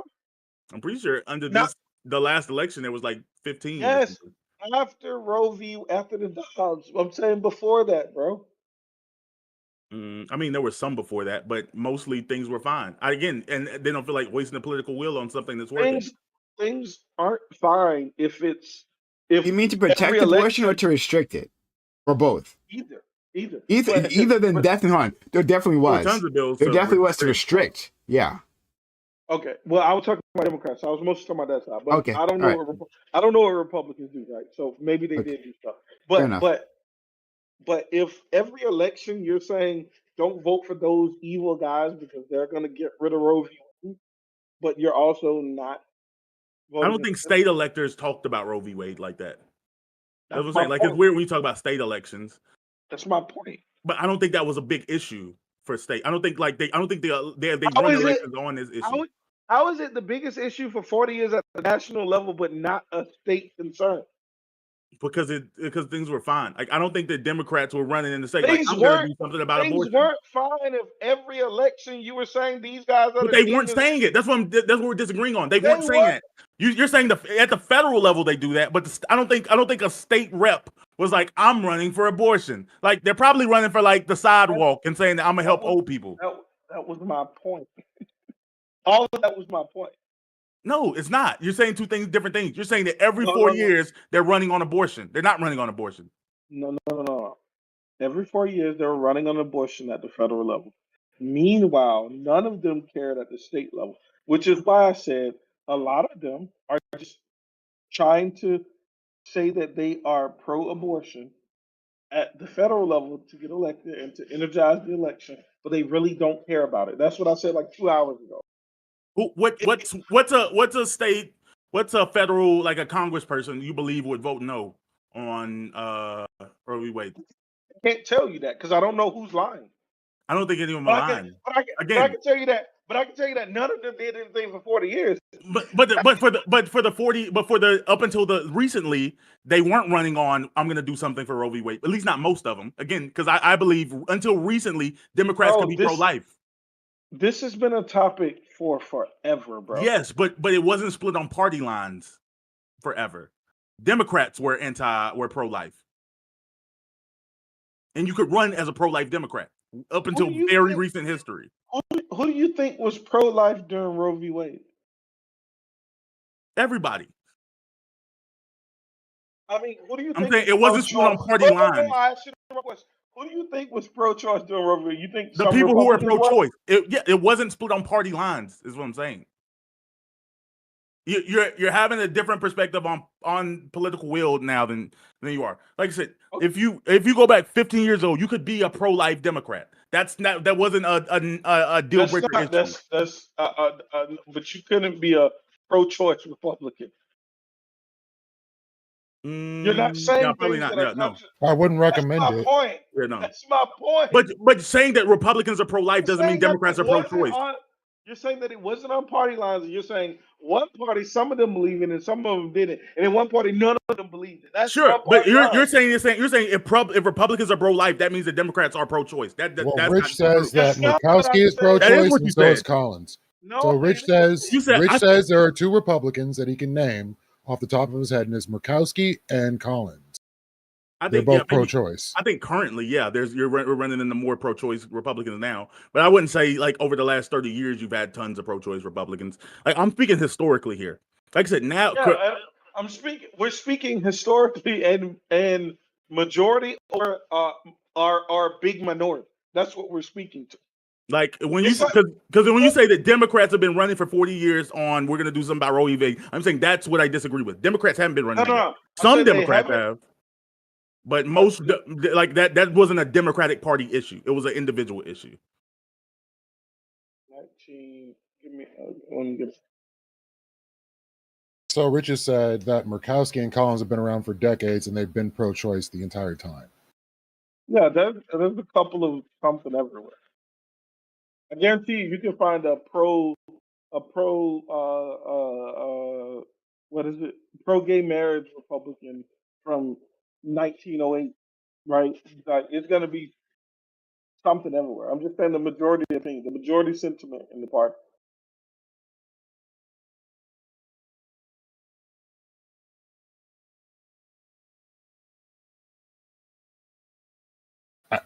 I can't disagree with you.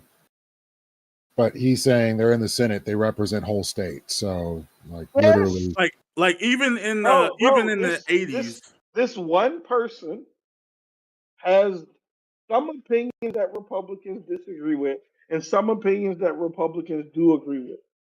And this person gets elected into the Senate, and this person gets all of the institutional money, and they get all of this stuff, and they're going to get reelected over and over. Yes, this one person has this opinion that Republicans don't like, and they have all these other opinions that Republicans do like.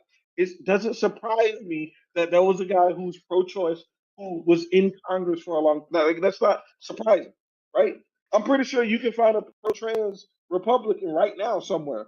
And like, yes, that person is pro-trans, but the rest of the Republicans, representing an that's their entire reaction. state. Representing an I'm pretty entire sure state. there is. I'm pretty sure there is. They like, bro, Republicans fuck small up like that, bro. You can find everything, bro. You can find a pedophile. You can find everything. Like, you can find a person with any opinion, and you can say that this person is a senator of this state, and they have this opinion. How can people vote for them? Like, that's gonna be everywhere. Don't they have like that was like trans Republican like party or something, like not party but like group or something, You right? mean the gay Republican, log cabin Republicans? Oh, there's a gay Republican. Yeah, Okay, the I thought there log was. cabin Republican group. That they were there for decades. I thought you were talking about. I think you're talking about a specific dude that was a drag queen that got found out. Wait, He really? was a house I don't know member. about that, but there was the Wait, log what? cabin Republicans. They were like a specific subset, a group. That despite being gay, were Republicans the entire time for like way before gay marriage. Was Bam talking about Santos? Yeah, I was thinking about Santos. Yeah, Santos. I don't know. I don't know. George was, yeah, George Santos. Santos? George Santos. You definitely heard of George Santos. You know, Yeah, he was but stealing people's luggage and shit.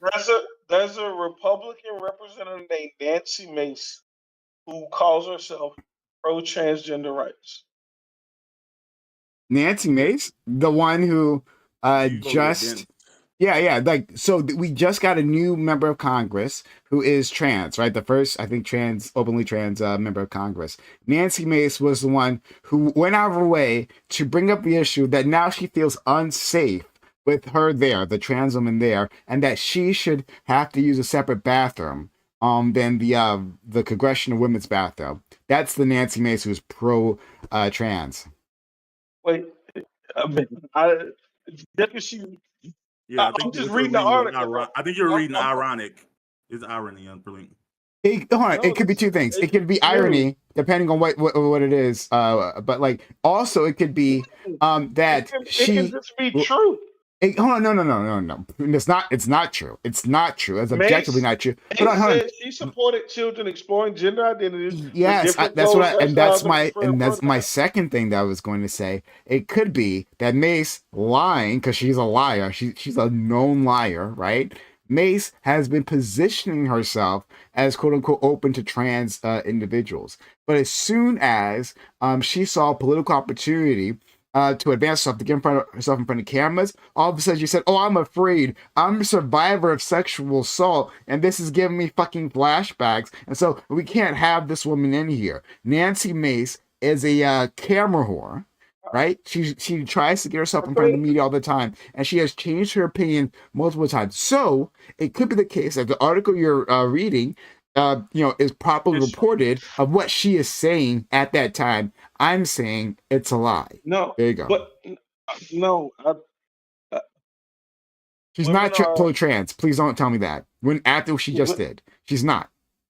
listen. Women are extremely complicated with the trans topic. Oh my god. Okay, so I don't won't want to do say- it. I don't no, want to do it. I won't. No. I would not sit here and say every woman is transphobic if they want. No, I'm sorry. No. That's crazy. I'm not. No, I'm not going. So I wouldn't say every woman is transphobic just because she has feelings about the bathroom. I would say that too, right? I'm saying That's what you just hold said. on. I'm saying Nancy Mace is transphobic. Nancy Mace, I'm calling out this woman who you didn't know existed until like 30 seconds ago. I'm saying I have seen this Mom has woman a bigger operate for background. months. And This woman is transphobic. Yes. I'm just telling you the information you told me. So let's admit a few things, right? I looked this person up and I just learned about this person, right? So I don't know anything about this person. I can read the Okay. statements that they said years ago. Now, you said these were your words. Yeah. You said Nancy Mace that filed the thing because she didn't want the trans person in the bathroom with her. She said she was afraid. That's all you gave me. So I'm No. throwing back to you. Yeah. I said No, that is yeah, all sure. you gave me. No. Yeah. I'm saying she said she was afraid, but I think that at the time she was clearly lying, and that and she has gotten into like she's been using this for fundraising, right? So, this whole incident immediately once it got into the press because it obviously did, right? She's been using that to fundraise. Jasmine Crockett, the baddie from Texas, right, called her out on this, right? Embarrassed her, and then Nancy Mace also another thing she said is that like because Jasmine Crockett calls her out, and this is like in Congress, right? Nancy Mace responds like saying like, "Oh, I'm not going to take that from you," right? This and that, right? And then she says, Nancy Mace, if you want to go, like we can take this outside, right? She said, basically saying, "I will fight you, over this." Nancy Mace is a liar. Nancy Mace ain't about that life. Nancy Mace ain't about that. She said she made another statement, but Nancy Mace ain't about that life. At the same time, she was gonna fight her because she called her a child or something. No. But she said Jasmine Crockett wasn't talking to her directly, right? But she said "woo child," that's CHILE, right? And Nancy Mace, because she don't know black people, she don't have any experience with black individuals. I know what she said. Hold on, I know what she said because I'm telling you, I followed the whole situation. I know what she said. So Nancy Mace responded like, "Don't call me a child," because she doesn't know what Jasmine Crockett said, right? When she said child, CHILE, right? And then, but that's not the point that I'm focusing on. I'm focusing on the next statement about fighting. And she ain't about that life. But the reason none of that had to do with trans stuff though. That had to do with she felt like she was disrespected. I know it didn't have to do with trans, right? I'm making another point, right? I'm saying Nancy Mace makes a statement, right? But Nancy Mace is lying. She says the words, but she doesn't actually mean any of these things. She knows she is on camera and that this will be played, right? So she's going for attention. Nancy Mace, attention whore. Mace said, "Catch her outside." That's what she showed Jasmine Crockett. She said, "Catch me outside." She ain't gonna. Yeah, that. You think that's funny? That I'm about to say somebody threatening to beat up black women in the halls of Congress. You think that's like? If you wanna ask me this question for real? Yeah. If they would have fought, it would have been funny. I would have laughed. I don't know who these people are. You think I give a fuck about these two people fighting in Congress? I don't know. I do. I don't think that somebody should threaten to beat up black women. I don't think someone should threaten to beat up Jasmine Crockett. Now she's threatening to beat up all black women because she's I'm saying that she's threatening to beat up a black woman for no reason. But look, just click the link I sent you in chat because you questioned their transphobic. Just click the link. But I told y'all that I think we were talking about this in DMs. Congress might be lit if people threw hands sometimes.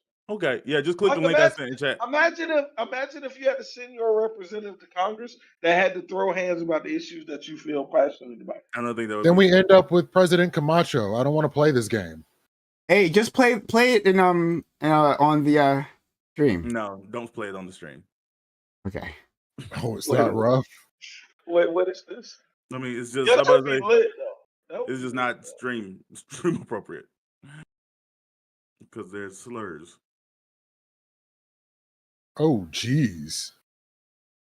Oh, okay. I can't look at the clip because I can put the clip in chat and then you guys. I've got it muted. I can't do it right now. So I'll put it in the chat. I mean, it's not like the worst thing in the world, but I'm just saying that like it's not Twitch. But isn't she on the pro-trans side? She's not. She's not. That's what we're saying. She's a liar. Yeah, she obviously is. GSU. obviously.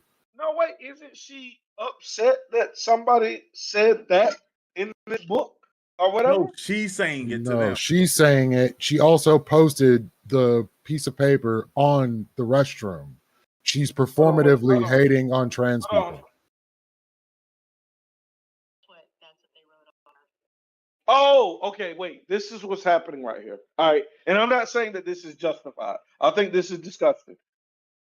She's reading something where that community is attacking her and calling her a bigot. And she's responding to that hate with hate. I don't think people should do this, but that's what's happening in that clip. Look at the clip again. Yeah, I know what the clip is. I'm saying that she's an inappropriate, problematic person in it. Yeah, and you agree, so we're fine. I agree that this is extremely problematic, but I don't think this is. She's I a know problematic person. we don't have enough time to dive into this, but I wouldn't even look at this and say that she's transphobic. I don't know what it is, but I'm sure I disagree with so Gambit. if somebody came on stream and was like, "Oh, who said that? The niggas." A white dude said that, and he was like, "Oh, I don't think he's racist. That's just how he addresses us." According to this, Mel Gibson loves Jews, and Hulk Hogan is very fond of black people. I've been hearing people talk about this Mel Gibson guy. Who is that? You know who Mel Gibson is. You know, you acting like Prime right now. You know who Mel Gibson is. No, You've never seen a Lethal Weapon movie. You've never seen a Lethal Weapon movie, or Passion of the Christ, or I haven't seen Passion of the Christ. I've heard of Passion of the Christ. He directed Passion of the Christ. I don't think he was in it. Mad Max. The original Mad Max. Yeah, the original Mad Max. The Patriot. I don't know what that is. I don't know what that Daddy's is. Home 2, if you want to go like more I don't know regular. what that is. Jesus. Okay, it doesn't matter. Mel Gibson is a famous Australian actor, right? And he came over he's been in the States for a long time. He's been and he was super popular. And then he gets caught. This is like, well, you know who Danny Glover is? 20 years ago. You ain't seen Danny Glover back to back on Lethal Weapon? On the poster. I know Drake say that in the song back to back. Back to back like Danny Glover on the cover of Lethal Weapon, yeah, with Mel Gibson. Yeah, with Mel Gibson. But anyway, look, he gets caught. He gets pulled over by an officer. Right, this is like almost 20 years ago now or something. I don't know, it was a long time ago. And he wait, that's an old. Oh, I don't know Danny Glover. Pisco Ray. Donald Glover. Yeah. Oh, thank you. Oh my God, you're saying Donald Glover? Pisco, thank you for the kind raid. I hope you're doing well. I thought that Donald Glover was Danny Glover's son at first. When I first heard him, I was like, Donald Glover, like that Danny Glover's son? It's not. Hold on, we got new people in here, so we got to actually give them a reason to stay. Hello, hey, thanks all. Thank you, Pisco, for the raid of 119 people. Hope you are doing well over there. Hey everyone, my name is Prime. We do debates here. Right now we have just a small group of people. We're debating lots of things. We're debating abortion rights. We're debating like what the politicians are liars and which ones are transphobic. What else we were debating? We were debating the equal the executive order that Trump just issued that is rolling back affirmative action. DEI in general, but affirmative action protections in the federal government. We were debating all that stuff. If any may interest you, hit the follow button before you leave. Hit the follow button. We'd love to have you. But yeah, we do this all the time. We have great discussions with a variety of individuals. We're always looking for new people too to come on these things. So if you're interested in coming on, just DM me in Discord, right? !Discord. Prom's not giving himself enough credit. He actually introduced the internet to y'all's daddy Pisco. And actually, I'm about to say, and technically just because it's past hours, I don't know if Pisco's gone, but we've never spoke before, but I was wondering if you had a couple minutes to talk about the legality of a couple things we was confused about. I'm about to say, if you're gone, it's no big deal, but I was curious about some. Oh yeah. We should do it open. Yeah, Pisco, if you have a moment, I'm not sure if you do, but if you have a moment, we'd love to, if we were arguing about, he said sure, yeah. He said sure. Okay. Well, he's a mod, so he can get in here by himself. Yeah. So why is that nigga a mod? When is my mod badge coming? He's been a mod forever. Yeah, I feel like I've earned Uh, my. What up, there you go. boys? What up, What's good, boys? Pisco? Hey, Pisco. How we doing? How we Oh, doing? Hey. These Good boy to see you, Yo, cocaine Um, niggas. it is the case that I started on Prime. Uh, Sorry, I can't hear you. I couldn't hear you. What'd you say, GSU? I said, welcome home. What up? What up? yeah. Let me Oh wait, send you. I'm hearing myself come. Oh my god, I had the stream on. I'm so sorry. I had the stream on and I was hearing myself. My bad, guys. No We can problem. hear it. Okay, cool. Message. Let me send you the StreamYard link. If you can get on camera, that'd be great. Just jump Oh in. sure. Yeah. Yeah. Happy to do that. One thing that we were talking about, Pisco, Mhm. is wait. I always say Pisco and then Pisco, and then you Yeah, always is say it the other. pissed?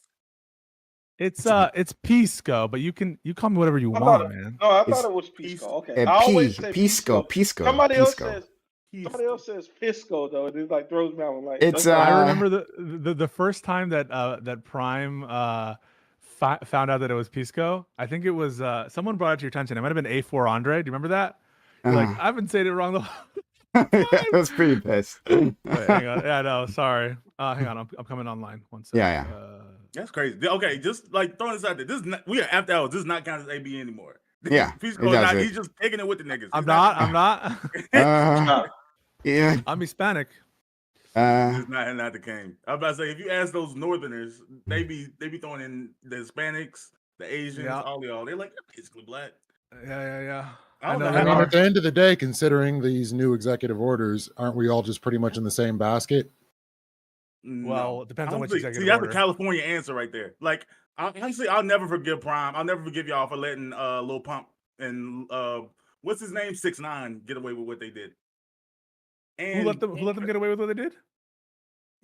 everybody like from the Upper East Coast, all the Northerners. Got it. Sorry, Yeah. I apologize for that. Yeah, you get your people, man. But Yeah. What do you need? no, Yeah, the So- employment, the equal opportunity employment.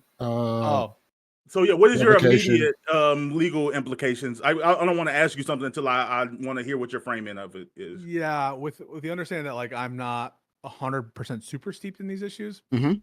What I understand it to be are the primary purpose is to stop what Trump and MAGA considers to be anti-white racism, which are sort of in their view expressed by having these kind of equal opportunity laws in the federal government and public employment, and then pressuring other private actors to do the same. So to not adopt any diversity policy where in previous years we called them affirmative action policies, which were premised for years and years and years on diversity, right, in higher education, in different employment, and so there are a array of different legal protections or avenues that might be available to Trump to get both public actors to immediately stop caring about diversity, equity, and inclusion of any kind, firing everyone who's at all related to it, and also to file lawsuits and to take other policies, condition money, resources, opportunities on basically being coerced to get rid of those policies. Okay, That's how I understand it. That's the overview. I don't have that much steep knowledge in the weeds of it. Okay, yeah. I'm about to say the thing we were dealing with is like there seems to be, and it what we're saying is true for everything. It seems like there's laws on top of laws on top of laws. So there's like the executive order he's revoking. He's also issuing an express anti, I guess, DEI executive order.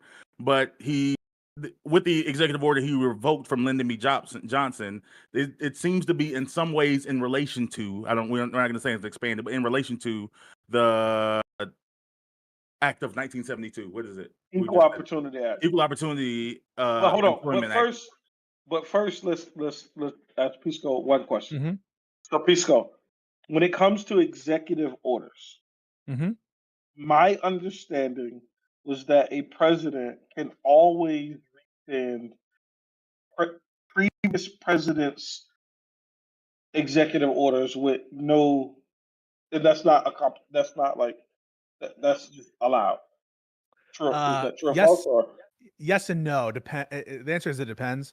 A lot of the main executive orders, the answer is yes, because they're proclamations of probably like inherent presidential authority or Exactly. some kind of congressionally derived authority where the Congress will say the president shall have the authority to issue a national emergency and da, da, da, da. There are situations in which, for example, right, the revocation of DACA, the rescission of DACA. Do you remember that? So Trump tried to get rid of it.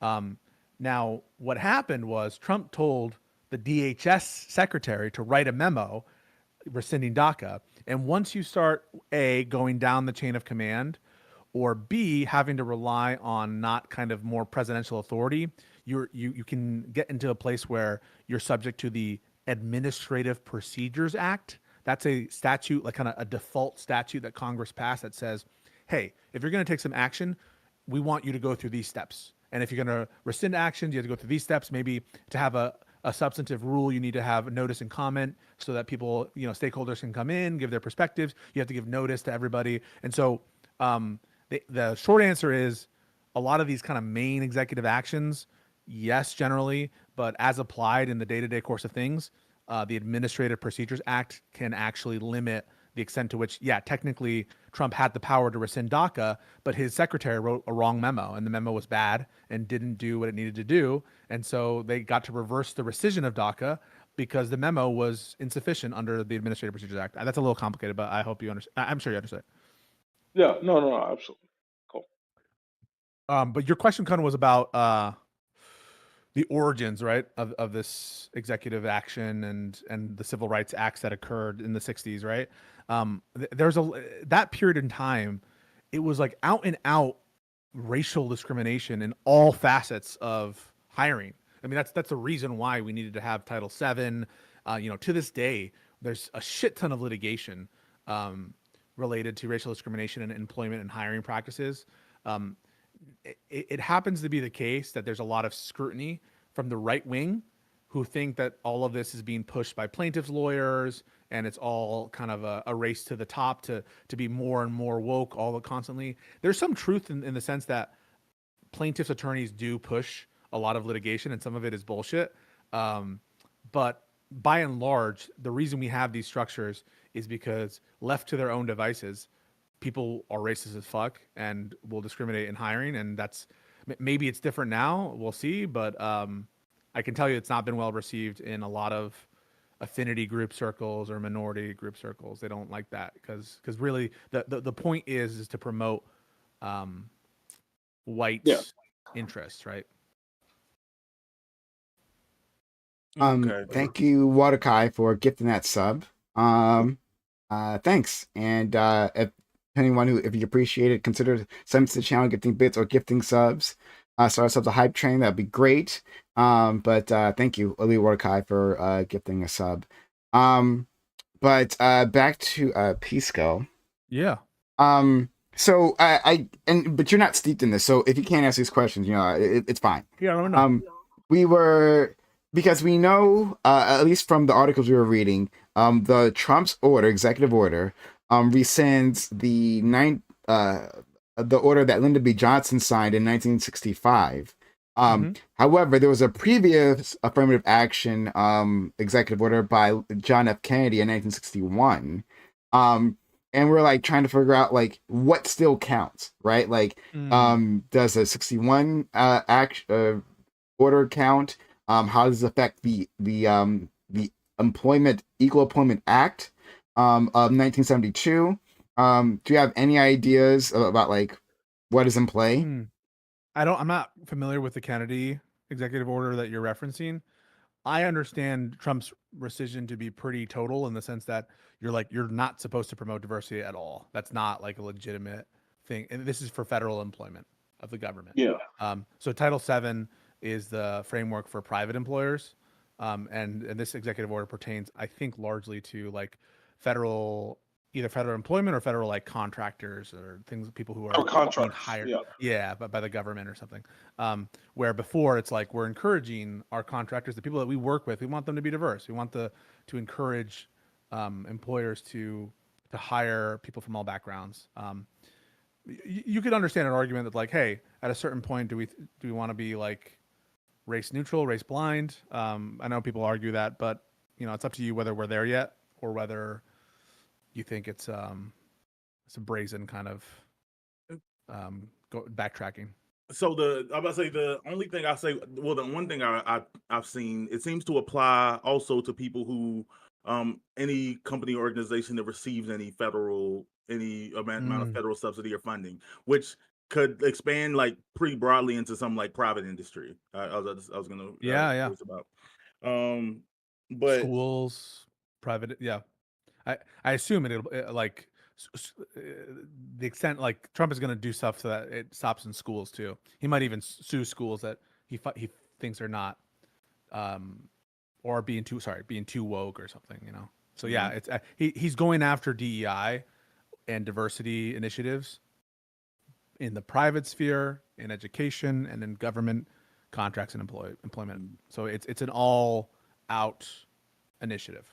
One And the more thing, one more sub or gifting bits or resubbing. We can get one more person doing that. We can get subs a hype train. Help us out. We have less than a minute left. Consider supporting the channel. But yeah, sub to the channel, get bits or gift subs. Right now, help us get to a hype train. But anyway, what are you gonna say, Bam? yeah, I'm about to say somebody be the lucky one, get us over that edge. But oh, like the thing is, I was saying earlier, there's a world. One, I don't like. I guess we're gonna see how broadly this impacts the private sector. Like, I don't know. If like on a regular hiring practice, like if people are in hiring, are giving like the responsibility of like, hey, make sure when they're talking to the DEI department or making sure they're talking to someone within affirmative action and like, oh, we got to hit some quote unquote racial quota. I know quotas aren't legal, but I was just using that broadly for like affirmative action policy. So I don't know how broadly is actually going to make an impact on who's getting hired in places. I know that it's had a pretty significant impact, at least the university one, on acceptance rates to colleges. Oh, I don't know Specifically, those facts.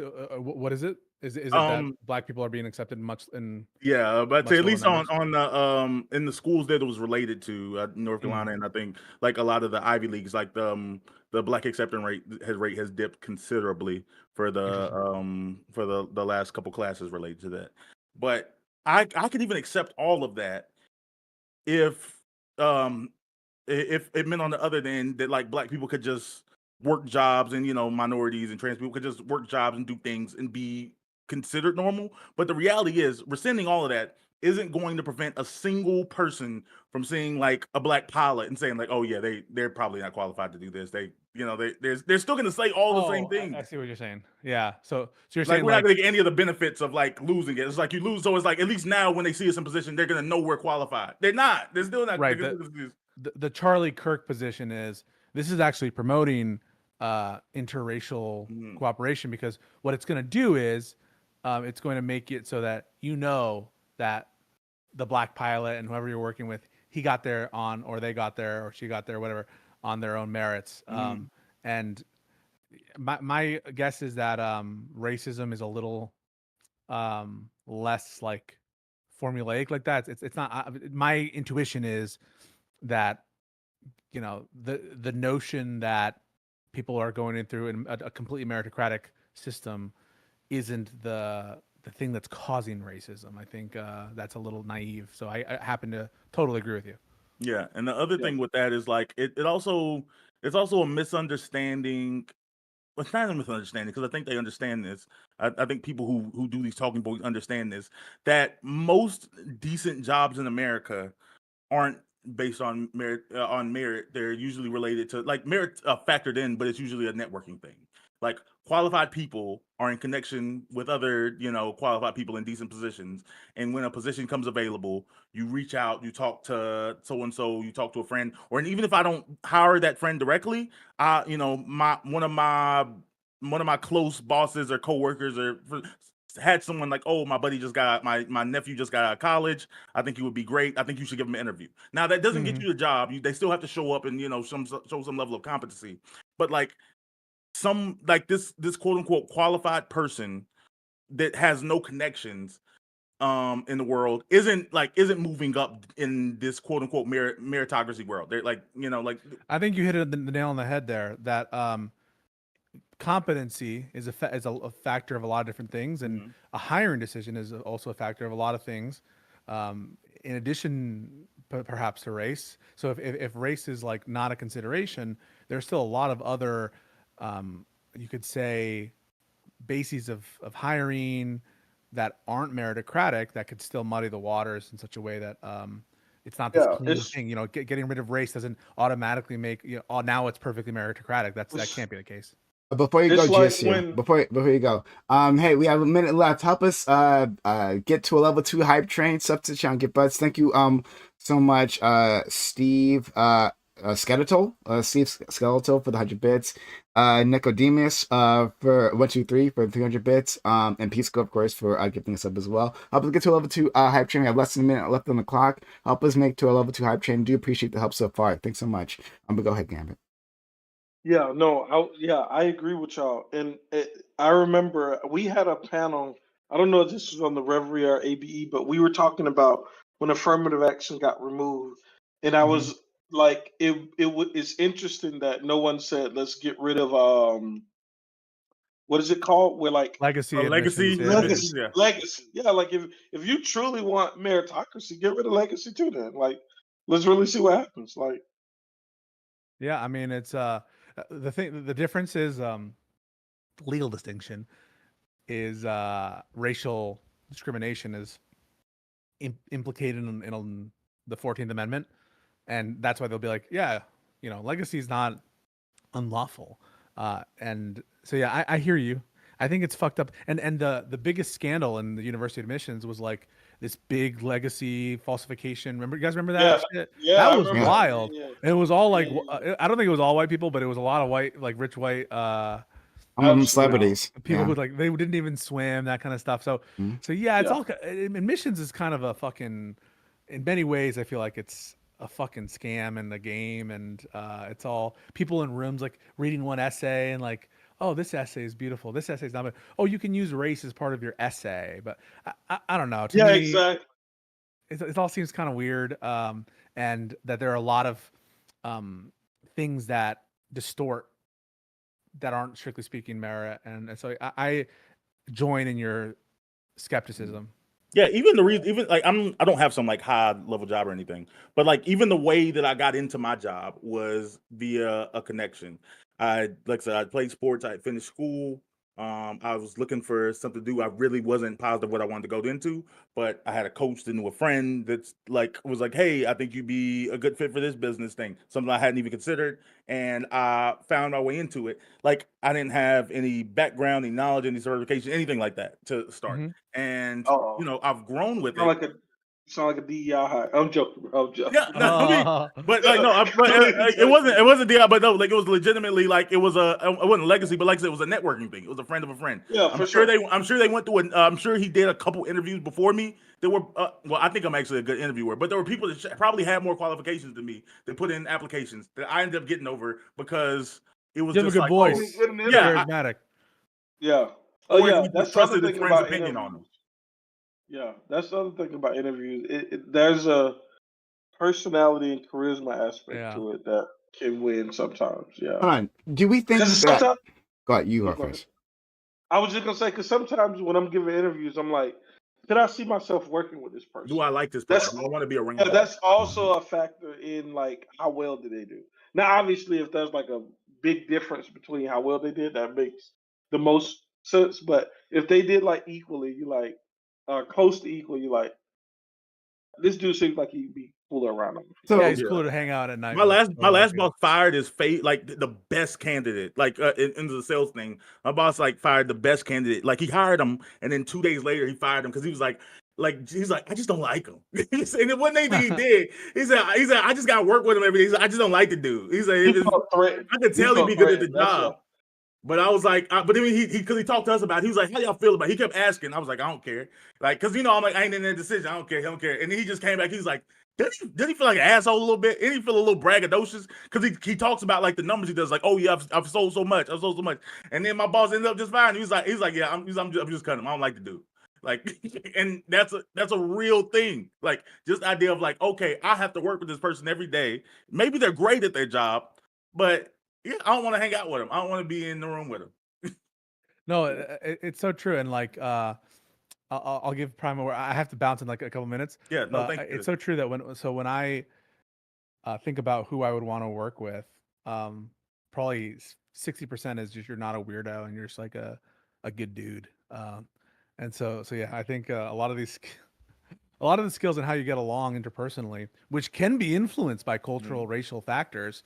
It'd be silly to say that it's not. Like that's one of the reasons why I think diversity is important. Maybe it's not important enough to have like quotas or something, but I think diversity is important because like you just know when I go to someone who has a Hispanic background, there's almost a sense of whether it's right or wrong. Human beings are just like this, and it can ease communication one way or the other, and it can also be helpful to have. And I think there's actually like studies and stuff. Multiple people from different groups can contribute in different ways or see problems in different ways. And so yeah, I think that it's interesting that interpersonal things, even the smallest things, like, I just don't like the dude can make all the difference. And Which Hispanic are you? Which one? I'm Peruvian, soy peruano. Peruvian. ¿Al español o no? Ooh, ¿Un poquito? dang. Your Spanish sounds fake a little bit. ¿Un poquito? ¿Qué No, hora no, es? no, yo hablo español. Okay. And You think it pisco, sounds fake? pisco is a Peruvian alcohol, right? Yeah, it's Peruvian alcohol. It's Yeah. Some So people say Chilean. I would I would say two things. One that's less important for now. One that government contractors like part of this is like getting a government contract in the first place. Which could be about networking, right? But like there was a bunch of like jobs that like just small jobs that the government gives contracts out to do, like tiny things, like even like catering. Like these are like contracts the government gives out to do, right? And then it's deciding, well, which person gets these jobs. I don't know. I mean, I don't know what the breakdown of these businesses and who owns them is.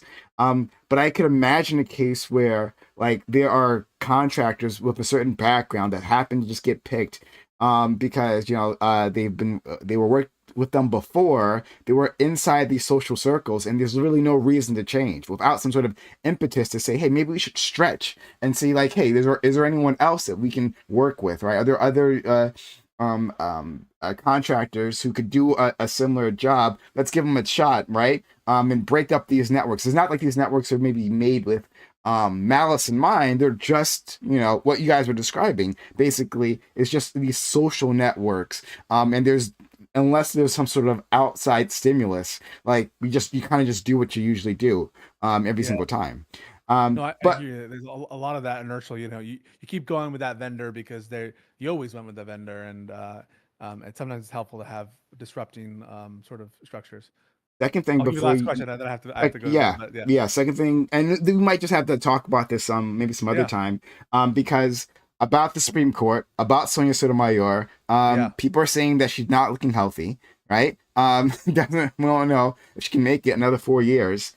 I want to know.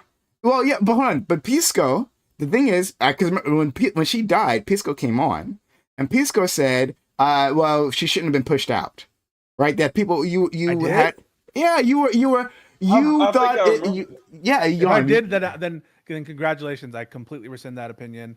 If I said that, I'm really stupid because I think that's fucking dumb. If I said that, and if I said that, I was stupid and I was wrong. Okay. We'll have let's have a larger conversation about that. I will completely cop if that's what I said. I don't remember saying it, but if you remember it clearly, I'm not going to doubt you. That just is so stupid of me to have said that. Okay. You gotta come home sometime. Yes, I do. Listen, I grew up on Prime Kai, and that's how I started doing this internet stuff. Like it really is. And I remember the old days and the first generation, second generation. It's so good to see Gambit still here, and Waterkai as well. Like you guys are homies. It was great to meet you. Bam, is it Bam or Black American? No, yeah, Bam. Bam was good. Bam, yeah. It's great to meet you and Prime. It's always a pleasure. Yeah, miss you, fan. Guess what? Hold on before go. Guess what he did yesterday? Guess what he had the audacity to do? Right? So I'm chilling. No, you. I'm chilling yesterday. And Pisco which we won't talk about what was happening yesterday, but Yeah. Pisco was dealing with a situation yesterday. This motherfucker had the audacity to only look at YouTube chat for like a whole Oh, hour. true. I was like, really, bro? People, Like, they don't remember where they came from. Really. I was like, we've been here since the pandemic. Like, I was like, True. what is happening? But All no, right, but you got me. You got me, dude. finally I came have. up. You guys like came on to debunk me and then make me feel like fucking shit. No, I'm just kidding. I'll be back and yeah, let's keep in touch. All right, have a good one, All right, friend. much love, brothers. Thank you. Peace, my All dude. right, much love, bro. Yeah. That's He my said, bro there. you know, we only Yeah. said brothers because we black. I'm just a little sad that Pisco showed up right when GSU was getting cooked, acting like he didn't know who Mel Gibson was. I do not know who Mel Gibson. Yeah, I I don't know mean, who Donald so- Glover is either. but then Danny. you've seen a Mel Danny Gibson Glover. movie. You've seen a Mel Gibson movie at some point in time. I've never seen Passion of the Christ, and that's the only one I probably would have considered watching. We What was were- the other one? Lethal Weapon? I haven't seen that. We were saying basically, so he didn't know why we're bringing up Mel Gibson. We were talking about people who were who were shown to be bigoted when they pretended otherwise. Mel Gibson is like a hardcore Christian, like not just like Christian. He is like some sort of Christian kind of cult type of situation, right? Like some sort of very niche segment of Like a Christianity. And it's- Scientologist? no, he's not a Scientologist. He's something else, right? Him and his father. His father's like this too.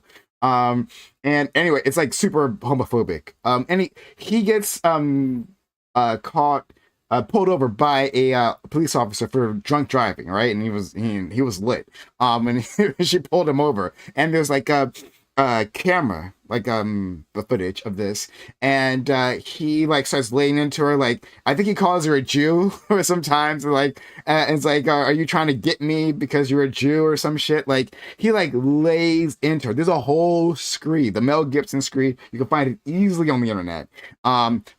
This guy was at the top of Hollywood, right? Like an A-lister.